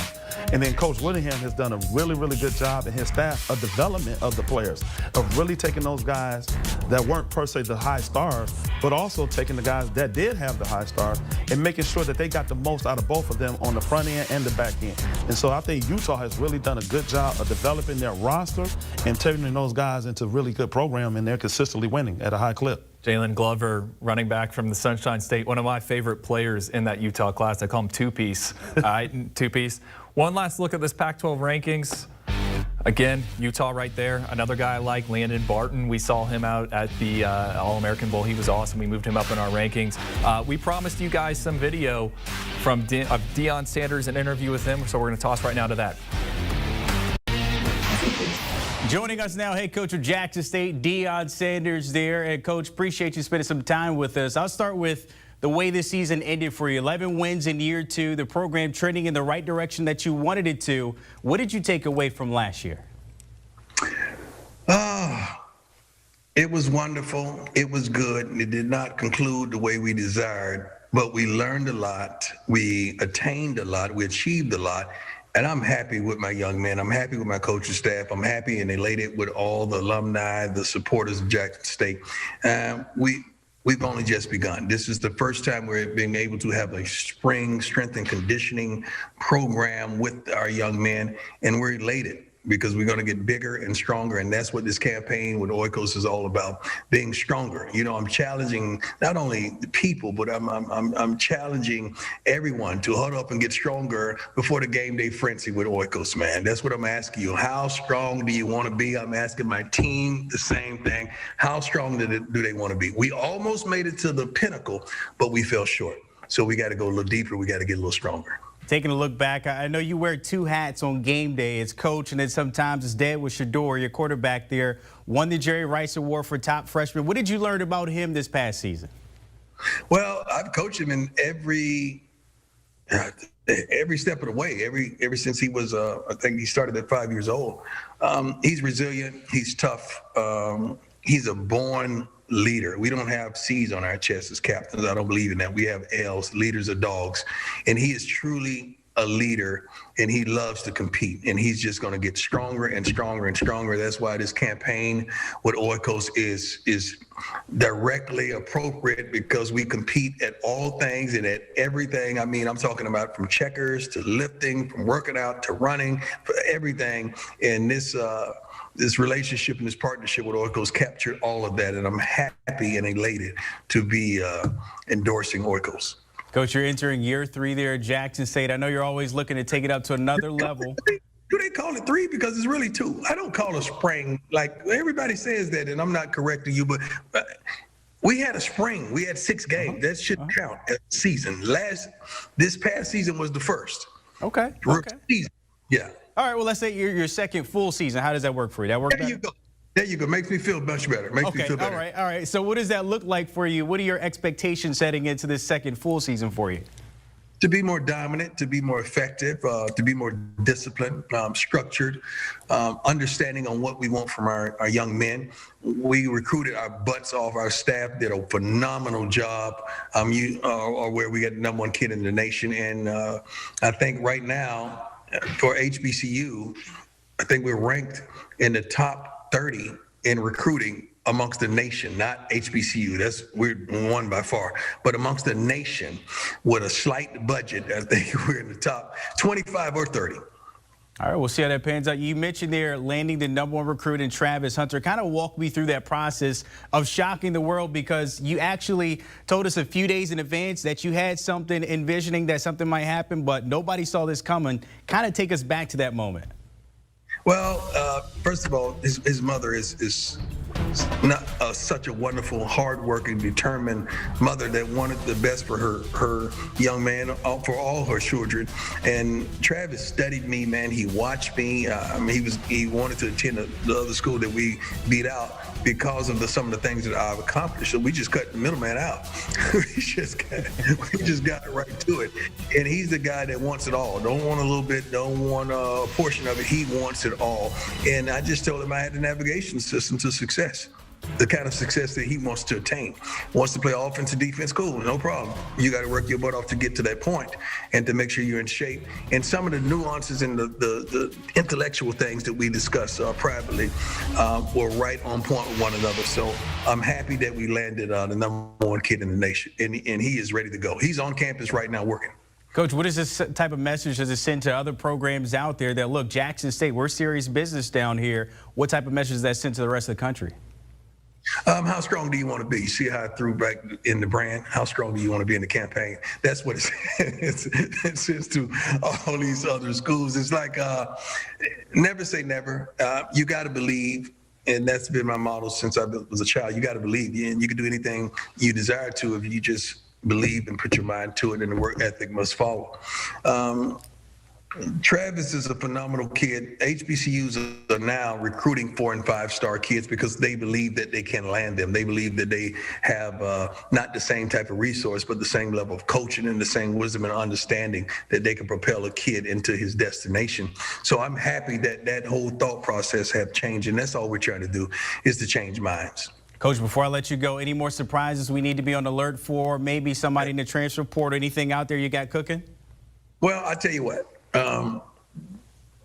They keep asking us how strong do we want to be. That's the tagline of the spot. And we want to be strong. We really do. And we have, I think, maybe a couple more. I'm hopeful. I know we have one more, but hopefully a couple more big-time guys that's going to come here and produce change instantaneously with the way they play the game of football. And they're going to be young men that's going to be an asset to each and every community that they endeavor to.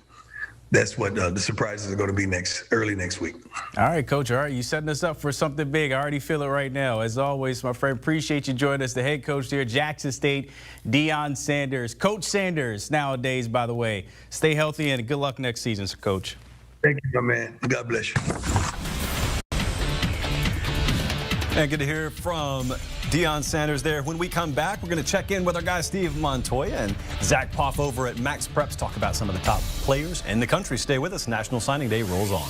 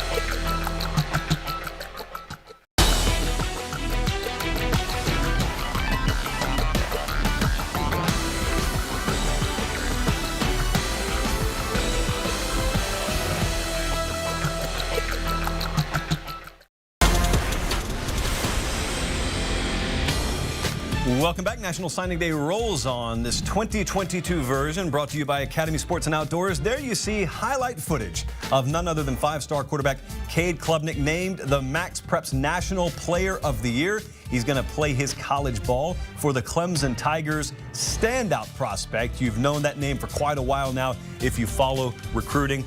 And there are several names that we're about to get into momentarily. We're our guys from Max Preps, but here you see some of those names right now in advance of that. As I mentioned, Cade Klubnik, the National Player of the Year. We just talked a lot about Travis Hunter, and we heard from his head coach, or will be head coach, at Jackson State, Deion Sanders. Drew Aller, huge, pivotal name for this Nittany Lions top 10 signing class. And a couple of more guys, in fact, several more guys. Let's dive into this right now and bring in Steve Montoya and Zach Poff from Max Preps. And I wanted to start, guys, with this Max Preps Player of the Year, Cade Klubnik. Steve, I'll start with you. What kind of player are we looking at here? We're looking at a winner. Comes down to that. He's won 3 state titles at Westlake. They have a 40-game win streak with him at the quarterback.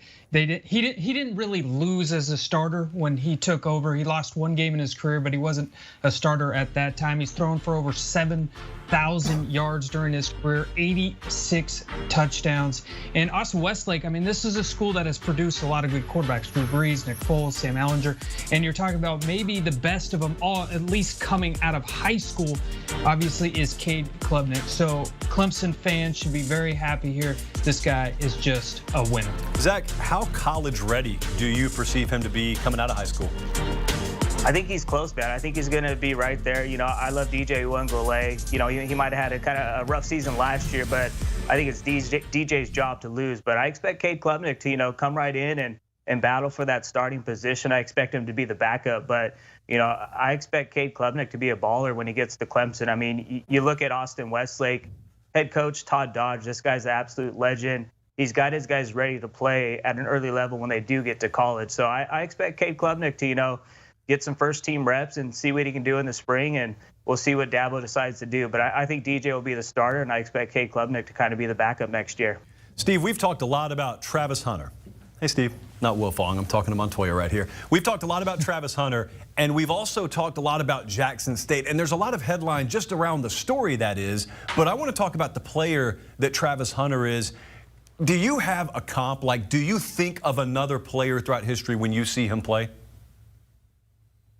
Man, that's a very, very good question. I think since we've been doing this, he's got to be the most exciting player that we've seen come out of high school, just in terms of just like when you put on his game film, when you watch him play, just how exciting he is to watch, because it's hard to compare him to really anyone, because he just does everything for this team, and he's arguably one of the most exciting players we've ever seen come out of high school, and we've been doing this for a long time. So I know I didn't really answer your question that well. It's just because I don't know if I can compare it to anybody else, because just how fun he was to watch.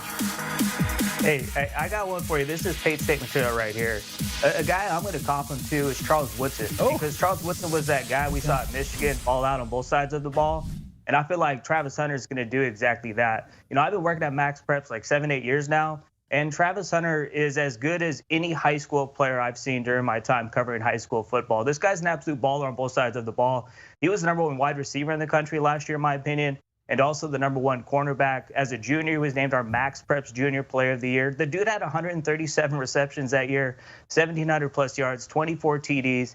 He led Collinsville all the way to the state championship game that year. They lost. Came back a senior year. They won a state title. And, you know, he's going to be fun to watch at Jackson State. And how happy is Shadur Sanders? Not only does he get Travis Hunter to throw the ball to, he also got the Missouri Max Preps Player of the Year, Kevin Coleman, a 4-star recruit, a top 50 player overall. So Shadur Sanders is probably the happiest dude in America right now. Steve, there are a lot of hopes and dreams in State College, Pennsylvania, riding on the arm and shoulders of Drew Aller. And this is another quarterback that we're talking about here, 5-star in nature. He's headed to Penn State. What kind of player is James Franklin getting? He's getting a quarterback who can make all the throws you want. I just recently was watching his game film just to get re-caught up of him, and he was our Ohio State Player of the Year for a reason. He threw for over 4,400 yards this season, 48 touchdowns, and again, I go back to just watching his game film and just watching the types of throws he can make. And he's just an incredible talent. And, you know, he threw for just an incredible amount of yards, over 9,000 yards. If you want to, you know, compare at all, Joe Burrow, he just passed him as one of the top players in Ohio for the most passing yards. So if you want to compare him a little bit, maybe, Joe Burrow there. But Drew Aller, just an incredible talent, especially he's a big kid, 6'5", and he's just a gunslinger with his arm.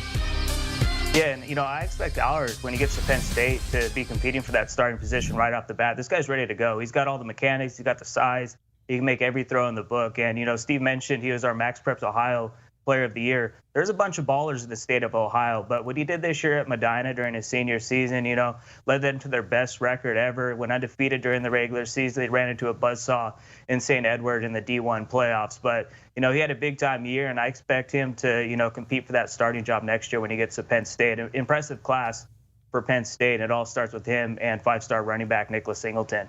One more name I wanted to float out there is Kenyatta Jackson. This is a guy headed to Ohio State. He's already signed with the Buckeyes. But, Steve, when you look at the player comparisons and you look at the height and weight there, it's the kind of height and weight at 6'5", 235 that it feels like you could project so many positions. How does he project at the next level? Yeah, again, I just watched his film as well.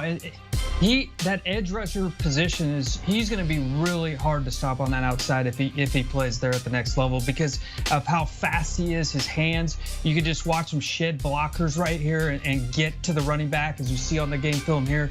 And it will be really tough for offensive linemen to block him just because of his speed.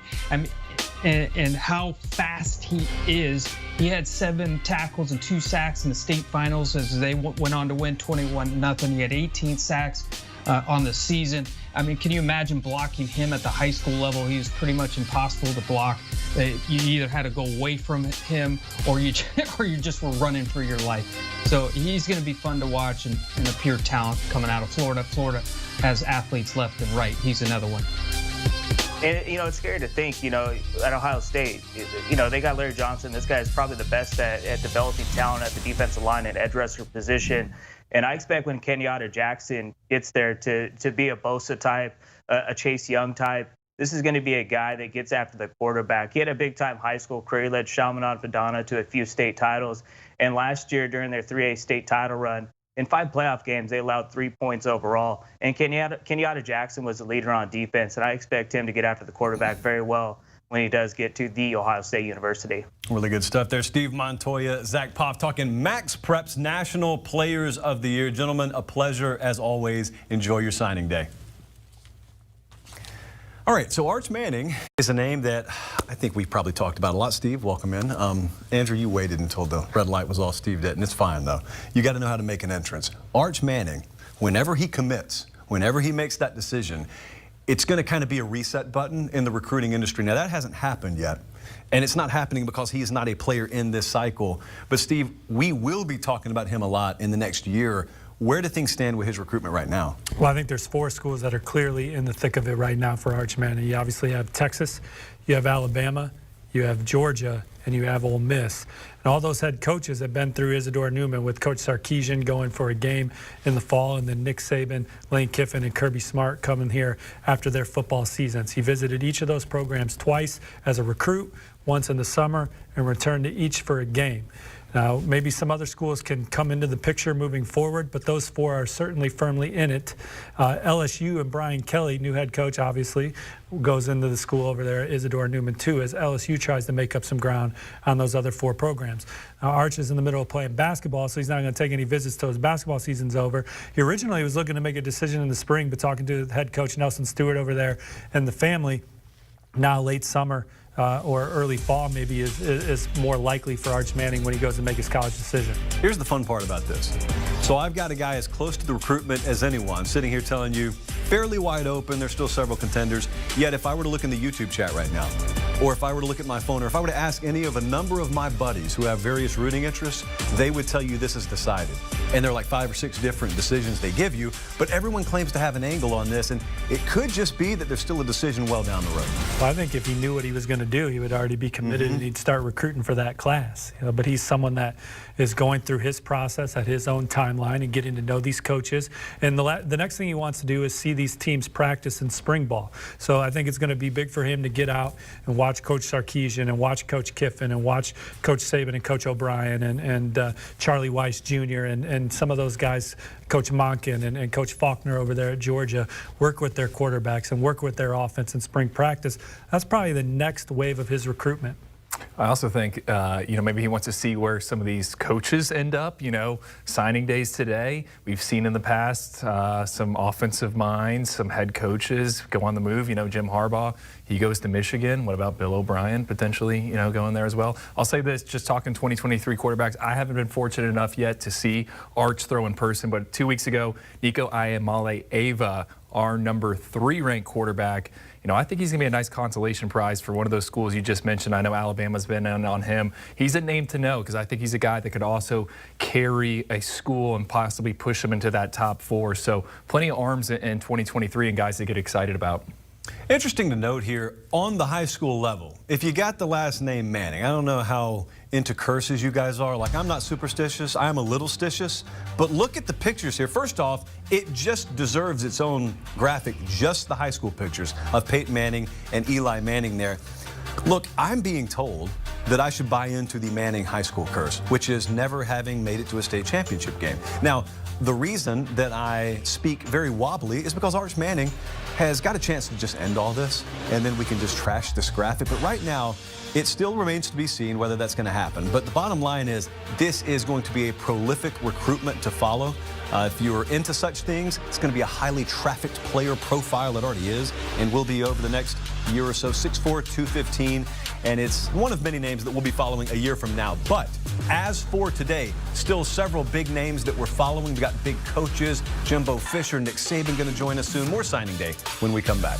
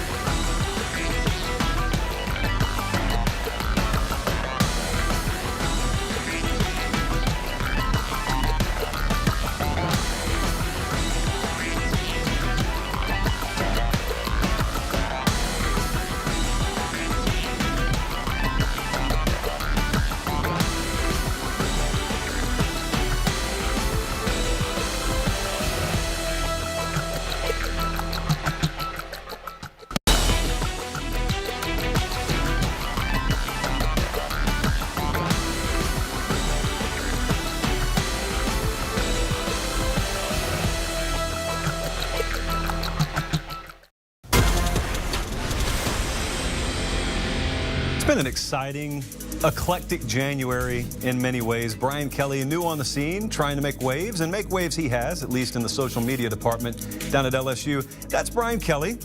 This is not doctored, it's real footage. There's no post-edit that's done on this. And that's Stanley Lewis, 4-star, 3-star tight end there from Louisiana. The good news that day was he was participatory. The bad news is he just committed to Alabama. And with that, we cold sizzle and we roll on. Guys, National Signing Day 2022.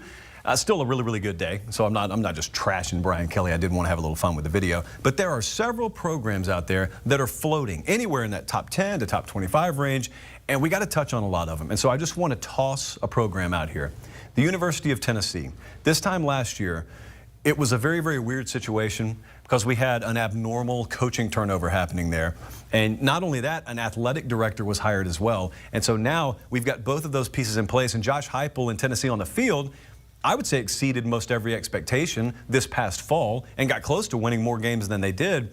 So Andrew Ivins, I'll start with you. Just overall impressions of Tennessee from a recruiting standpoint. Now we're one cycle in pretty much. You said exceeded expectations on the field. They've done the same on the recruiting trail. You know, Josh Heupel, he was at UCF.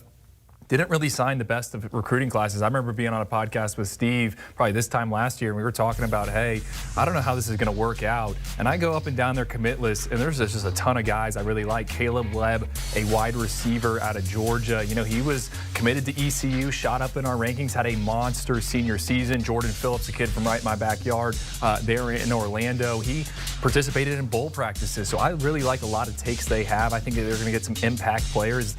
They made some inroads in the state of Georgia, which isn't easy to do. That is SEC country. It's not like they're, you know, going to different parts of the country to try to get players. So I think it's been impressive what Coach Heupel has done and his staff, and I'm a fan. You know, I think there's going to be a ton of talent in Knoxville for years to come if they can keep this up. Don't be surprised if we look up in the SEC in a couple years and James Pierce and Joshua Josephs are among the most disruptive players in that conference. And really, I just think that they did a really good job in Georgia. You know, for the Georgia Bulldogs, Kirby Smart can't take them all. They're going to be defined by the guys that they take. But there's some really good players in that state that are going to now have to play against the University of Georgia. And I think Tennessee did a good job of going into that state and landing those guys. Tyree West, the former Georgia commit. Addison Nichols, a coveted offensive lineman that chose Tennessee over Georgia, USC, and Ohio State. And then they have a quarterback from Indianapolis, Taven Jackson, whose older brother is an all-Big Ten player at IU for basketball. Taven Jackson's won his last 24 games as a starter on the high school level, played in 3 straight state championship games. He's a talented guy with a high upside that it'll be exciting to see what Coach Heupel and that staff can do with him. So on early signing day, we were talking about Travis Hunter, and he's not going to Florida State. And then there was a lot of talk about Jackson State, but we didn't so much look back and say, all right, well, what's going to happen with that Florida State class now? Well, I'll tell you where they are right now. They're ranked 19th nationally, and here we sit on National Signing Day. So let's talk about the Knowles class for a minute or two. Very latest impressions on this class from Mike Norvell. Well, they lost Travis Hunter, right? I mean, that's kind of a hard guy to replace, but I think 2 consolation prizes sit at the top of that commit list. Sam McCall, Azariah Thomas, two-way players. I mean, when I put on their tape, and if I'm ranking these kids in the state of Florida, which I do, I think you can make a case that both these guys are top 5 receivers in the state. Like, they could play receiver on Saturday. Expected to be defensive backs at Florida State, but I think those are guys that can come in, play right away for Mike Norvell, make an impact on special teams, that third aspect of the game. So I really like those 2. A.J. Duffy, the quarterback, you know, he was at IMG Academy, had a stronger week out in Orlando at the Under Armour All-America game. It seems like the folks in Tallahassee think very highly of him. We'll see if he can insert himself into that quarterback competition here this spring. He's already there on campus complaining about how cold it is in Tallahassee. Apparently, I was reading our guys at Knowles 247 during my lunch. So, you know, a lot to like in the class. And then I think they landed most of their top offensive line targets. They would have loved to have Elijah Pritchett, who went to Alabama, but to go out there and land 4-star All-American Julian Armella. They get Jalen Early, Quayshawn Sapp, and Kanaya Charlton was an under-the-radar guy in the state of Georgia from Brunswick that they recruited heavily and got to campus several times. So 4 offensive linemen in the fold for Florida State at a major position of need. Several more programs in the ACC to talk about Miami, North Carolina, and we will do that and more when we come back. National Signing Day rolls on. Stay with us. It is CBS Sports HQ and the 24/7 Sports YouTube channel, wall to wall, as we roll on today.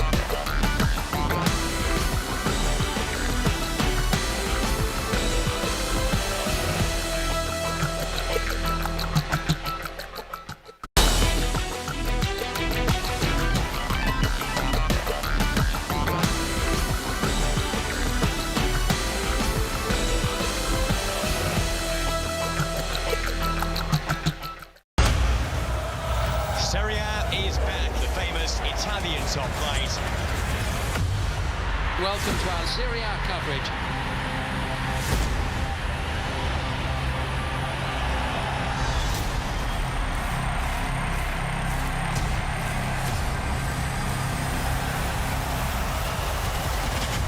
What a goal! Emphatic finish! What about that? Immobile!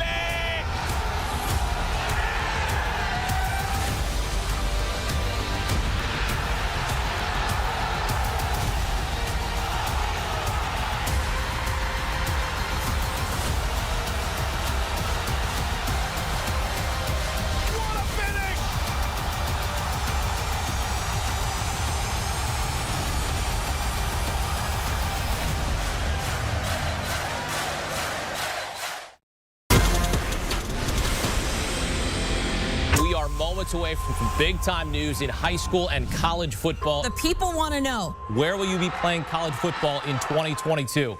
I will be committing to the University of North Carolina.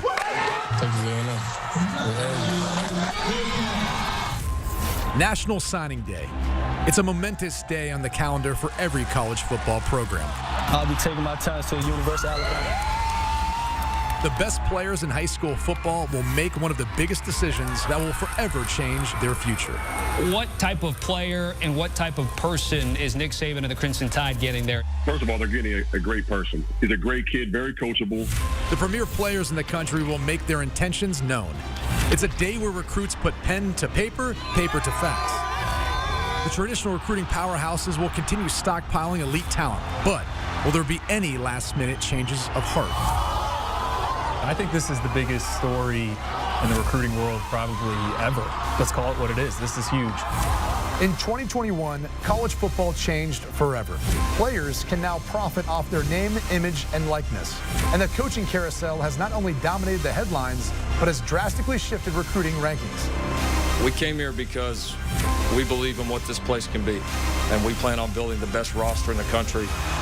The moment these athletes have worked their entire lives for has arrived. The race towards the top signing class starts right now.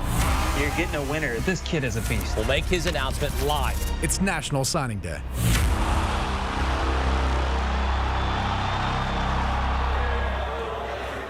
And National Signing Day rolling on here on CBS Sports HQ and the 24/7 Sports YouTube channel. Got an entire cast here in Fort Lauderdale, but we've also got several people we love to talk to out there who are the actual reason that we're here today. We've got commits that we've already had, and we've got commits still to come. But we've also got the Texas A&M Aggies now locked up with the #1 class in the 24/7 Sports team recruiting rankings. And look, let's go ahead and just add on to that #1 class of all time. And if you want to hear us talk about that, that's fine. We're going to do that all afternoon. But why not just bring in the head man himself? Jimbo Fisher is there in College Station. Coach, I don't know if you're aware of this. There's a graphic floating around here of you with a championship belt flung over your shoulder. So if you don't want that, you just give me an address and we'll send it to an assistant coach. It'd make a great wallet-sized photo. What has this day been like? It's been a very good day. I mean, we added to our class Shamar. Tremendous player, tremendous young man, has size, speed, has all the measurables, but also he's a better person than he is player. He's a great young man to be around, and I think he can have a huge impact on our organization. When you guys met as a staff, and this would have been months ago, but when you identified the key needs and the characteristics and the boxes that you wanted to check, what did you need to do in this class, and what do you feel like you accomplished? I think we hit every need across the board. We had to have a quarterback. We had to have a running back. We had to have big play receivers. We had to have Listen, in our league, the lines of scrimmage on the offensive and defensive lines are huge. We think we addressed that. The secondary was big need. Linebackers, we got some couple of great linebackers in the class. You know, guys get affected. Your game changes. Guys get affected offensively, defensively, and we also got a great kicker. I think we got as good a kicker as there is in the country. I love him. And you know, we were across the board, and I think you have to today. And you know, with kids leaving, transfer portal, all that types of things, you know, getting this class and getting every athlete across the board in every position was critical for us. How important is it for you as you transition now to a program where the cupboard is a lot more stocked with talent than maybe it was when you first got there, at least the kind of players that you want on campus? How important is it for you to preach competition on the recruiting trail and get kids to buy into that concept before they get on campus? It's better if you don't need to come here. And our biggest battles have to occur on that practice field. We have to be able to match whatever opponent we're playing with practice field competitiveness, and that's what we did. The great teams we had at Florida State, and I think we're starting to do that here a lot better. And I think that's why the future looks so bright. But you have to be willing to have a guy at your position or another position or guys around you that are just as good as you, because this is a team sport. You can't do this with 2 or 3 players like you can in basketball at times. You got to have great teams, but you got to have difference makers. But in football, you got to have it across the board, and that's one of the big things we preach is, if you want to be a champion and you want to have that competitiveness in practice and develop into it and be the first to win that championship here, this is where you need to be. Texas A&M head coach Jimbo Fisher. We'll get you out of here on this one, Coach. Everyone in our line of work's got an opinion about transfer portal, but they've also got an opinion about NIL. But you're there on the ground, and so you deal with it directly. How big an impact has it had on the sport? Where do you like it heading, and what do you think about where it's headed? And how did it impact the way that you guys are now going about things at Texas A&M? Didn't affect recruiting at all. And our NIL, and I'll say this, and I'm going to address it in my press conference. This $30 million deal is a joke.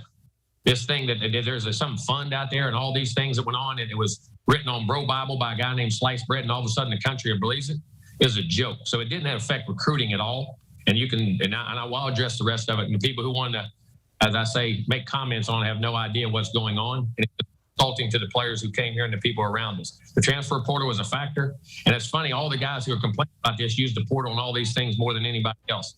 All the coaches in our league are griping across the country. It's amazing what goes on. But it is a factor. I think it affects high school kids. I think the portal is affecting junior college kids, and I think it's affecting high school kids, the guys that are signed, because guys are taking others, guys that are in college and things. But listen, rules are there. I don't know where it's going to go. We're in the first year of it. It's going to be interesting where things go. But obviously it's here to stay. Look, what's the biggest misconception there to you, and how do you personally feel about where it is right now? In what regards? Please explain. So a lot of people, as you said, say a lot of different things about NIL, what is true, what isn't true, and there's a lot of perception out there, but yet you're there on the other side of the curtain, and so you can address it directly, and you have all of the inside knowledge of it. What is the biggest misconception out there relative to what actually is going on? Funds or all these things that people were talking about, and the high school kids for sure. Players and your team, they do get those things. We were one of the lower ones. I mean, if I remember right, it was Nick who brought up his quarterback got $1 million deal. I mean, and that was great. Ohio State put out an article that they had the highest NIL deals of anybody in the country, which is legal. It's all legal. It's fine. But that had nothing to do with this class or anything else in which it went on. This was hard work by our staff. And I say it's insulting to the kids who come here that you insinuate that. And people insinuate that that things were taken off a message board. Bro Bible by a guy named Sliced Bread, whoever the heck that is, who has no clue about what goes on. But NIL is here to stay in college football. It's going to be a factor in college football. There is no doubt in the future going forward. And so in the transfer portal. So it's here to stay. But those reports and the things that people say are very irresponsible. And then people need to figure out the truth before they do it. There's a lot of reputable people in this business who I really respect that copied that. There was a vice president of Notre Dame who even said that, who off a message board? Come on now. And what goes on, and people have no idea what's happening, and those things aren't true. Texas A&M head coach Jimbo Fisher, hey, we appreciate you being direct and addressing it here because not everyone in your line of work actually will do that. So Texas A&M and Jimbo Fisher landing the top class in the country today. Coach, not only to you but your entire staff, congratulations. I know this was a long time coming, and we appreciate you joining us. All right, so obviously that gave us about 3 hours worth of content to talk about. Initial reaction and takeaways to what he just said. Sliced bread will be a popular trending phrase on Twitter or something like that.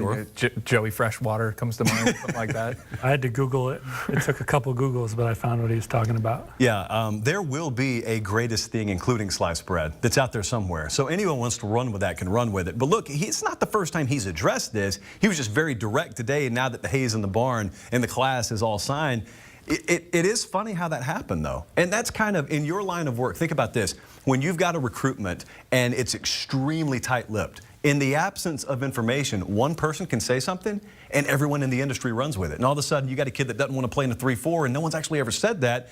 And it's kind of been the same way here. A dollar figure gets floated out and all of a sudden everyone runs with it.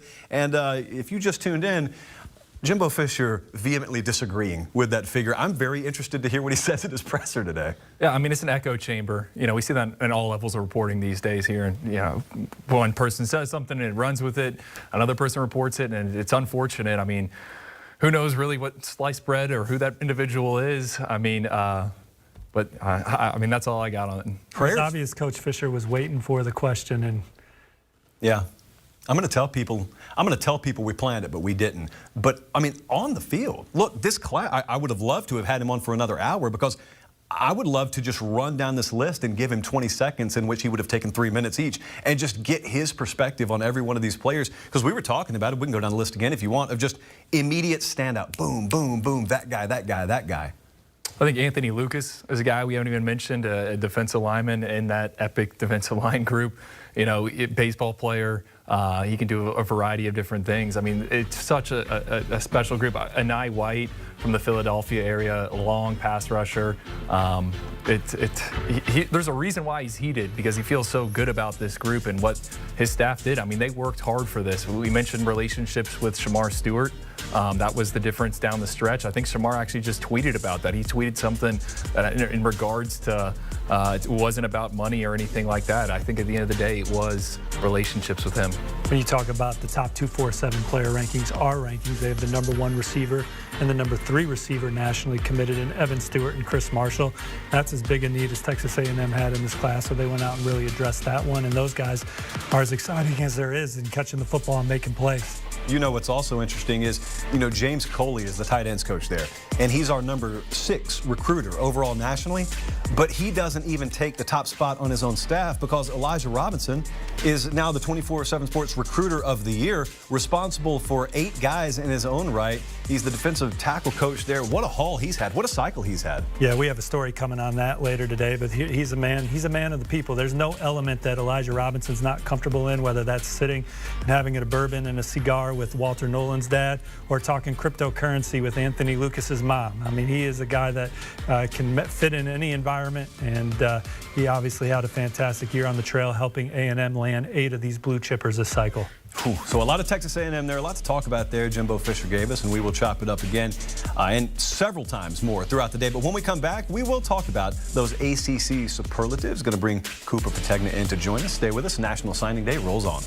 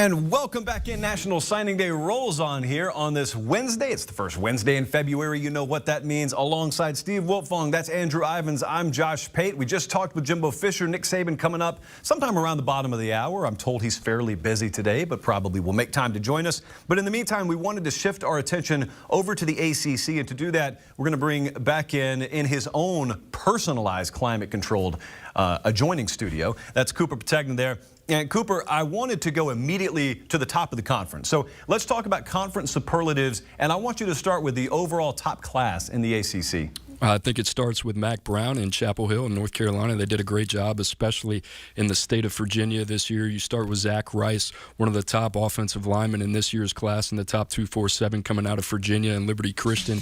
But a guy who played a little bit of right tackle where there's some conversation about him moving inside at the next level. I think he'll start his career as a tackle. Going to be interesting to see what side he plays on, ultimately on the left or right side. But certainly a guy that's a huge get for North Carolina. And then Travis Shaw, one of the best defensive linemen in the country.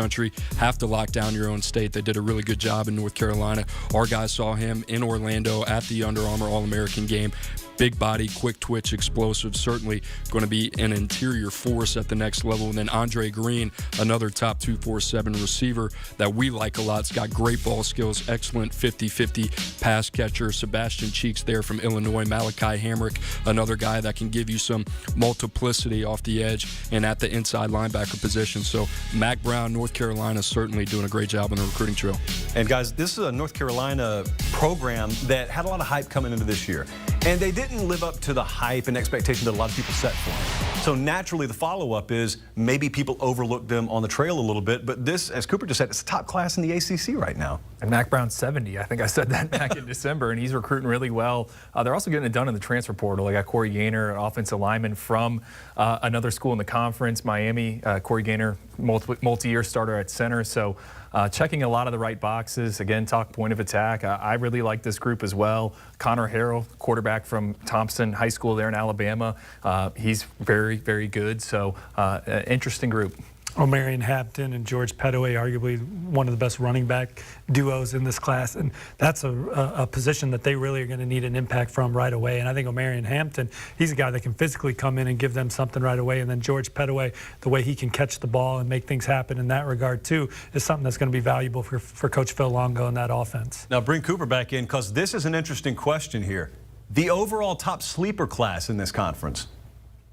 Yeah, well, they were asleep coming into the day. Now they're awake. Mario Cristobal making quick work at Miami, and this is what he does. This is why they brought him to Miami, to be able to keep talent home, and he's done a tremendous job between Trevante Citizen today, who was between LSU, Florida, and Miami. That's a big win for him going into Louisiana, being able to pull that caliber of a player. We talk about Cyrus Moss, who he landed out of the state of Nevada in Las Vegas, one of the top edge rushers in the class. And then Nigel Kelly, a guy that we really like as a perimeter pass rusher from the great state of Florida as well. So Christopher Graves, another guy who certainly worked his way into that conversation, who kind of shot up the board for us later in the process. Mario Cristobal rejuvenating the University of Miami on the recruiting trail. This is just a start, doing a really good job in the class of 2022.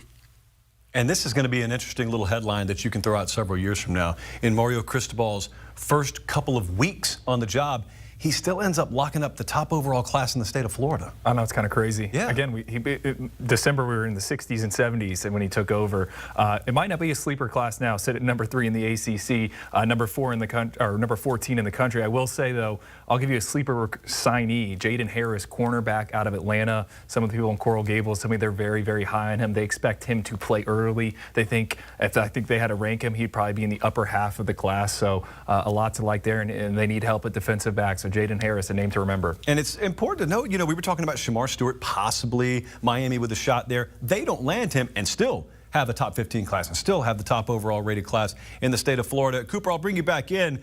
Now, I'm looking at what your answer is right here. The folks don't know yet.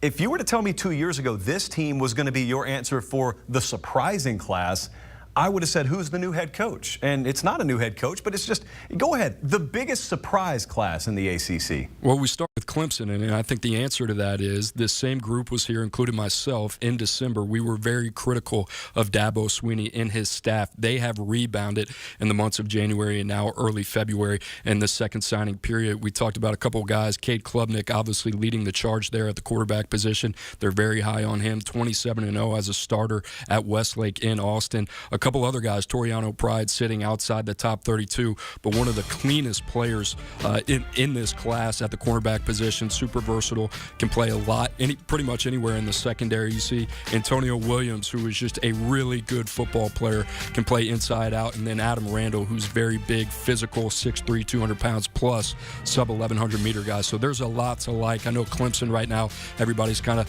throwing the flag out and raising some questions about where they are versus where they've been.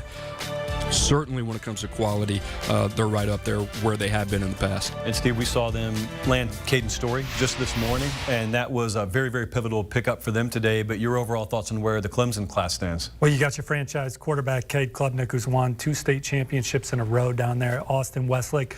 That's the largest class in the Lone Star State, arguably the toughest gauntlet of high school football you'll find in the country, and he's undefeated 2 years in a row, leading his team to a championship there. So you got your franchise quarterback under center. The secondary is outstanding. He talked about Jaden Lucas and Taurian Pride, but Sherrod Cobbles, a hard-hitting safety that Andrew and I saw a bunch in the offseason and thought he was terrific. And again, those receivers, Antonio Williams and Adam Randall, are major pickups for a program that is desperate for some playmaking ability in that receiver room. Those are guys that I think can add some juice right away. Some top overall players here, and this is where we really dive into the weeds a little bit. The top overall signee that you see up and down the Atlantic Coast Conference there, Cooper. Travis Shaw from the great state of North Carolina. I think this is a guy that we talked about a little bit earlier in this segment, but we go back to him because there's just a rare combination of size and athleticism. You see, even at 300 pounds plus, him standing up, playing in a 2-point stance, gives you a little bit off the edge. You won't be doing that as much in college. We'll play inside, but with him, it's just more about maintaining the right habits, having structure at the next level at North Carolina. That's going to be critical for him to have success. Like I mentioned earlier, had a really good week down in Orlando.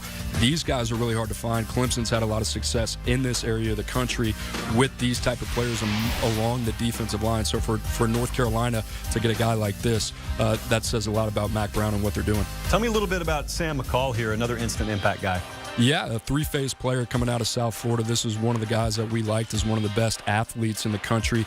Really in that 1,100 meter range, but does it all. Super productive on all ends of the football field. Can play a little bit of corner, can play deep hash safety, has excellent ball skills, really dynamic on the offense side of the field, and can give you a little bit in the return game as well. You know I want you on the hook for as many potential future cold takes as possible, so I need you right now to find me a future Heisman up and down the ACC right now. Cade Klubnik, and we talked about it. We talked about a guy, 70% passer at Westlake, 27-0. This is great competition in the state of Texas. I think Cade Klubnik, he's got it, whatever that is. We got to see him live in San Antonio, presents himself well. The only question mark with him, he's 180 pounds right now, so adding weight to that frame, adding bulk to that frame. Early enrollee at Clemson, so he'll get to accelerate a little bit in that process. And if you're DJ Uiagalelei, listen, Cade Klubnik, that's going to be a guy that's going to challenge you from day one, so that's going to be interesting to watch. Good stuff there from Cooper Pategna. Back here on the main set, I wanted to also just ask you guys really quick, the Virginia schools, both adding new head coaches. Just any quick thoughts on where those programs may be a year from now? I actually talked to a parent of a recruit that visited Virginia over the weekend, and they brought up how Tony Elliott has that thing rocking there. They were very impressed with him, so I think it won't take long for him to find his footing. And for Virginia Tech, that's a program that we've seen finish in the top 25 of the 24/7 Sports Recruiting standings before. And Brent Pry coming over from Penn State, he saw the template there with Coach Franklin and how involved he is with the recruiting process and how important it is from the head coach on down. And Brent Pry was part of so many big recruiting wins for the Nittany Lions. I think that Virginia Tech, we're going to see an uptick with them on the recruiting trail under this new regime. National Signing Day, always fun. A lot of fireworks. Cooper Pategna, I just wanted to see you smile one more time, my friend. There you see the ACC rankings up to the minute. North Carolina with the top overall class in the conference. Clemson, Miami, Florida State, and Virginia Tech round out the top 5. Still a lot more to come on this National Signing Day. Stay with us as we roll merrily along.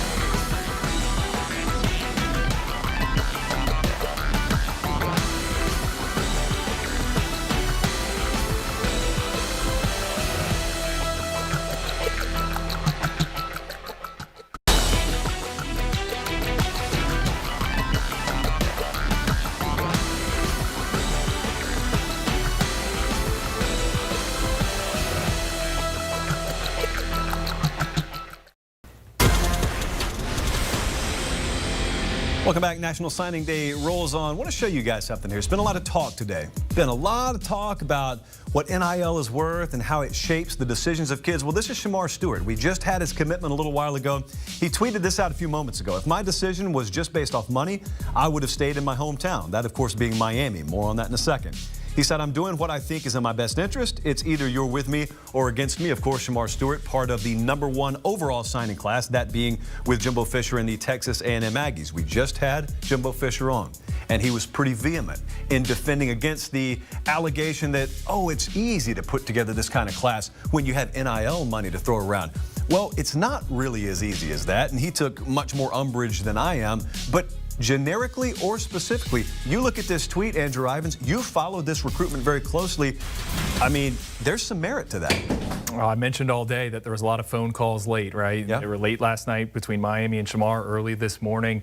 I'm under impression some of those phone calls had to do with NLI deals. You know, Miami was trying to maybe put together a package to get Shamar to Miami. So, you know, that's when he says, if it was about Miami, I could have, or money, I could have stayed at Miami. I do think there's some truth to that in some ways. It is fascinating. You know, imagine being on National Signing Day 2010 and then watching this signing day show and just hearing this open conversation. I'm told that Miami was putting together a financial package, but in the end, it could not match what drew him to Texas A&M. It's like the conversations that once upon a time you would have had over dinner that we just now have out in the open. I mean, I was driving in on the way here, Nigel Kelly, there was a billboard on I-95 of him signing with Miami, and he signed a month ago. I was like, what is this? You know, so it's just a crazy time, and we just keep evolving. So, Steve, I mean, you've been over here gathering information, but we listened to what Jimbo Fisher said. We just saw what Shamar Stewart said. I mean, what's your general takeaway from that? Well, I think a lot of the NIL deals that recruits are really tracking is what are the players in these programs? How are they cashing in on NIL? Because that's how I can also cash in. So what are like the baseline opportunities? What are put in place that are guaranteed moneymakers for a young man to make off their name, image, likeness? And the programs that have the most organization there and the most opportunity, I think those are the ones that are going to be most successful if that's a thing that a young man is really taking into account when making his college decision. Really interesting here. So we've got a lot still to get to. I mean, we've been here several hours, but it feels like you still have so much that you want to get to that we haven't been able to tackle yet. We've got several more programs that we're going to talk about. We're also going to talk to Nick Saban in just a few moments.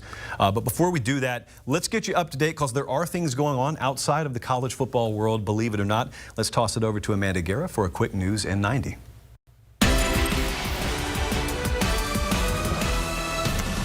And here is your News in 90. Reports that Jalen Hurts is having surgery on his left ankle. He suffered that high ankle sprain versus the Giants on November 28th.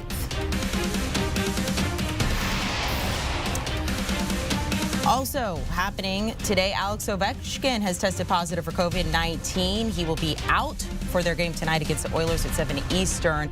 That means he will also miss the All-Star game going on in Las Vegas. In Washington, Spirit's Trinity Rodman is making history. She is set to become the highest paid player in NWSL history. The contract for 4 years, just over $1 million.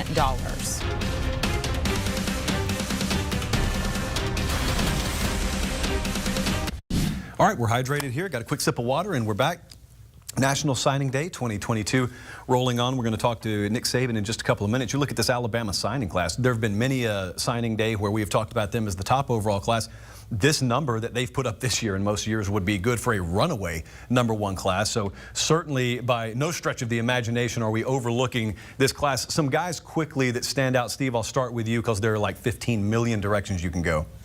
Well, if you were talking about best class, you could say pound for pound the best class. The only class in America to have average of over 95 per player in this class. So, but Jahad Campbell stands out to me immediately, and Ty Simpson. I think those are two guys that are going to be among the best players in the SEC on each side of the ball. I think Ty Simpson has a chance to be the next first-round draft pick at quarterback for Alabama. Led Westview High in Martin, Tennessee to its first ever state championship as a senior. a guy that can beat you with his arm and his legs, a guy that has a high football IQ, a coach's kid. His dad's the head football coach at UT Martin, and then Jahad Campbell is one of the more athletic front seven players in the country. He can play on the edge. He can play inside linebacker. He can cover. He can rush the passer. He's a guy that's going to make a major difference for Coach Saban and company. Speaking of Coach Saban, not the company, but the man himself joining us, and he's going to join us now from Tuscaloosa. National Signing Day, always a fun time. Alabama, always a fixture within this conversation, and Alabama head coach Nick Saban joining us here. Coach, we appreciate you taking some time. I want to ask you, what is waking up on this day like relative to what it was, let's say, a decade ago? Nothing. There's nothing like that. You know, sometimes I think that, you know, we anticipate changes, but then when the changes occur, you know, we're slow on the uptake to acknowledge them. So, you know, lots of people said when we had an early signing date, it would become the signing date, and it's kind of been that way. So not a whole lot of guys signing today, not a whole lot of guys that we recruited. We did sign one guy today. So, but it's pretty quiet, actually, and the focus is really on next year and trying to talk to a lot of the 2023 guys that we didn't have an opportunity maybe to go see in the limited amount of time we had out on the road. I'd love to hop about 50 million different directions here with you right now, but I really want to ask you about Jahad Campbell. That's a name that's got a ton of buzz in our world, and I know you wouldn't have taken him if there wasn't a fair amount of admiration on your side, but what kind of player is Jahad Campbell? I think he's an outstanding player. I mean, this guy's got great twitch, you know, really good first step. He can run, very explosive, you know, player. You know, he probably can play inside or outside. And he's made the right way. I mean, this guy loves football. He's got a great attitude. He's a hard worker, very productive, very instinctive. So you love to get these kind of guys, you know, to play defense. And, you know, hopefully he might be able to help us early on. Were there any evaluations that you saw evolve a whole lot during the senior year for these guys? Some guys that may not have been a take for you this time last year that really came on their senior year and earned an offer? You know what? I mean, that's the one thing that I'm not crazy about, that when we moved up the recruiting calendar to have the early signing date and to push up the visits and, you know, all that, sometimes, you know, the guy that we signed today, you know, Danny, was really a guy that, you know, we looked at this year as a senior, thought he played better. And that's one of the reasons we recruited him. So, but I think a lot of guys that have great senior years, and a lot of the big kids, especially who develop late, probably don't get some of the opportunities that they deserve, because we're already down the road with, you know, guys that we started recruiting when they were, you know, juniors or whatever. So that's one thing that I don't like about, you know, the early signing is sometimes, you know, I'm old enough that I recruited when you didn't offer a guy until after his senior year. So, you know, I like to keep looking for those guys, but, you know, sometimes you see a guy and you got too many other guys at that position, so you don't end up recruiting them. I'm going to tell you, this is me personally talking. Anyone can say what they want to. When you have talked about things like the transfer portal, NIL, early signing day, I hear, and I don't blame them, I hear from a lot of folks a perspective of what's best for their program. You're looking out for Alabama, but a lot of what you say, I personally believe, is what's best for college football. In this particular vein, where that early signing day should be, or how that college football calendar should be structured in December and January, what is best overall for the sport? Well, you know, there's a lot of different views and a lot of different takes on this, but I think there's some unintended consequences of some of the things that have occurred. You know, I think name, image, and likeness is great for players. They've always been able to work. They've always been able to make money. So now that they can use their name, image, and likeness, it's just a better way for them to do it.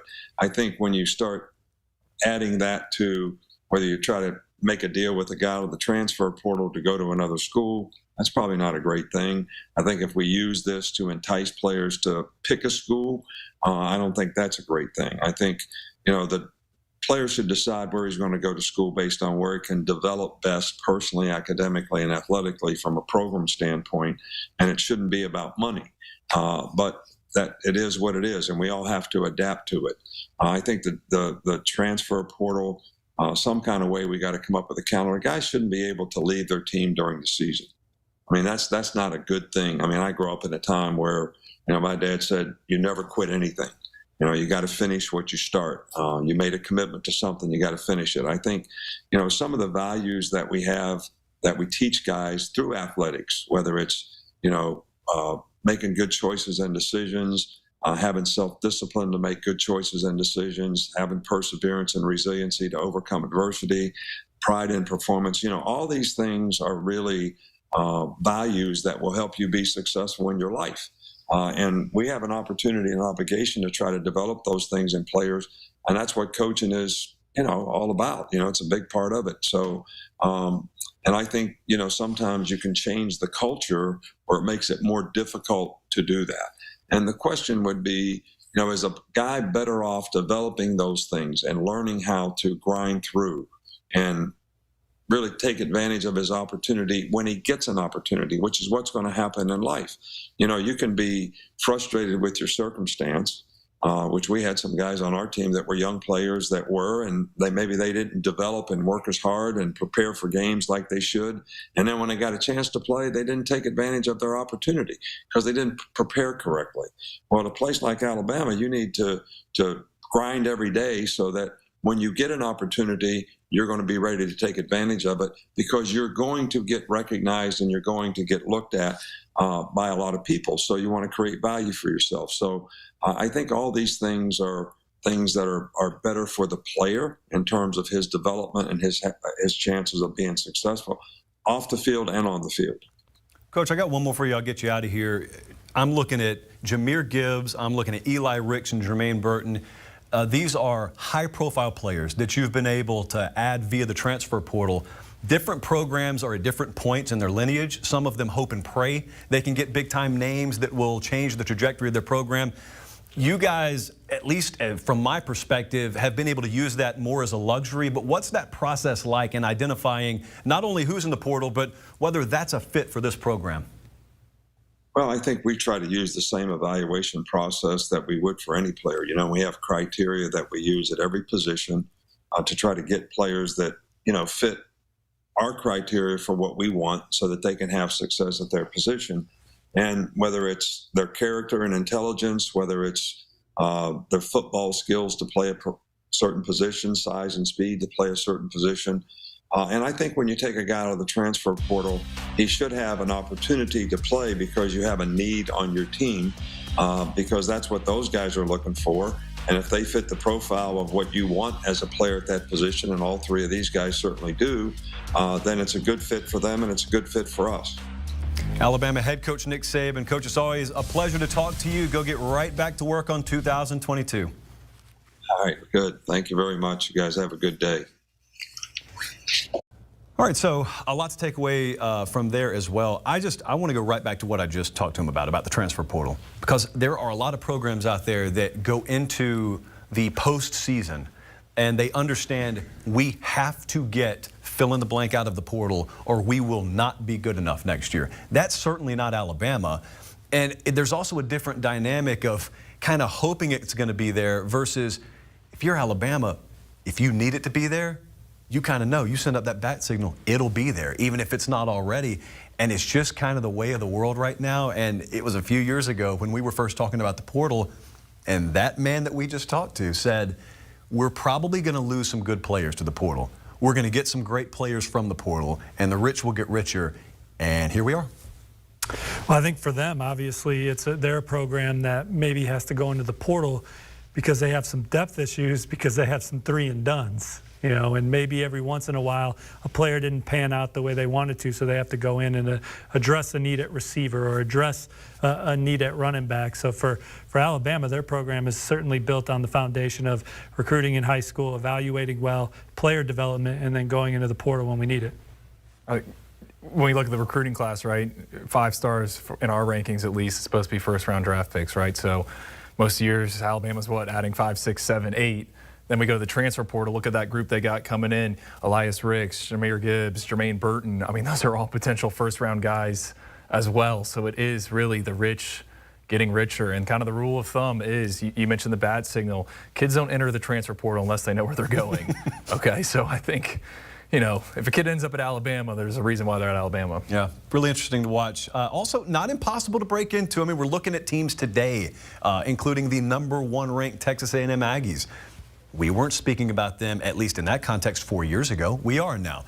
So it's not impossible, but you do have to have the ducks in a row. We'll go to break. We'll come back. Several more things to talk about, including a trip around the Big Ten with Chris Singletary. We'll talk about it as well. It is National Signing Day 2022.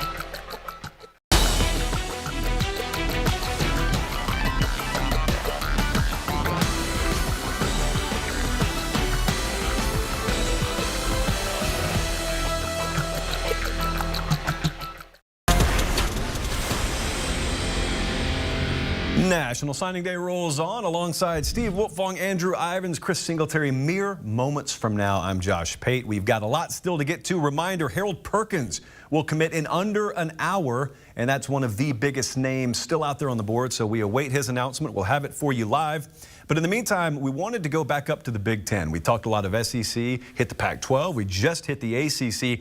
How about some conference superlatives here in the Big Ten? And to do that, we welcome in Chris Singletary.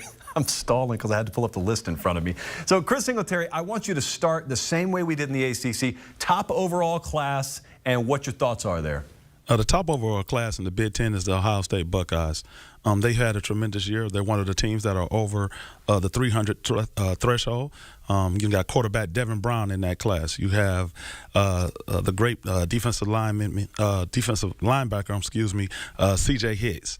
And then you have the guy with the reclassification in Sonny Styles. So they've definitely addressed some needs. You know, they had the 4 wide receivers. And so you look at the overall class and you see there are a lot of strengths in where they have addressed it. You know, the edge rusher, Kenyatta Jackson from down in Florida. And then they went to Duncanville and got Omari Abor. And so, you know, you got some nice players that will be able to fit for Larry Johnson in that defensive front. And then with the new defensive coordinator, I'm sure he's excited with his scheme and the guys that he has that are playmakers to be able to fit all across the board. And it's interesting because this Ohio State class is still very highly ranked. We haven't talked about them as much because there hasn't been a lot of signing day action. But as Chris just mentioned, it's a really solid class here. Well, yeah, I mean, Chris brought up Kenyatta Jackson. That's a kid I've been tracking for years right down here in South Florida. I hate to say it, but I don't want to regret one day that us not having him higher in the rankings. He had an awesome senior season, Gatorade Player of the Year, and the state title game. He was unblockable. I mean, he kind of just did whatever he wanted to do. So I think, you know, he can carry on that rich tradition of pass rushers at Ohio State. Would not be surprised if he's potentially an all-conference player one day. Devin Brown, the quarterback, you know, he was out at the All-American Bowl. I thought the most impressive thing I saw from him, we're in the hotel lobby. They had a little golf simulator there. He was bombing 300-yard drives, or looked like it, down in the hotel. So he's just really gifted at everything he does, and I think it's a great quarterback for Ryan Day and co. Multi-sport athlete. Yeah, multi-sport athlete. What about a surprise class here, Chris? Oh, with the surprise class, I have the Indiana Hoosiers. They had a tough year on the field, but that didn't stop them in how they went into the recruiting mode, and they did a great job. You know, they got Deshaun McCullough. Unfortunately, his father just took another job. They got Trayvon Mullins, a cornerback down in Florida.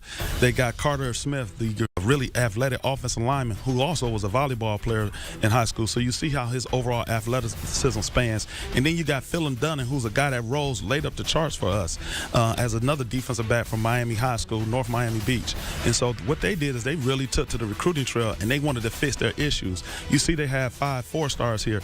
Coming off a 2-win season, Indiana did not come into this thing feeling sorry for themselves. They said, you know what, we're going to go out on the recruiting trail. We're going to identify guys that are going to help us immediately to get better to how they were the year before when they had a really, really good season and really broke out in the Big Ten.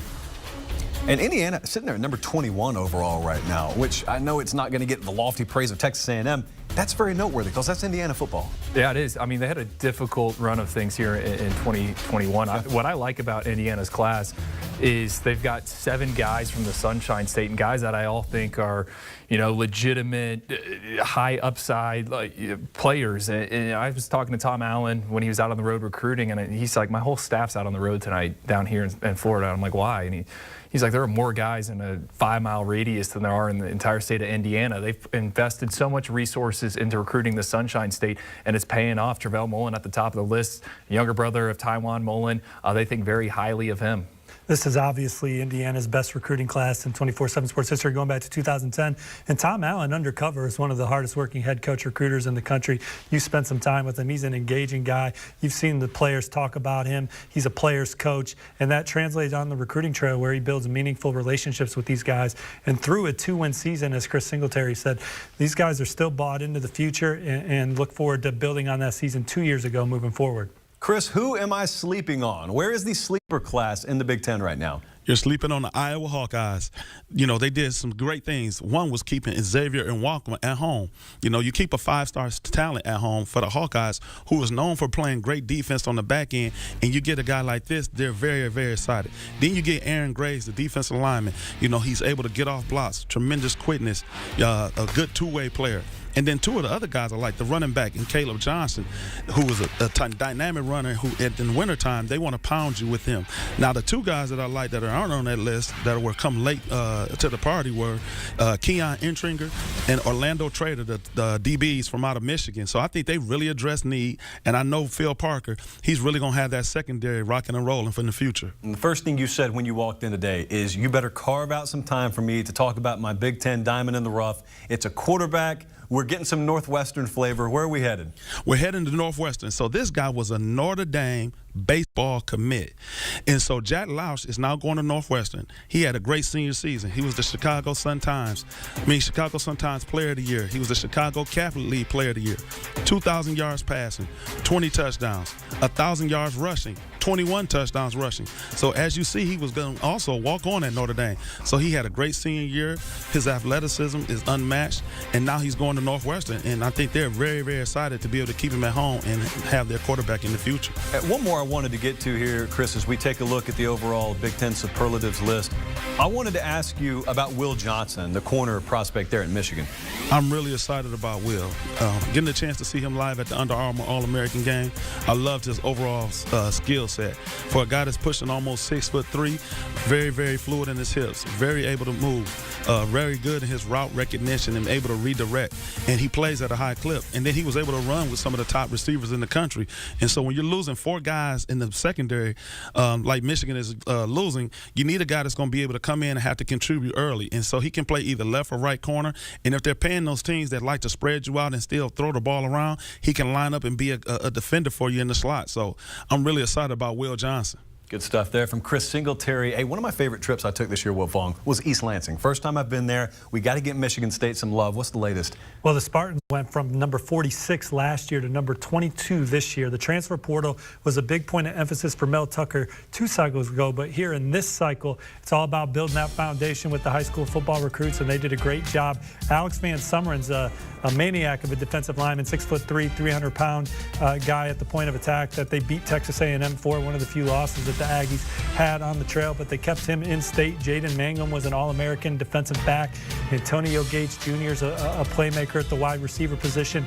Quarterback Caton Hauser from Bellflower, St. John Bosco, one of the powerhouse programs in the nation. It was terrific at the Elite 11 finals and got a 4-star bump for us from that. But this is a class that's balanced for Michigan State. It's one that's full of guys that help their teams win big on the high school level, and it's guys that are going to contribute to that culture Mel Tucker and company are building. Really good stuff there. Appreciate it. That's a quick swing around the Big Ten. We've still got swings to go across the entire landscape of college football recruiting, including Harold Perkins' commitment. It's not just recruiting anymore, it's a commitment time. In the next hour will be our final hour. 24/7 Sports National Signing Day rolls on YouTube and here on CBS Sports HQ. Stay with us.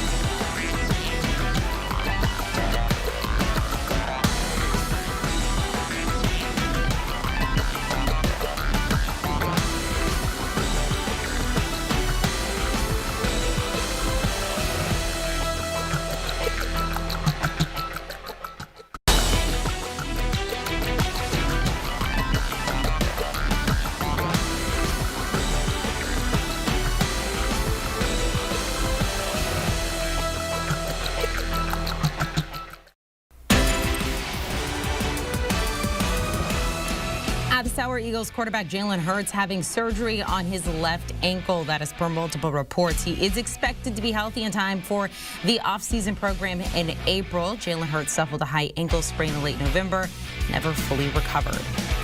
5 head coaching vacancies remain in the NFL. Minnesota Vikings are talking today with Michigan head coach Jim Harbaugh. Harbaugh spent the past 7 years at his alma mater, winning a Big Ten championship this fall and leading the Wolverines to the college football playoff. Meanwhile, the Bills are expected to hire former Panthers offensive coordinator Joe Brady as their quarterback's coach. That is per multiple reports. He was fired from his role as OC in December after nearly 2 seasons in Carolina. Brady will take over for Ken Dorsey, who was promoted to offensive coordinator on Tuesday. And over in hockey, Cap star Alex Ovechkin has tested positive for COVID-19, and as a result, he will miss tonight's game against the Oilers. He will also be sidelined for this weekend's All-Star game in Vegas. Ovechkin's 29 goals this season are tied for the 3rd most in the NHL.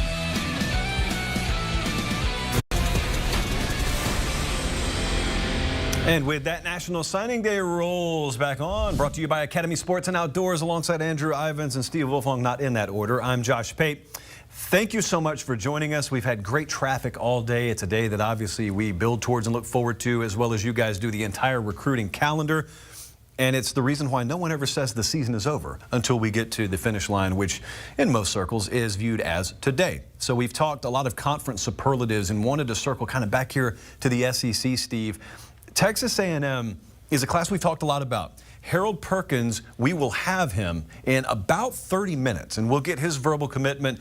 Texas A&M has been a player there, obviously, but that's still up in the air, so we will hear from him. But with that still in the future, let's talk about superlatives overall. This Texas A&M class, I know we've talked about it. Let's hit on it once more, as if someone just tuned in. The biggest things that stand out to you.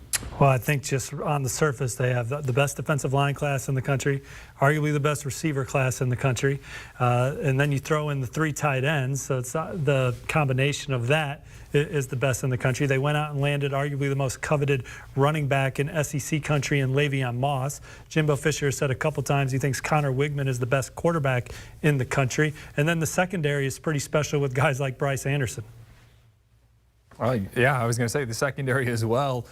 You also got Bobby Taylor. We really liked him at the opening finals. He had a really good showing there. Marquise Groves-Killebrew, I saw him play this season there in Georgia. I know he injured his knee a little bit. Hopefully, modern medicine, he'll be back and good to go. But, I mean, across the board, top to bottom, we talked about it earlier. I mean, these are guys you pencil into that 2 deep that are going to make an impact early on. Cooper Pategna, I'm told, is in the building and has a mic in front of him, so I'd like to ask him about Texas A&M overall. And then is there anyone specific, maybe someone that we haven't talked about at length today, that is on your radar? Yeah, I think about Dion Bowie. That's kind of the first guy that comes to mind for me. We got to see him in San Antonio at the Adidas All-American game, and this is a guy who's a 3-phase player. I always talk about that, but that's what clean players are. The more they do, the more value they offer, and I think this is a guy that can do so many different things, can play corner, can play nickel, even played a little bit of receiver down there in Texas when we got to see him. So certainly a guy that's going to add a lot of value to Texas A&M and the Aggies, and a guy who's just a playmaker at the end of the day. I want to keep it with Cooper here because let's talk about the sleeper class. And we have not mentioned this class a whole lot today so far, but it's the Arkansas Razorbacks. Where are you going here? I like the Razorbacks, and I've always liked their identity in the way they approach their process, really from afar. I think Sam Pittman's done a great job finding guys who fit their culture first and foremost, and they've identified some playmakers, and I think they've done a really good job keeping the top talent in state. You see Isaiah Sategna there, a receiver who's very dynamic, one of the best track and field profiles in the country, was committed to Oregon at one point in the process. Andrew Chamblee as well, a guy with a lot of exceptional physical traits, and Marion Harris, another big boy on the offensive line, and then Patrick Kutas as well, a guy who's a two-way player on the offense and defensive line. Sam Pittman, that's where they want to build their identity. That's where Arkansas has come lengths and bounds over the last 2 years since Sam Pittman has began his tenure there. Excuse me. You also have to combine this with what they've done in the transfer portal. They got one of the better transfer portal classes. Andrew Ivins, your overall thoughts on what Sam Pittman and his staff have done? That's exactly what I was going to say. I mean, we see the high school class, obviously a lot of offensive linemen. We knew Sam Pittman, he could recruit the big boys like he did when he was at Georgia. But in the transfer portal, I look at this list, Jaden Hazelwood, a former 5-star wide receiver, a lot to like about him. Latavius Brenny, a defensive back that played for Georgia on a national championship team this season. So I like what they've done across the board, not just one position. I mean, Kendall Briles, the offensive coordinator, he was linked to Miami at one point, and he's staying in Fayetteville. So trajectory arrow pointing up there for the Razorbacks. Steve, also, when we talk about surprising classes here, we got to mention Kentucky.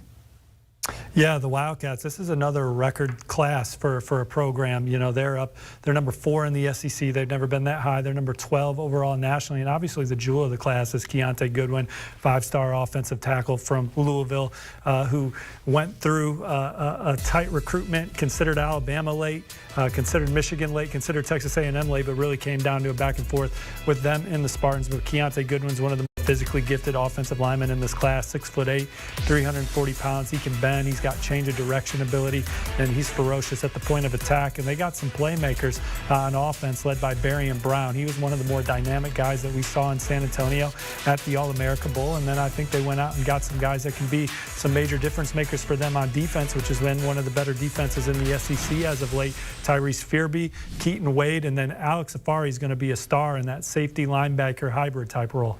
Cooper, what do you see in this Kentucky class?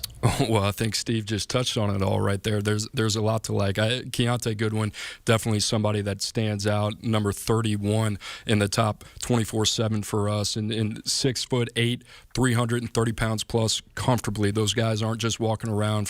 So for him and Mark Stoops to be able to keep that type of talent at Kentucky, I think that's really important. And then as Steve pointed out, they did a really good job. Jordan Anthony from Tylertown in Mississippi, one of the fastest players in the class with an exceptional track and field background, 10-2-1 in the 100-meter as well. Alex Afari, great physical traits, a guy that can play a little man-to-man and do a lot of different things as well. So Kentucky, they have a reputation of this. I think now is the first time we're really turning our attention, but this just didn't happen overnight. This is something they've been building towards, and they deserve a lot of credit.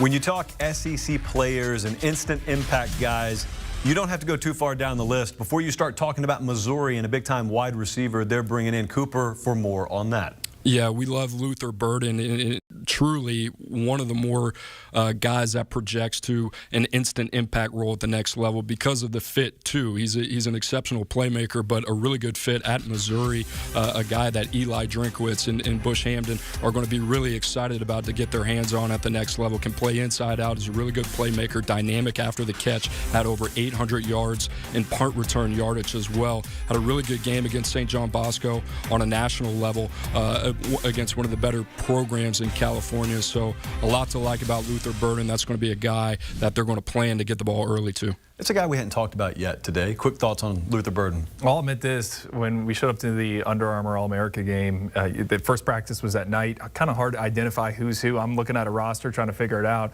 Guy I kept coming back to was Luther Burden. I mean, he's that good. Created separation against a very talented pool of defensive backs. I mean, I think if you're a Missouri Tigers fan, him and the combination of Sam Horn, the quarterback from Georgia, who threw a lot of balls to Travis Hunter there at Collins Hill, that's worth buying season tickets for the next few years. I mean, that's a reason why. And then DJ Wesselak on the other side, I really like what they got, Eli Drinkwitz and co. on defense. So Burden's good. I think there's some star power with him for sure.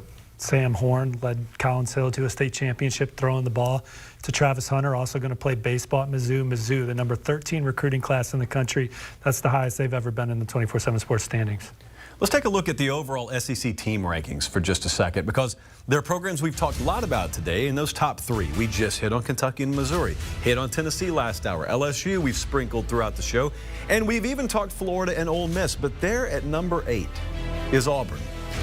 And I'm going to be real with you. The reason why I personally have avoided talking about them as of late is because I don't really know what to make of what's happening there. And so now it's signing day. It's not that they have a terrible class by any stretch of the imagination. It's top 10 in the SEC, which is normally good for top 20, top 25 in the country. And sure enough, there they are, number 18. But yet there feels like there's so much unknown around the program. Cooper Pategna, I'll bring you back in. I mean, from your perspective, and we're just breaking down recruiting here on signing day, but how much does that impact your world?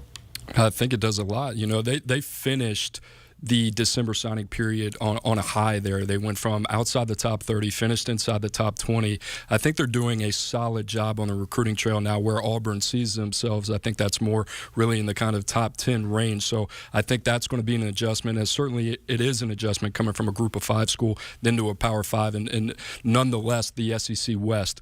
So Brian Harsin, his staff, getting the first little bit of taste of that, what it takes to succeed in the SEC. I think this is a process for them, but I don't know how much time they have. I think that's really going to be the biggest question mark for them. So that's certainly going to be something to monitor over the next year or two.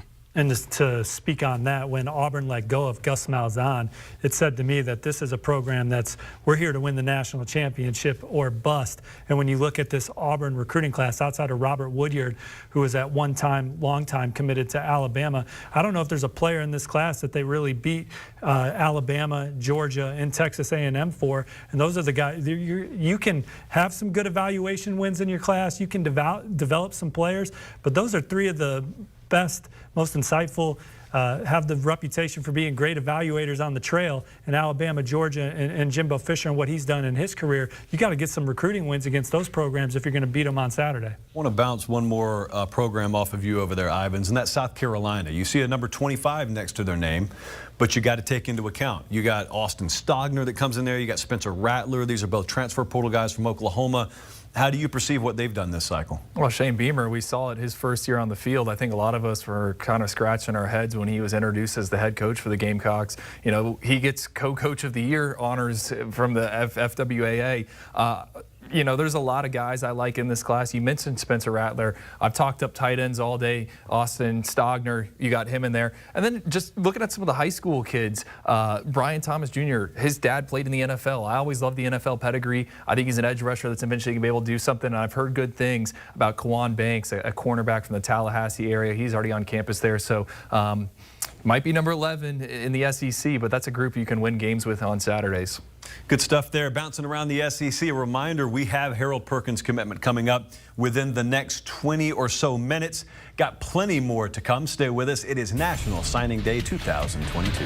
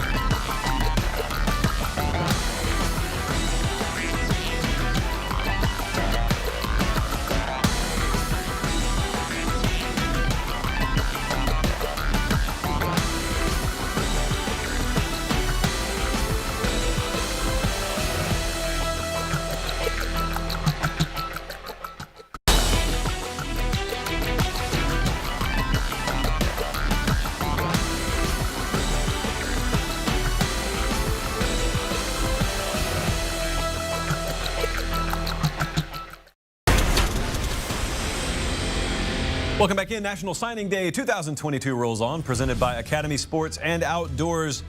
Look, there's a lot of commitments going on and signings going on today, but there's a lot of bad out there this year. Let's not sugarcoat it. It's 4:14 in the afternoon. We can be real with each other. There was some bad run defense. There was some bad pass D. There were some abhorrent offensive efforts. And the good news is we're not just here to offer problems. We're here to offer solutions. 2021 defensive ranks, for example. Look at Oklahoma, look at Texas, look at Ohio State. These are brand names. There's no excuse for it. And for that, we bring in Blake Brockmeyer, or as I am going to refer to him for the next 15 minutes, Doc Brock, who is going to try and alleviate these problems. We're going to diagnose, and then we're going to give the solution. And I want to go right to Texas, and let's go right to the heart of it. Defense. You can go run D, pass D. It was a problem. You were in Dallas. I was in Dallas. Red River there, up big on Oklahoma. Can't hold the lead. That was not the last time they blew a second-half lead. What is the diagnosis, and what is the fix? Well, Texas struggled run and pass last year. They were in the bottom 30 in the country in 6 categories defensively. They struggled affecting the quarterback. That was one of the main issues that they addressed in the offseason. They brought in 8 guys to affect their defensive line right now to try to affect the quarterback. They also have brought in multiple guys on the back end of their defense to try to shore that up, including Ryan Watts from Ohio State, who's a versatile defensive back who can help out. I think he's going to probably play safety. And so they've done a nice job of fixing their defense. They should be much improved. Keep an eye out for an edge rusher from TCU who has been linked to come in the portal in May, Mathis, who will be an instant impact player on the edge for them.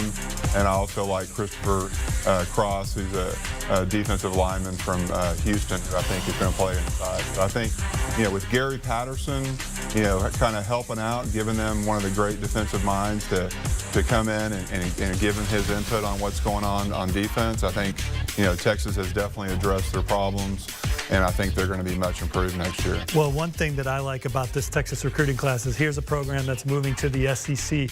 So they got to go into SEC country and get some defensive linemen that they're going to, that typically they'd be playing against in that league. And they go into the state of Alabama and they win Justice Finkley. They go into Louisiana and they land Jamon Tapp, who had some freaky traits to him at the All-America Bowl. And then they go into Mississippi and they beat those programs out for a big defensive lineman and Aaron Bryant. So for Texas to show the recruiting chops to not only win some big battles in state, Dre Bledsoe is a stud. If he's able to get there and if he's able to get through everything to get on the football team, he is going to be an absolute difference maker for the Longhorns. And then those other guys from SEC country, I love those pickups out of Alabama, Mississippi, and Louisiana. All right, our next affliction on the docket here is Oklahoma, specifically pass defense. Now, I'll tell you the first thing they did to try and rectify it. They hired Brent Venables as the head coach. Now, in terms of on-field, how are we going to fix this, Blake? Yeah, getting Brent Venables to come in as a defensive coordinator is a home run for Oklahoma. Their pass defense was especially bad last year. They struggled stopping people in the pass game. Lots of explosive passes against them, and so they kind of hung on to some of their good high school players that they had. They lost a lot of players to the portal, but they hung on to a couple of the key guys they had through the high school ranks. And then, Trey Morrison, who's a transfer from North Carolina, will be a day one starter on the back end for them. So I think Oklahoma's done a nice job. I think they'll keep adding to their defense, and hopefully they can stop some of the bleeding in their secondary, which I would expect them to, with Brent Venables being in charge of their defense. I thought the class that they brought in last year that finished number 10 nationally was the best that I've seen Oklahoma recruit on the defensive side of the ball in quite some time. And this class is now up to number 9 with some of the additions that they've had today. So between what Lincoln Riley left behind and what Coach Venables was able to come in and do, including landing top 247 pass rusher R. Mason Thomas, flipping him from Iowa State today, I think that they are an improving defense. I think they are getting more talented when you look at the way they're stacking 2021 and 2022 together, and then Coach Venables leading the charge. It was amazing to watch Ohio State come into the season this year, and there was so much potential. The offensive firepower was always there. Really, offensively, they didn't let me down at all, but the back end of that defense did. They made changes, but it's tough to do that on the fly in the middle of the season. Pass defense was a problem for the Buckeyes. What is the solution? Yeah, watching Ohio State during the Oregon game, I realized quickly that they had a major issue on their defense, and a lot of it was their scheme. They were very predictable on the back end of their defense and what they were doing, and you know, smart offensive coordinators are going to pick you apart doing that. So, you know, they couldn't get off the field on third down. That was one of their main issues. And then also another issue was explosive plays. You know, they had 7 plays that went for over 50 yards, which was, you know, led the country in that. So they hired Jim Knowles from Oklahoma State, who is one of the elite defensive coordinators in college football. He is going to bring in kind of a new structure to their defense if he brings in the same structure he did at Oklahoma State. So they had typically play 3 high safeties, and they mix and match and do some different things defensively that Ohio State hasn't been doing lately. He brought in a key transfer, Tanner McAllister, with him, who's going to transfer in right now. He was a strike safety for them under his last defense in Stillwater. You know, I'm expecting him to be in the boundary, you know, be a good mix between run and pass support for them. And I think, you know, they've got a lot of young talent on their team. You know, they obviously recruit well and have top tier talent across the board. And I think when they can, you know, they didn't have the edge pass rush, you know, presence that they typically have with a Bosa or a Chase Young last year, but they've got some young guys that are going to come in, so I expect their defense to be vastly improved. I mean, obviously the defensive coordinator hire was a big one for them. And then one of the more under the radar guys in their class, Ryan Turner from South Florida, a cornerback. They beat Clemson out for him, and he's a guy that might be able to give them the boost at some time down the road. Here's another thing that just thoroughly disappointed me last year. I expected a whole lot more out of Wisconsin offensively. I made all the excuses in my mind, and I explained away 2020, and I built up 2021, and it never really came through for me. Now, that's my fault. I'm not blaming Wisconsin, but we do need to fix Wisconsin. How are we going to do it? Yeah, Wisconsin's kind of, you know, their DNA is playing great defense and running a power football rushing attack behind their big offensive line and some good tight ends. And you know, they've struggled to stretch the field in the passing game. Last year was a little bit disappointing with how they were able to, you know, to move the chains and have explosive plays in the passing game. They played great defense. They ran the ball well, and they've got to find a way to be able to move the ball through the air in the Big Ten, because the defenses in the Big Ten are great defenses, and they've got to find a way to keep, you know, the rest of the conference, you know, a little bit, you know, change of pace for them and move the ball through the air. Maybe Tommy McIntosh develops into one of their next great tight ends. They've obviously had some good ones over the years at that position, but when I look at this class, I'm not seeing a lot of dynamic speed at wideout. You know, Clemson, they had a need at wideout and went out and addressed it this cycle. And for Wisconsin, I still kind of wonder where the juice is going to come from. I'm not sure they hit on much juice at the wideout position here in 2022. Still plenty of juice left today. Harold Perkins is going to make his announcement in just a few moments. He'll do it right here live, so you'll want to stay tuned for that. And tell a friend while you're at it. We're headed to break. We'll come back. Plenty more to go. It is National Signing Day.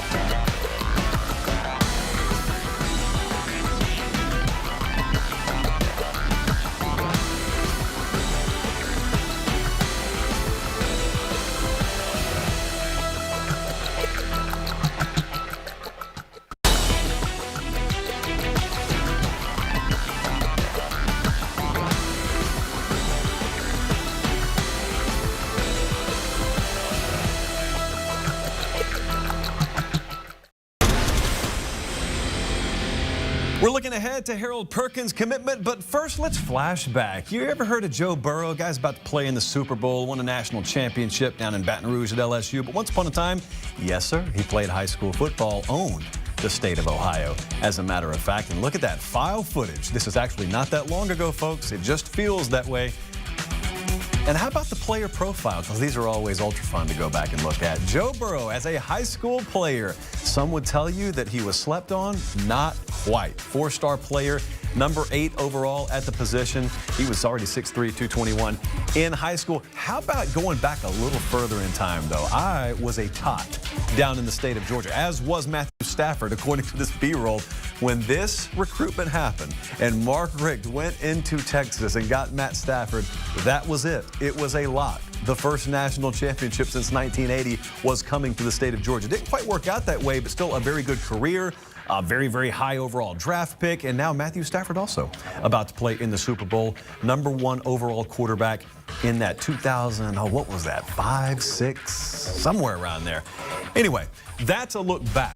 But a look forward into the present brings us to Harold Perkins. And we've talked about this commitment a lot. We've been looking forward to it. And that moment has actually arrived. I'm looking at our sheet right now. It says he announces in 1 minute. So boom, we're right on schedule. Harold Perkins is actually about to join us. And this is a commitment that has gone all over the place in terms of speculation. But the great part about today is we don't have to speculate anymore. We bring in the man himself, Harold Perkins, there in Texas. And Harold, before we get the commitment, I want to ask you a very simple question. What has this process been like for you? Enjoyable, and just like, I don't know, man, I'm just ready to make my decision. We're ready to get your decision. Okay, I'm turning it over to you. The floor is yours. Where are you headed to play your college ball? All right, first off, I want to thank my mama, my pops, and everybody else for coming here. And I want to thank God, too, because without him, I wouldn't be here. And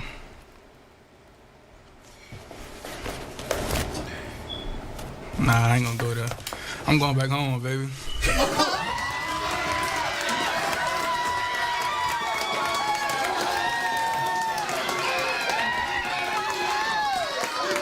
Well, Harold Perkins makes it official. He is headed to LSU. You saw the Texas A&M hat there, but it's LSU ultimately on the head. And so as the celebration happens in the background, Harold Perkins makes it official to LSU. Harold, first question here, if you can hear me, first question. What was it about LSU and Brian Kelly? He just got there. What is it about LSU that made you pull the trigger? Everywhere Coach Kelly went, he went there and he changed the program around. And I trust in what he's doing. I trust in Coach House. I trust in what he's doing. I know Coach House can develop me. One of your first goals when you get to LSU will be to do what? My first goal at LSU when I get there, not to look at where I'm at in the line or in the spot. At the end of the day, the only thing that matters is the first game. So my first goal as a freshman is to start and go get freshman All-American. Hey, I want to ask you this too, Harold, because there have been a lot of people on the outside who have seen Brian Kelly come into LSU, and he's made a lot of noise. He's been in the headlines. He's had LSU out there. I want to know from your perspective, what's it been like to be recruited by Brian Kelly and his staff?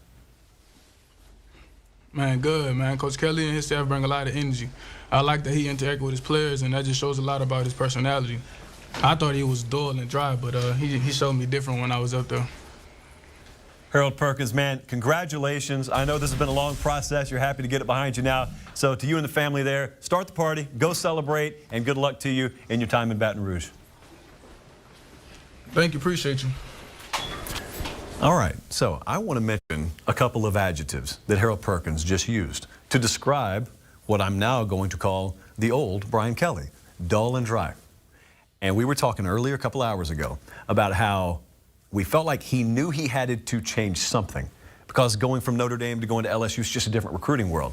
And so, I mean, he changed some things, and some people think it looks this way, some people think it looks that way. Well, I'm just telling you, we had a 5-star kid just commit to LSU, and he directly talked about how he's seen the personality change, and that appealed to him. So it doesn't really matter what Twitter thinks or what a 37-year-old dude in Vidalia, Georgia thinks. It matters what Harold Perkins thinks. And he thinks it's good enough to go to LSU. Well, I'm getting a lot of texts about the hat he selected. I don't think it was the cleanest of hats. Looked like one that he maybe got at the gas station. So maybe he didn't know what Brian Kelly was until a few days ago. It sounds like those words are true in terms of what's going on with. Well, to me, regarding the hat, it's obviously the one he wears the most, right? I mean, that hat, I mean, look, this is a guy that grew up in New Orleans, probably grew up a big LSU fan. He'd been there a bunch, went there a lot in the spring, went there in the summer, got to go to his first night game in Baton Rouge during the season, and then returned this past weekend for his official visit. I know Frank Wilson had a big role in landing Harold Perkins, a one-time Texas A&M commit, and I know his Zoom session with Coach House, the new defensive coordinator, while he was away with the Kansas City Chiefs, was an eye-opener to see how he was going to be used schematically. This is a guy that just fits into any defense. He's one of the fastest front seven players in the country. We talked about Travis Hunter and his two-way ability. I mean, Harold Perkins is a top 100 running back, in my opinion, that averaged almost 18 yards a carry as a senior and scoring 18 touchdowns on just 67 carries. So anytime you handed him the ball, he was a threat to score. And then defensively, he can change direction and tackle. He can cover anybody. He'll come up and hit you.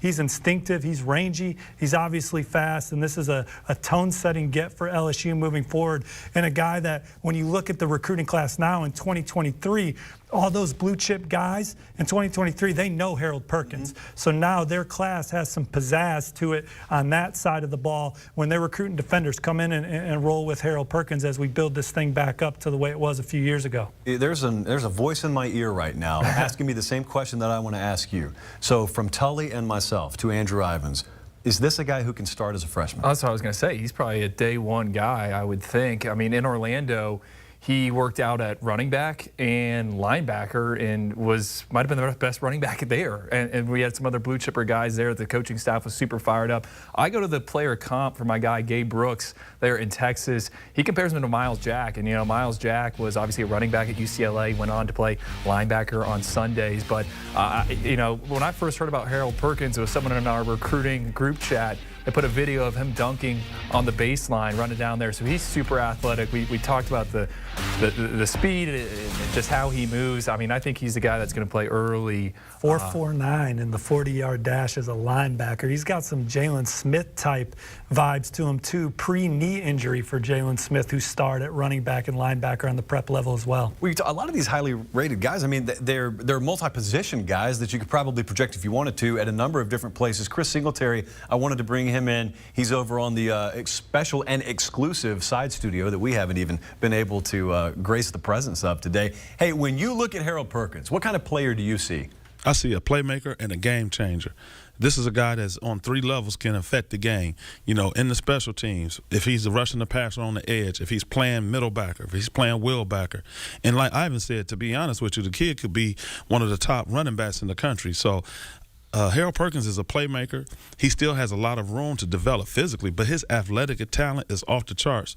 And it's when you watch his film, you know, and when I saw him in person, it was very easy and very natural in the way he moved and the way it was fluid, the way he diagnosed. And his suddenness and burst to the ball was something that really, really stood out to me when I saw Harold Perkins.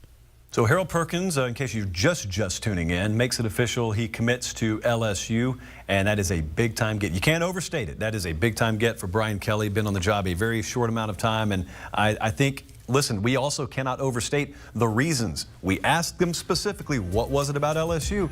And he said, well, you know, I thought Brian Kelly was one way at Notre Dame, and turns out he's another way, Andrew. Do you think the accent helped?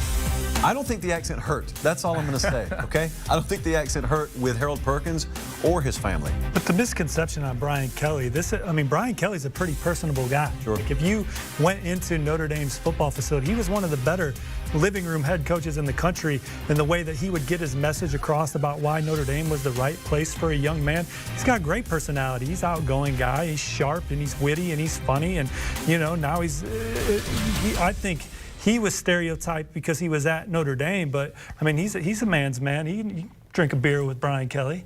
You know what? We had him on Late Kick. I don't have a lot of guests on. I didn't have high expectations, and he was the most personable, fluid, open guy. Ended up saying, "We'll go any amount of time you want to." And I came away thinking differently. And I guarantee a lot of these kids who are probably meeting him for the first time, if we're being real, I don't think Harold Perkins was talking to Notre Dame Brian Kelly. He's talking to LSU Brian Kelly, and now LSU Brian Kelly is going to coach Harold Perkins. We have got to talk about class superlatives in the Big 12, and we're going to do that as soon as we come back. Stay with us. It is the 24/7 Sports National Signing Day Show, and we roll on right after this.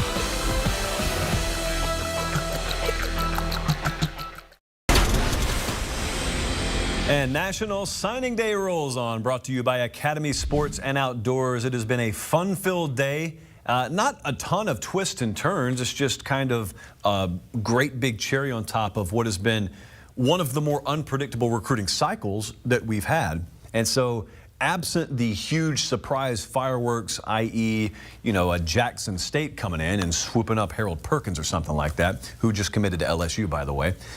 We've had a lot to talk about today, but I wanted to get quickly to the Big 12 because we haven't been able to talk class superlatives there yet. And so I wanted to bring our guys here. Chris Singletary, I know, is along as well. And I wanted to dive right in here. Chris, the top overall class in the Big 12, where would you go? I would go down to Austin, Texas with the Longhorns. Very excited of what they've done, really addressing needs on both sides of the ball with 14 players between the offense and defensive lines. And they understand real simply that's where the game is won, along with having that guy behind center who they got in the transfer in Quinn Ewers. Really excited about Kelvin Banks. Really excited about NATO, Jamon Tapp.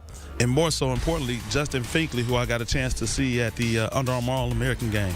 Very powerful young player, really able to play with great leverage and really able to get his pass rush off. And that's something that they're going to need in the scheme that Pete Kwiatkowski has. And then also getting the guy that flipped late in the first cycle in Terrence Brooks. So that was huge for them. And Steve, you like them on the line of scrimmage, especially in this class. Yeah, we've talked about it all day. The way they've recruited the offensive line and the defensive line is the best I've seen Texas recruit at the point of attack. We've seen them land difference makers at quarterback. They do it again in the portal with Quinn Ewers. We've seen them get great running backs and skill players in the secondary at wideout. But the way they've recruited around the line of scrimmage is big. But a guy that we haven't talked about much today is Ethan Burke. They flipped him from Michigan at the end of the process, a 4-star from Austin Westlake, who was a lacrosse commit to Maryland. His dad's the head lacrosse coach over there at Austin Westlake. He's helped them win 2 straight state titles, except as a junior, he got hurt, missed most of the season, probably would have blown up then. But as a senior, comes back, has a great final season. Michigan and some schools get on him late. Michigan gets him in the boat. A late offer from Texas keeps him home, and he's another potential big-time pass rusher for Steve Sarkisian and company. Texas class, Andrew Ivins, takeaway, go. One other guy like Justice Finkley. They pulled him out of Alabama, a front 7 defender, an edge rusher. When I was at the Under Armour game, keep bringing it up. I was like, hey, who is this guy? How is Texas getting him out of Alabama? You know, Texas moved to the SEC. I think that opens up some doors. Obviously, it's a national brand, Texas, but gets you in some areas normally you wouldn't be in. I think Justice Finkley is a great take for them. We keep talking about Quinn. Murphy also signed with them. He's an Elite 11 finalist. I think he's kind of the perfect player for the boomer bust phrase. I mean, he could be something. I loved his arm. He's got a cannon. That's the first thing I said when I saw him throw at the Elite 11 final. So a lot to like for Steve Sarkisian and that staff. Chris, what about Jordan Hudson? That's a wide receiver out of TCU's class. Instant impact, you say? Hey, Jordan Hudson was a guy that really stepped on the scene at the Under Armour All-American game. Really liked his film, and then got a chance to see him in person, and really liked his size and his athleticism. Guy that had better speed than you would think in person, and had tremendous length and catch radius. And so he was able to easily win 50-50 balls while he was down in Orlando. I think in Sonny Dice's scheme and what they're going to do with him, how they'll utilize him and throwing the ball all around the lot, I expect him to have a early impact for the Horned Frogs down in Fort Worth. Steve, quick thoughts there. Well, you add DJ Allen, who they beat Florida for here at the end of the cycle. That's DJ Allen and Jordan Hudson at the wideout position, and then Josh Hoover threw for 40 touchdowns this year at Rockwall Heath there. So that could be a prolific combination with him under center and those two guys at wideout. The overall surprise class, Chris, why should I go to Ames, Iowa? Sell me on Iowa State. It's funny, me and Ivins were talking about this early in the year, and I kept saying, look at this class, and they continue to build, and now you see why they've been successful under Matt Campbell and his staff. And so they do it again. They get Hunter Deo, they get Jacob Emming, and then they go down to Tampa, Florida, and they get one of the most underrated wide receivers in the country in Greg Gaines, a guy who had 13 touchdowns as a junior, and then he comes back and has 11 touchdowns as a senior. So I think when you look at how they put that class together with size and length, and then with just really good football players that fit their makeup, that's why I like what the Cyclones are doing. Let me go right back to, well, Andrew, actually. Yeah, I'll say this about Iowa State. I think they are really good at making initial evaluations. When they toss out an offer in the state of Florida or Georgia, it raises my eyebrows because I want to know more about that kid. He mentioned Greg Gaines. I think that's a potential wide receiver 1 for them. They were in on R. Mason Thomas. That would have made that class that much better. Obviously, he flipped to Oklahoma and signed with them, but there's a lot to like. Terrell Crosby was a kid that was committed to play for Toledo, had an excellent senior season, picked off 8 passes, was also a difference maker on offense. So I think Matt Campbell, they have that thing cranking. They're all about player development. They're going to recruit certain guys, and it's easy to see why they're winning games or have the chance and potential to win games there. There wasn't a player higher on their board than defensive tackle Dominique Orange out of Kansas City. They were on him very early and got him in the fold late. It was a big battle for them. Been a lot of talk around the Oklahoma program about the exit of Caleb Williams, but Chris Singletary, if I were to task you with finding me a future Heisman somewhere here in the Big 12, you say you'll go right back to Norman. I go back to Norman with quarterback Nick Evers.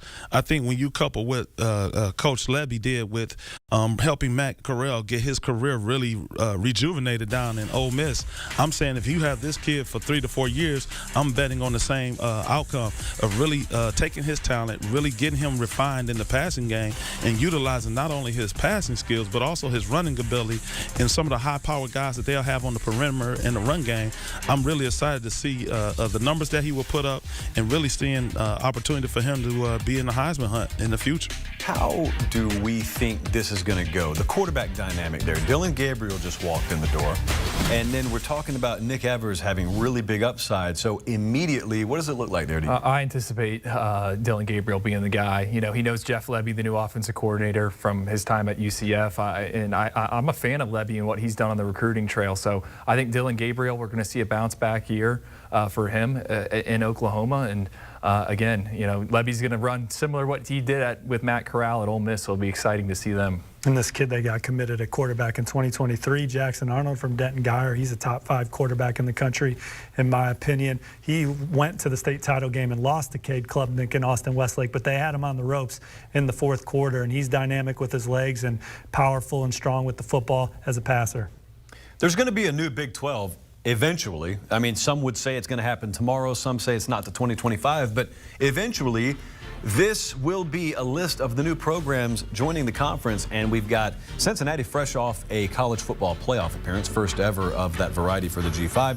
Houston, UCF, Brigham Young, tough for me to say BYU, some from Georgia, and so I say Brigham Young in its totality instead. But as you talk about recruiting for the new Big 12, what does it mean? Is there any different? I mean, the way that you win is going to be the way you win, but when you watch OU and Texas walk out and you watch these programs walk back in, what, if anything, is the difference to you? I think the fact that UCF's going into the Big 12 has really helped them on the recruiting trail. Gus Malzahn, ever since he arrived from Auburn, he's made it a priority to keep kids in his backyard home, and they're winning some big recruiting wins. Quan Lee, a top 247 wide receiver, he was committed to Miami, ends up signing with the Knights. They're also getting it done in the transfer portal. I think they're going to be ready for the Big 12 when they get there. Also, BYU, they got a sleeper out of Florida, Dom Henry. Tons of schools passed him over. He led the state in receiving yards. So the fact that BYU coming all the way to the Sunshine State was a bit surprising for me. For a second straight year, I think it's Cincinnati finishing with the #1 Group of 5 class in the country in our rankings here, and now just even more potential with that Big 12 logo. I know Coach Luke Fickell and his staff are excited to have that on their jacket when they go out and recruit moving forward. And Luke Fickell always said something to me when he first got to Cincinnati that stuck with me. He said every staff that he's ever been on, the head coach has been the best recruiter, whether that was Coach Tressel or Coach Meyer. So that's the standard he holds himself to. And it's not just, recruiting isn't just for the head coach getting out and courting prospects, but it's about making sure there's great infrastructure, making sure we're evaluating at a high level, making sure that these guys are guys that fit what we're looking for schematically and culturally. That's going to help us be difference makers. And you see the product on the field for Cincinnati. They've gotten better every single year since Luke Fickell's been here.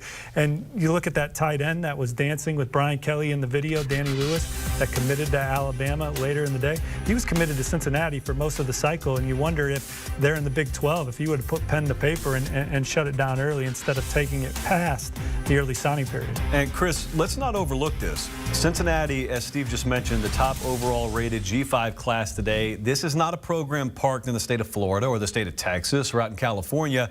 They're in Ohio, and yet they're attracting premier talent, not just from the state, but nationally. They're getting the guys they need to. But when we looked at that graphic and those new programs going to the Big 12, what stands out to you about the future of that conference? I'm excited to see what the Houston Cougars could do now being in the Big 12 and having that influx of revenue to help them from a facility standpoint and resources. And, you know, this year they kept Matthew Golden from Houston Klein in state and kept him right in the backyard, who was a top 247 player for us. I'm saying now when they go and they're in the Big 12, they're going to have a few more wins right in their backyard in Houston and in the surrounding suburbs. So I'm excited to see what the Houston Cougars will do once they transition to the Big 12. All right, that's a look around the Big 12, both the present Big 12 and the future Big 12. We're getting close to the end of the day, and you know what that means. That means it is time to start talking winners and losers. And far be it from me to label someone as either, but I do look across the table at Andrew Ivins and Steve Wiltfong, and you guys work on this pretty much throughout the day on National Signing Day. It's one of the most anticipated final pieces of literature that is produced. And Andrew Ivins has got that thing cooked up and ready to go over there. So let's just start talking about it as we look here. Biggest winners, biggest losers. Oh, I didn't know my name was going to be on this. No, I'm just kidding. Obviously, Texas A&M, you know, you can't sign the best recruiting class ever and not finish as a winner. Georgia gets some defensive pieces. We didn't even mention E.J. Lightsley, the linebacker, a former Florida commit. He's kind of a hidden gem there in South Georgia. I like him. Miami started the day number 3 in the Big 3 in Florida. They're up to number 1 up there in the state. Nebraska, I like what they did. We mentioned at the beginning of the broadcast, Janarian Bonner. They also got A.J. Allen. Spatula season, baby. Yeah, spatula season. They also added 2 junior college players. I got them to enroll last week, which I think was really big. And then Oregon, we're kind of anticipating this. They still got to get some guys across the finish line, but it's shaping up for them to be pretty good. In terms of losers, I was just reading an Arizona State story. It said this will be their worst recruiting class ever. Historically bad. In the Pac-12, obviously, there's some unknowns surrounding the future of that Sun Devils program. Florida, you know, got some guys. We saw them yesterday get Jack Pyburn, the edge rusher. There were some other. Got Caleb Douglas today. Yeah, Caleb Douglas, but they also missed on Caden Story, Cervante Citizen, Harold Perkins. Yeah, that's a difficult day there as well. And then Iowa State, I mentioned it when we were talking about the Big 12. You know, R. Mason Thomas, that was kind of their guy. They sent the entire defensive staff on Thursday night, literally at the last hour before he left for that Miami official visit over the weekend, and they weren't able to get the job done. So that stings, especially because maybe they see him next year while Oklahoma's still in that Big 12. You know, we've got the commitment of Devin Campbell coming up in mere minutes from now. And that's a guy who we've looked forward to, one of the final commitments that we have. You're looking at him right there. He's getting ready. Another well-lit commitment ceremony, by the way. Don't overlook that. It's a theme. Very well-produced commitment ceremonies today. Very quick thoughts, Steve, on this recruitment. Well, that's the best offensive line prospect in the country, in my opinion.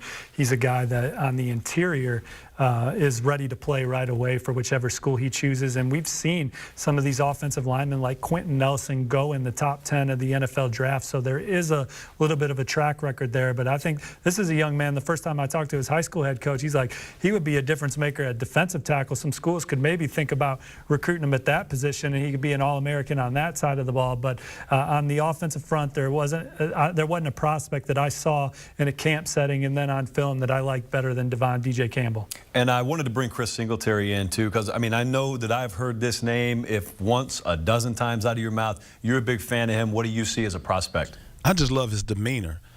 He's a tough guy. He's physical. He's athletic. He plays with bad intentions, and he's athletic. And so from that standpoint, when he's athletic, he's able to bend. He's a great puller. He can get up to the second level and knock linebackers off the block and out of the way in clearing holes. And then he has elite feet. And so he's able to be very good in pass rush where you're trying to beat him around the edge. And then also if you're trying to come with an up and under, he's able to redirect, reset, sit down, and anchor his weight. And so Devin Campbell is a guy that's ready to play wherever he chooses to go to school. So I'm excited to see his announcement. So we've got that commitment coming up in just a few moments. Quick reminder, I mean, first off, thank you for being with us today. Texas A&M has locked up the top overall recruiting class in the country, not only for this cycle, but the highest rated class in 24/7 sports history. Alabama, Georgia, Ohio State, Texas there had Jimbo Fisher and Nick Saban join us in the same 30-minute block, which was eye-opening in so many different respects. That's going to be one where when you decompress, like on the drive back to the hotel tonight, I will listen to that and I'll say, wow, there's a lot in that interview. But yet there he is, Jimbo Fisher in the flesh with the championship belt digitally imposed over his shoulder. Believe it or not, he did not pose for that photo. But just some overarching takeaways, very quick, final 30 seconds here. Well, Texas A&M might not be done. If you stick around with us on CBS Sports HQ into the 7 o'clock hour, you have another top 50 prospect in Jacoby Matthew announcing his college decision out of Ponchatoula. Texas A&M, Florida, and LSU are the finalists there, and I like Texas A&M going into that announcement. What a day that we've had, and still got a couple of more commitments coming up, but we are going to say goodbye as far as this overall show is concerned. For everybody here, Cooper Pategna, Chris Singletary, had Blake Brockmeyer here, Bud Elliott. We got Andrew Ivins, Steve Wiltfong. I'm Josh Pate. We've got a crew that you did not get to see that made this show possible today. Thank you so much to all of them, and thank you so much for you for joining us. This has been National Signing Day, and we are out.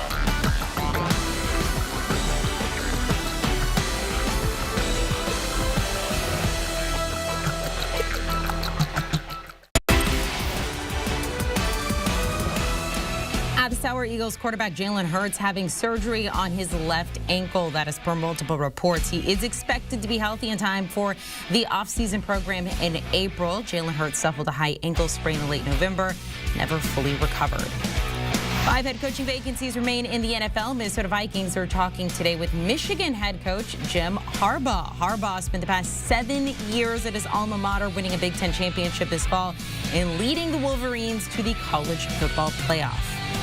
Meanwhile, the Bills are expected to hire former Panthers offensive coordinator Joe Brady as their quarterback's coach. That is per multiple reports. He was fired from his role as OC in December after nearly 2 seasons in Carolina. Brady will take over for Ken Dorsey, who was promoted to offensive coordinator on Tuesday. And over in hockey, cap star Alex Ovechkin has tested positive for COVID-19, and as a result, he will miss tonight's game against the Oilers. He will also be sidelined for this weekend's All-Star game in Vegas. Ovechkin's 29 goals this season are tied for the 3rd most in the NHL.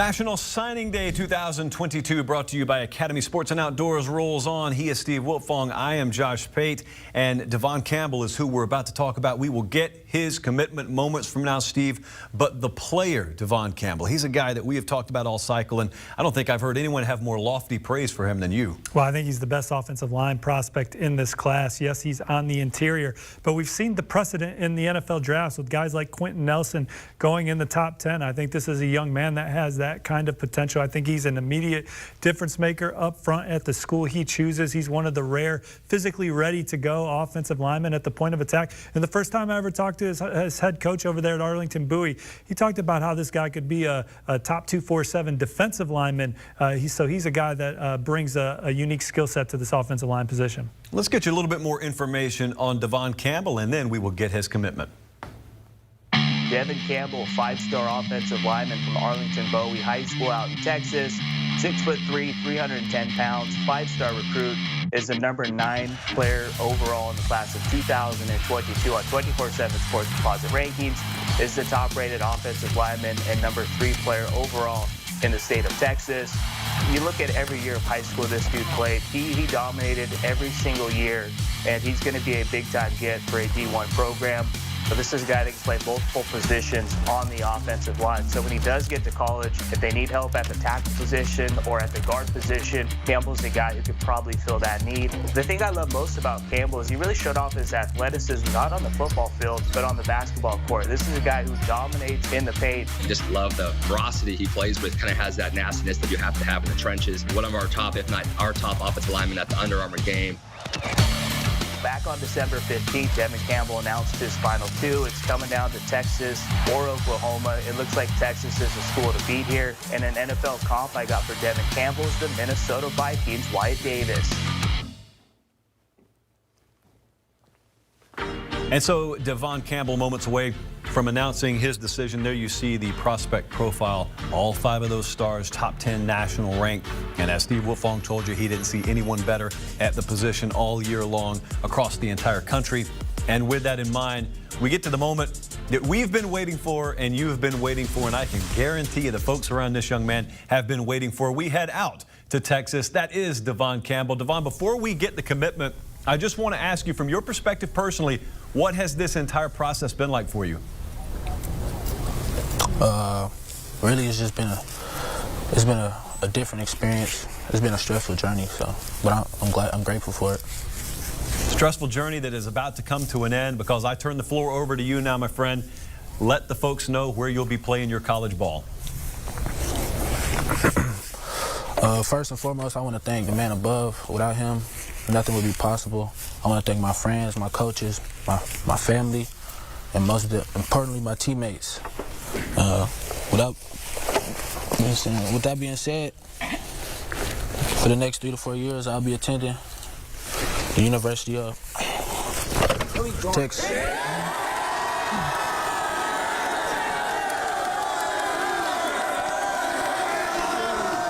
It is indeed hook 'em horns. It is indeed horns up.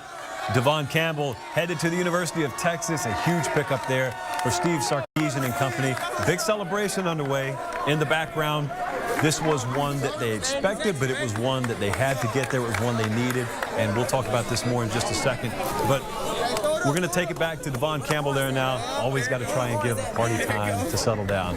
And so, Devin Campbell, now you make it official to Texas. If you can hear me, what was the process like, and what made you decide to stay in state and play for the Longhorns? Really just being one of the first schools that recruited me, one of the first big schools, consistently showed love and just felt like home. What's been your perspective? Because we're on the outside, but you actually get recruited by Steve Sarkisian. You get recruited by his staff. What's your impression of that coaching staff there at Texas? I'm excited for what they got planned, for what they got in store.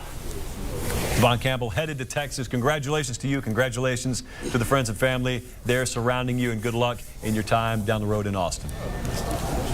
Thank you.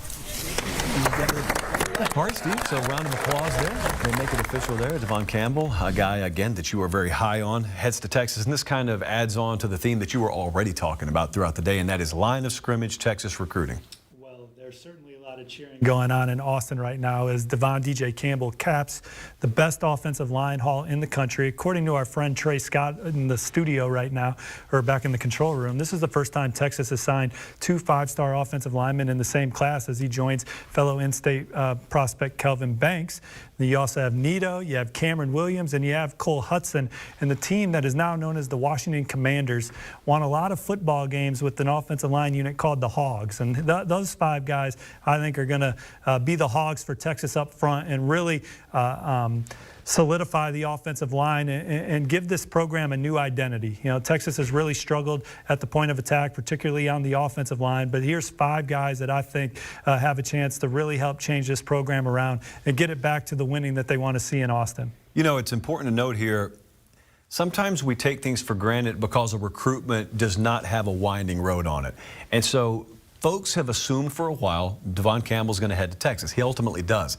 It doesn't make it any less of a pickup. If I were to just pretend like this was a roller coaster and he shocked the world and committed to Texas today, everyone would be over the moon ecstatic about it. And the point is, they should be anyway. And it's at a position that we have watched some in-state talent leave the state at, and other times we have not seen Texas able to get in-state or out-of-state talent in plentiful enough supply at that position. And we're looking down the road at obviously not only a move to the SEC eventually, but in the meantime, you got to compete week in and week out. And if you ultimately want to achieve your goals, these are the kind of guys you got to get. You got to get more than one of them. This is a huge one to get, though. And certainly, even if you knew where he was going, it doesn't take away from the celebration that's going on today with him making it official with us here on CBS Sports HQ. But this is a championship-level recruiting haul at the point of attack on both sides of the ball. And it's going to, as Justice Finkley said in his interview in the past with me about Texas, iron's going to sharpen iron. And we heard Jimbo Fisher talk about how in practice, that's got to be some of the toughest competition we see all year.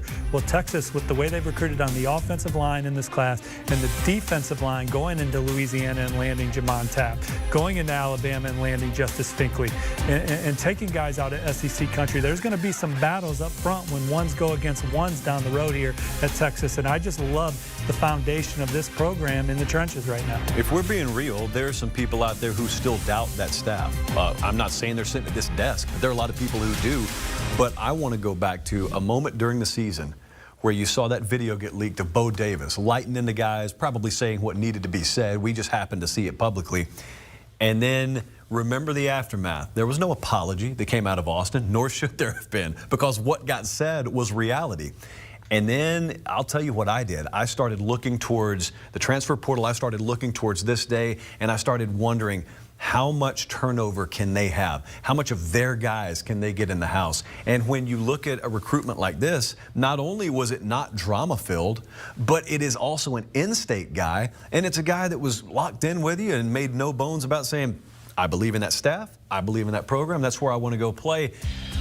When you talk about guys that don't need to be there and guys who do need to be there, this guy fits the latter description. Well, Texas is one of the more scrutinized programs in the country, and they're a punchline when they're not playing well. And I just hope that people can be patient with this thing moving forward, because I think it's still going to take a little bit. It's not fair to heap expectations on this recruiting class and the guys that they got in the transfer portal and say, let's take a football team that won just 5 games, and now you need to turn around and win 11 and be in that New Year's 6 hunt. I mean, this team's a injured Kansas State quarterback away from being 4-8. So there's a lot of building to be done at Texas right now, but I think they're building it the right way. This class is with what they've done in the portal and the way they've recruited across the board at all positions. This is a nice foundation for them that they can build upon, and I hope that people remain patient. I hope these kids in this class remain patient, because I think that this is a haul that can really get things turned around for the University of Texas moving forward. Anybody ever tell you how much you pop with that green background? I love it. Get that installed at the Wilfong household in Indianapolis. Hey, green was one of my bar mitzvah colors. I know what green does for me here. It's probably the line of the day for me. All right, well, Jimbo Fisher's been top there. All right, aside from Steve Wilfong's bar mitzvah stories, we do have another very big commitment coming up as I try to wipe the smile from my face. Grayson Holton is going to join us on the other side, and we will get his announcement. Stay with us as National Signing Day rolls on.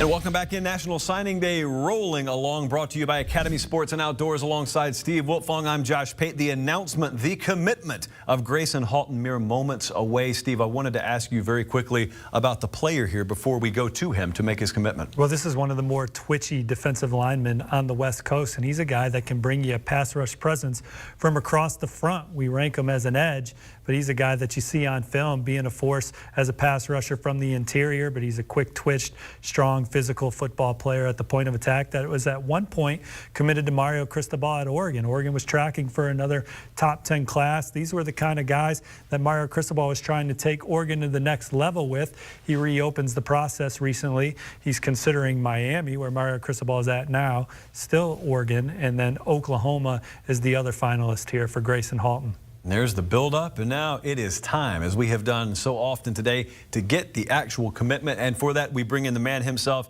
There you see Grayson Holton there out of San Diego. Grayson, it's a big day for you. I mean, one of the biggest days of your life. And so before we get the commitment, I just want to ask you the lead up to this. What has this entire process been like?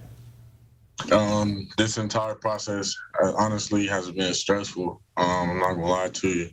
It's been a blessing at the same time. Just talking to different coaches it's been a blessing. Talking to everybody, been a dream come true. But this time it's been stressful, especially the news that's happened with Oregon. It's just been very stressful. I would say I can imagine, but I can't. So I'll say I cannot even imagine. But look, all the stress aside, here's the good news. We're about to end it all. So I'm going to give it to you. The floor is yours. Where will you be playing your college football? Well, first, I didn't do this the first time. I just want to thank everybody who's been behind me through this whole process. I just want to thank my moms, my coaches, my school, St. Augustine, and my friends that's just all been behind me and been that's been watching me and been making sure I've been keeping my head straight since freshman year. And at this time, I'd like to announce that I'll be committed and signing to the University of Oklahoma.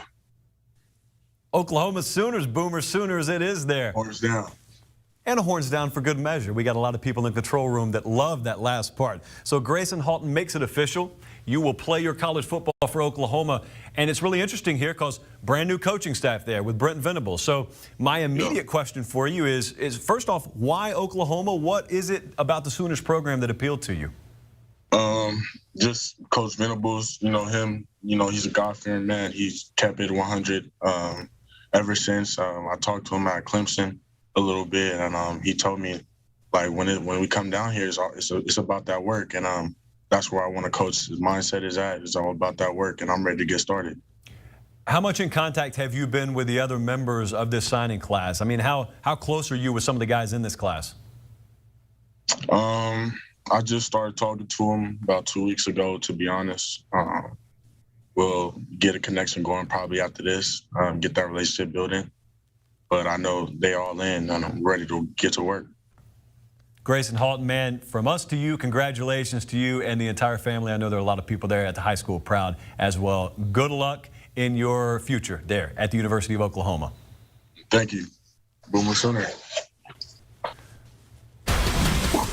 And so whether it be Grayson Holton headed to Norman, we just saw Devin Campbell headed to Austin, a nice little Red River wrap-up, I guess, to National Signing Day for us. Oklahoma definitely one of the winners of National Signing Day. They're up to number 8 in the 24/7 Sports Composite Team Recruiting Rankings, passing Michigan with this pledge, and they finished 3 spots higher than they did a year ago, despite a coaching change. So there's a lot of enthusiasm around this program with Coach Venables and company in Norman. It is incredible what you just said. I don't want to skip over that, and I'm afraid we will if we don't repeat it.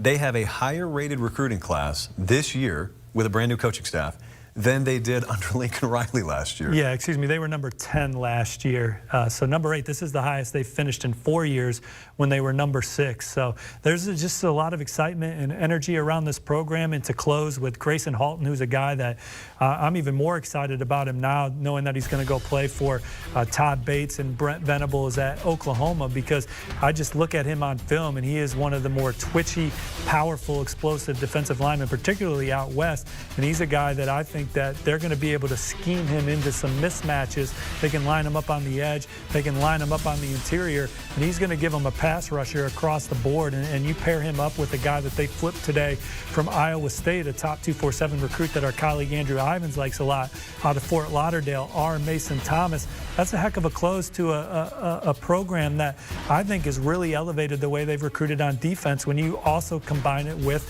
what the old staff was able to do with the 2021 class. I think the arrow is up on Oklahoma football right now on the defensive side of the ball, and Grayson Holton is going to be a big part of that. Yeah, really good day on both sides of that OU-Texas rivalry there. There you see the player profile for Grayson Holton. Again, if you're just joining us, he makes it official. He is headed to Oklahoma, and emphatic in that recruitment and commitment, by the way.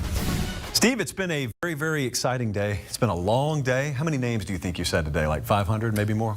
I've just been fortunate to sit up here and talk a little recruiting today since 9 in the morning, and we're excited to have you guys with us, following along with the announcements and the news. Didn't predict everything correct, but I think we got a lot of it in line for you, and it was just another exciting day for a lot of programs. I don't know if anybody's smiling more than the guys in Texas and Texas A&M today, Miami. They now have the #1 recruiting class in the state. I think that was an important goal for Mario Cristobal and company. They were at number 78 when he showed up. Now they're number 14, I believe. And so new coaches doing well. Brent Venables, Dan Lanning, Mario Cristobal.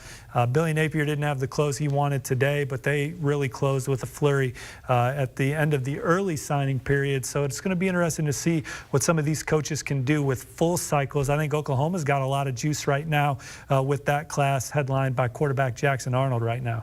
Reminder, the commitments are not done. We still have some more scheduled for you. And so if you want to know what that looks like the rest of the day, here you go. Steve, actually, I want you to tee these up and give me a brief thought on each as we wrap it up here. So Dave Iuli is committing at 6:30, and going into the week, it seemed like Miami was going to be the one to beat. A former Oregon committed to Mario Cristobal and his staff when they were in Eugene. Loves the style of play that Mario Cristobal preaches, and I think that Miami was the one to beat. But Dan Lanning goes into that school late last week, Thursday or Friday, and convinces the young man to take an official visit to Eugene. And then he comes to Eugene and has an amazing experience there. Seeing what the new staff is like. So that's made this announcement really exciting now going into the 6:30 hour. And then at 7 o'clock, you got top 247 safety Jacoby Matthew announcing his college decision. His finalists are Florida, LSU, and Texas A&M. And the Aggies are trending on the 24/7 Sports crystal ball, including my forecast. Texas A&M was the one to beat in the fall for him. I think that Florida and LSU made it interesting down the stretch. He is a former LSU commit, but reopened his process before the season. The Aggies grabbed control. Talking to his mom, she talked about how easy it is to have a relationship with that Texas A&M staff. And Jimbo Fisher talked about that with you in the one-on-one, just how good a job his staff did from top to bottom recruiting. So I think the relationship with Texas A&M and the class they're building has put them in the driver's seat, but LSU and Florida made it interesting down the stretch. But Texas A&M already has the #1 all-time recruiting class in our network history, maybe adding one more top 50 recruit to it before the end of the evening. And there, the reservoir is emptied. Stephen, how about the ceremonial bump to wrap it up? Pleasure as always, my friend. Yeah. Thank you so much for joining us on National Signing Day. Our entire crew here, both on air and behind the scenes, essential to making this thing work. And thank you so much again for being a part of it. For Steve Wilfong, I'm Josh Pate. We will see you later.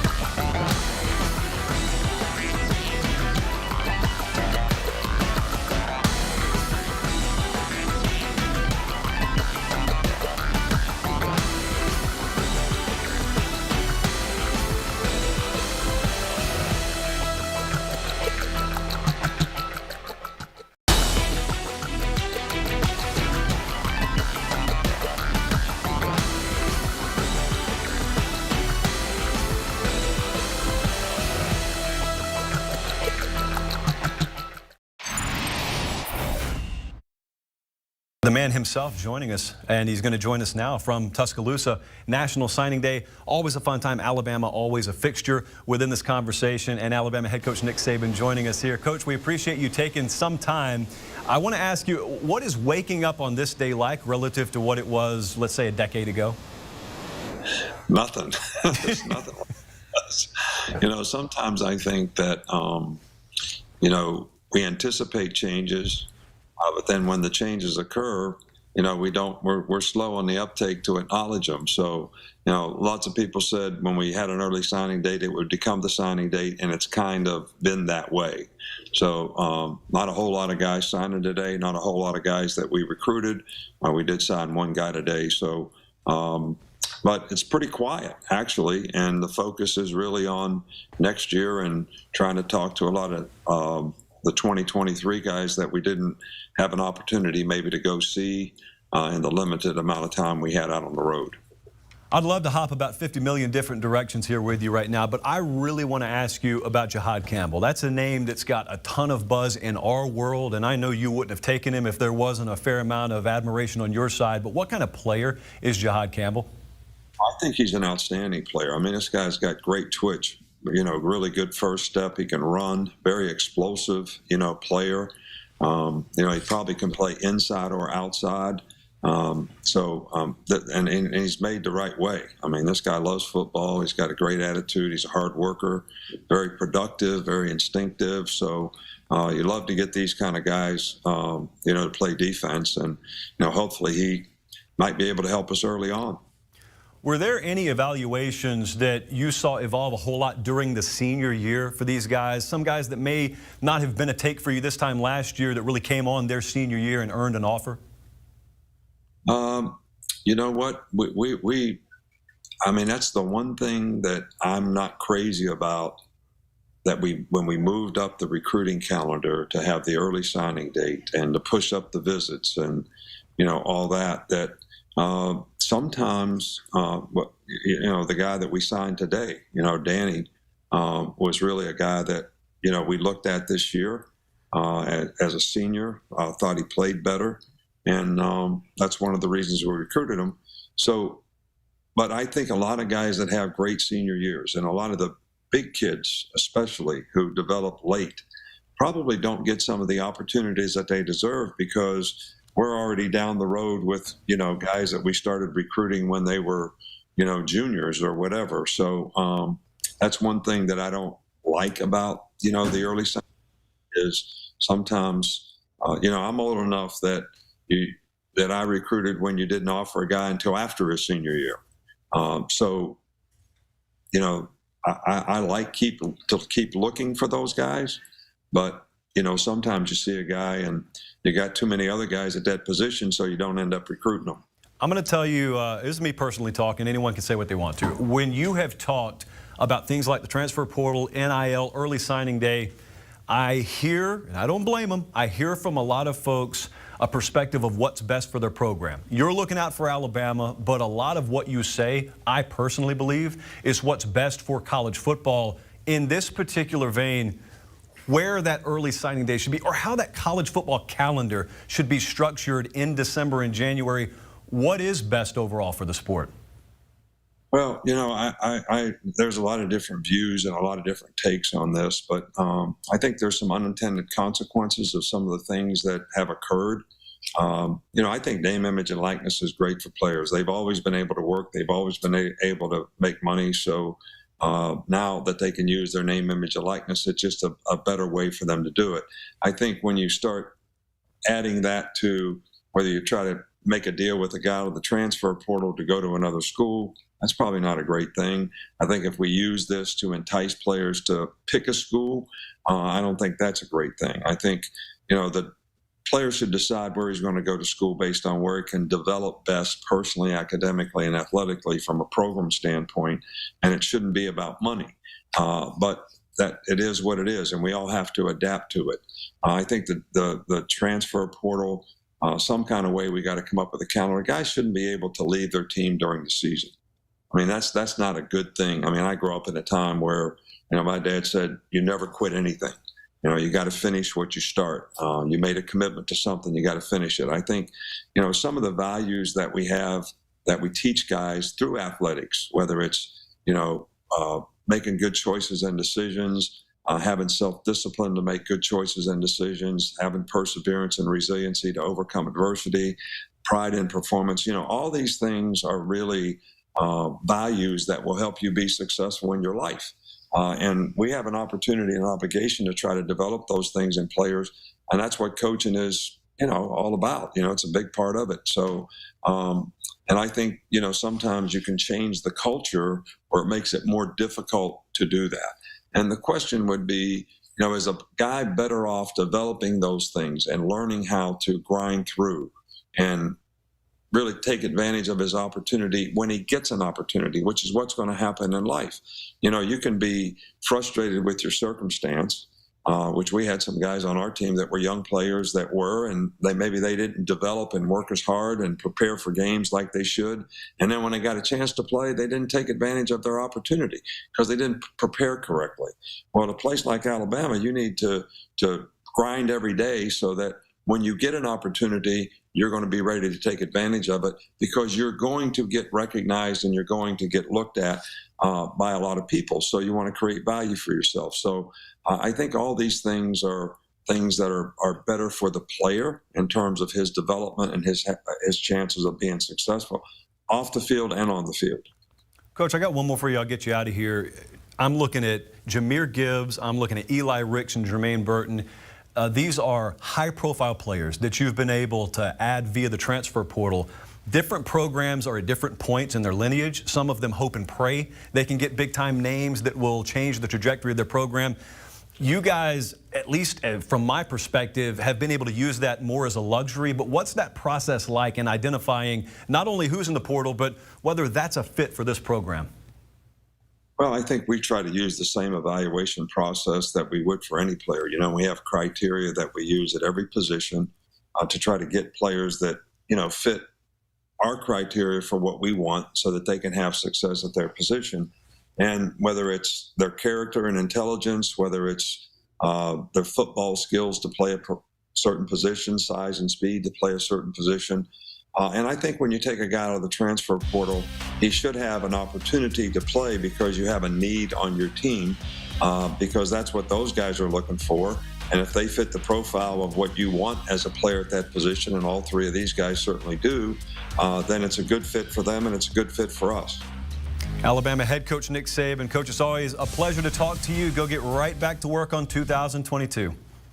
All right, good. Thank you very much. You guys have a good day. All right, so a lot to take away from there as well. I want to go right back to what I just talked to him about the transfer portal, because there are a lot of programs out there that go into the postseason and they understand we have to get fill in the blank out of the portal or we will not be good enough next year. That's certainly not Alabama.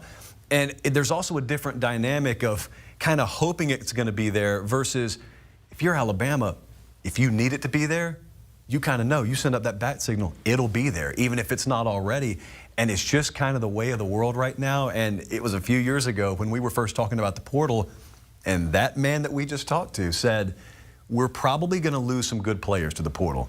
We're going to get some great players from the portal, and the rich will get richer. And here we are.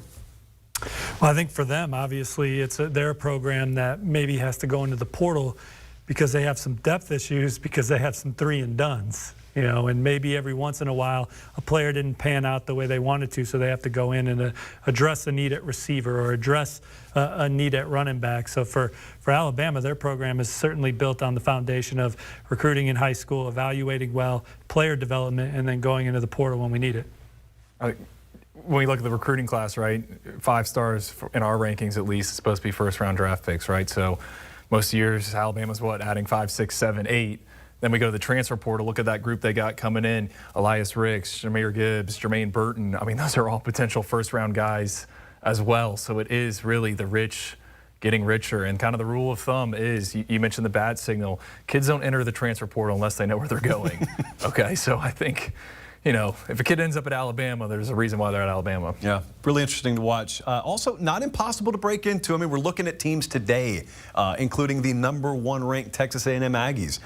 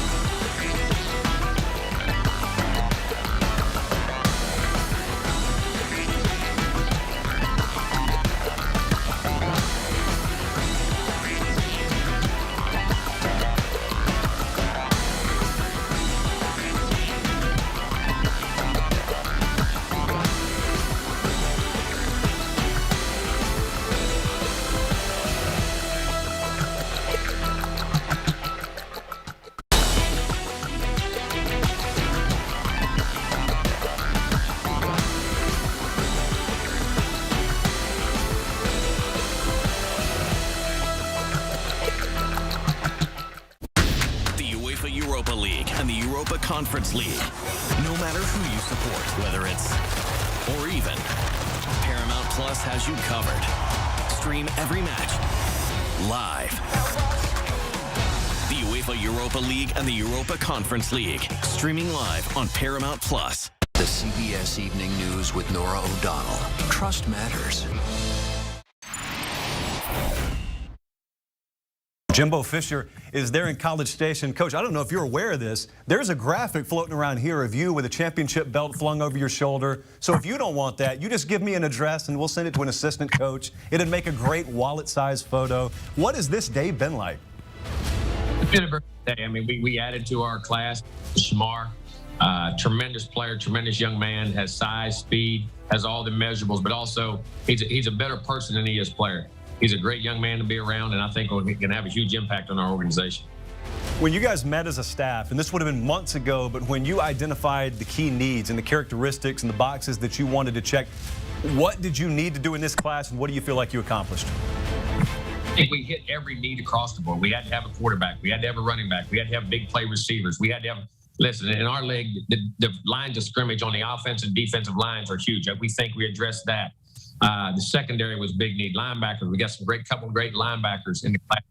guys get affected, and your game changes. Guys get affected offensively, defensively, and we also got a great kicker. I think we got as good a kicker as there is in the country. I love him.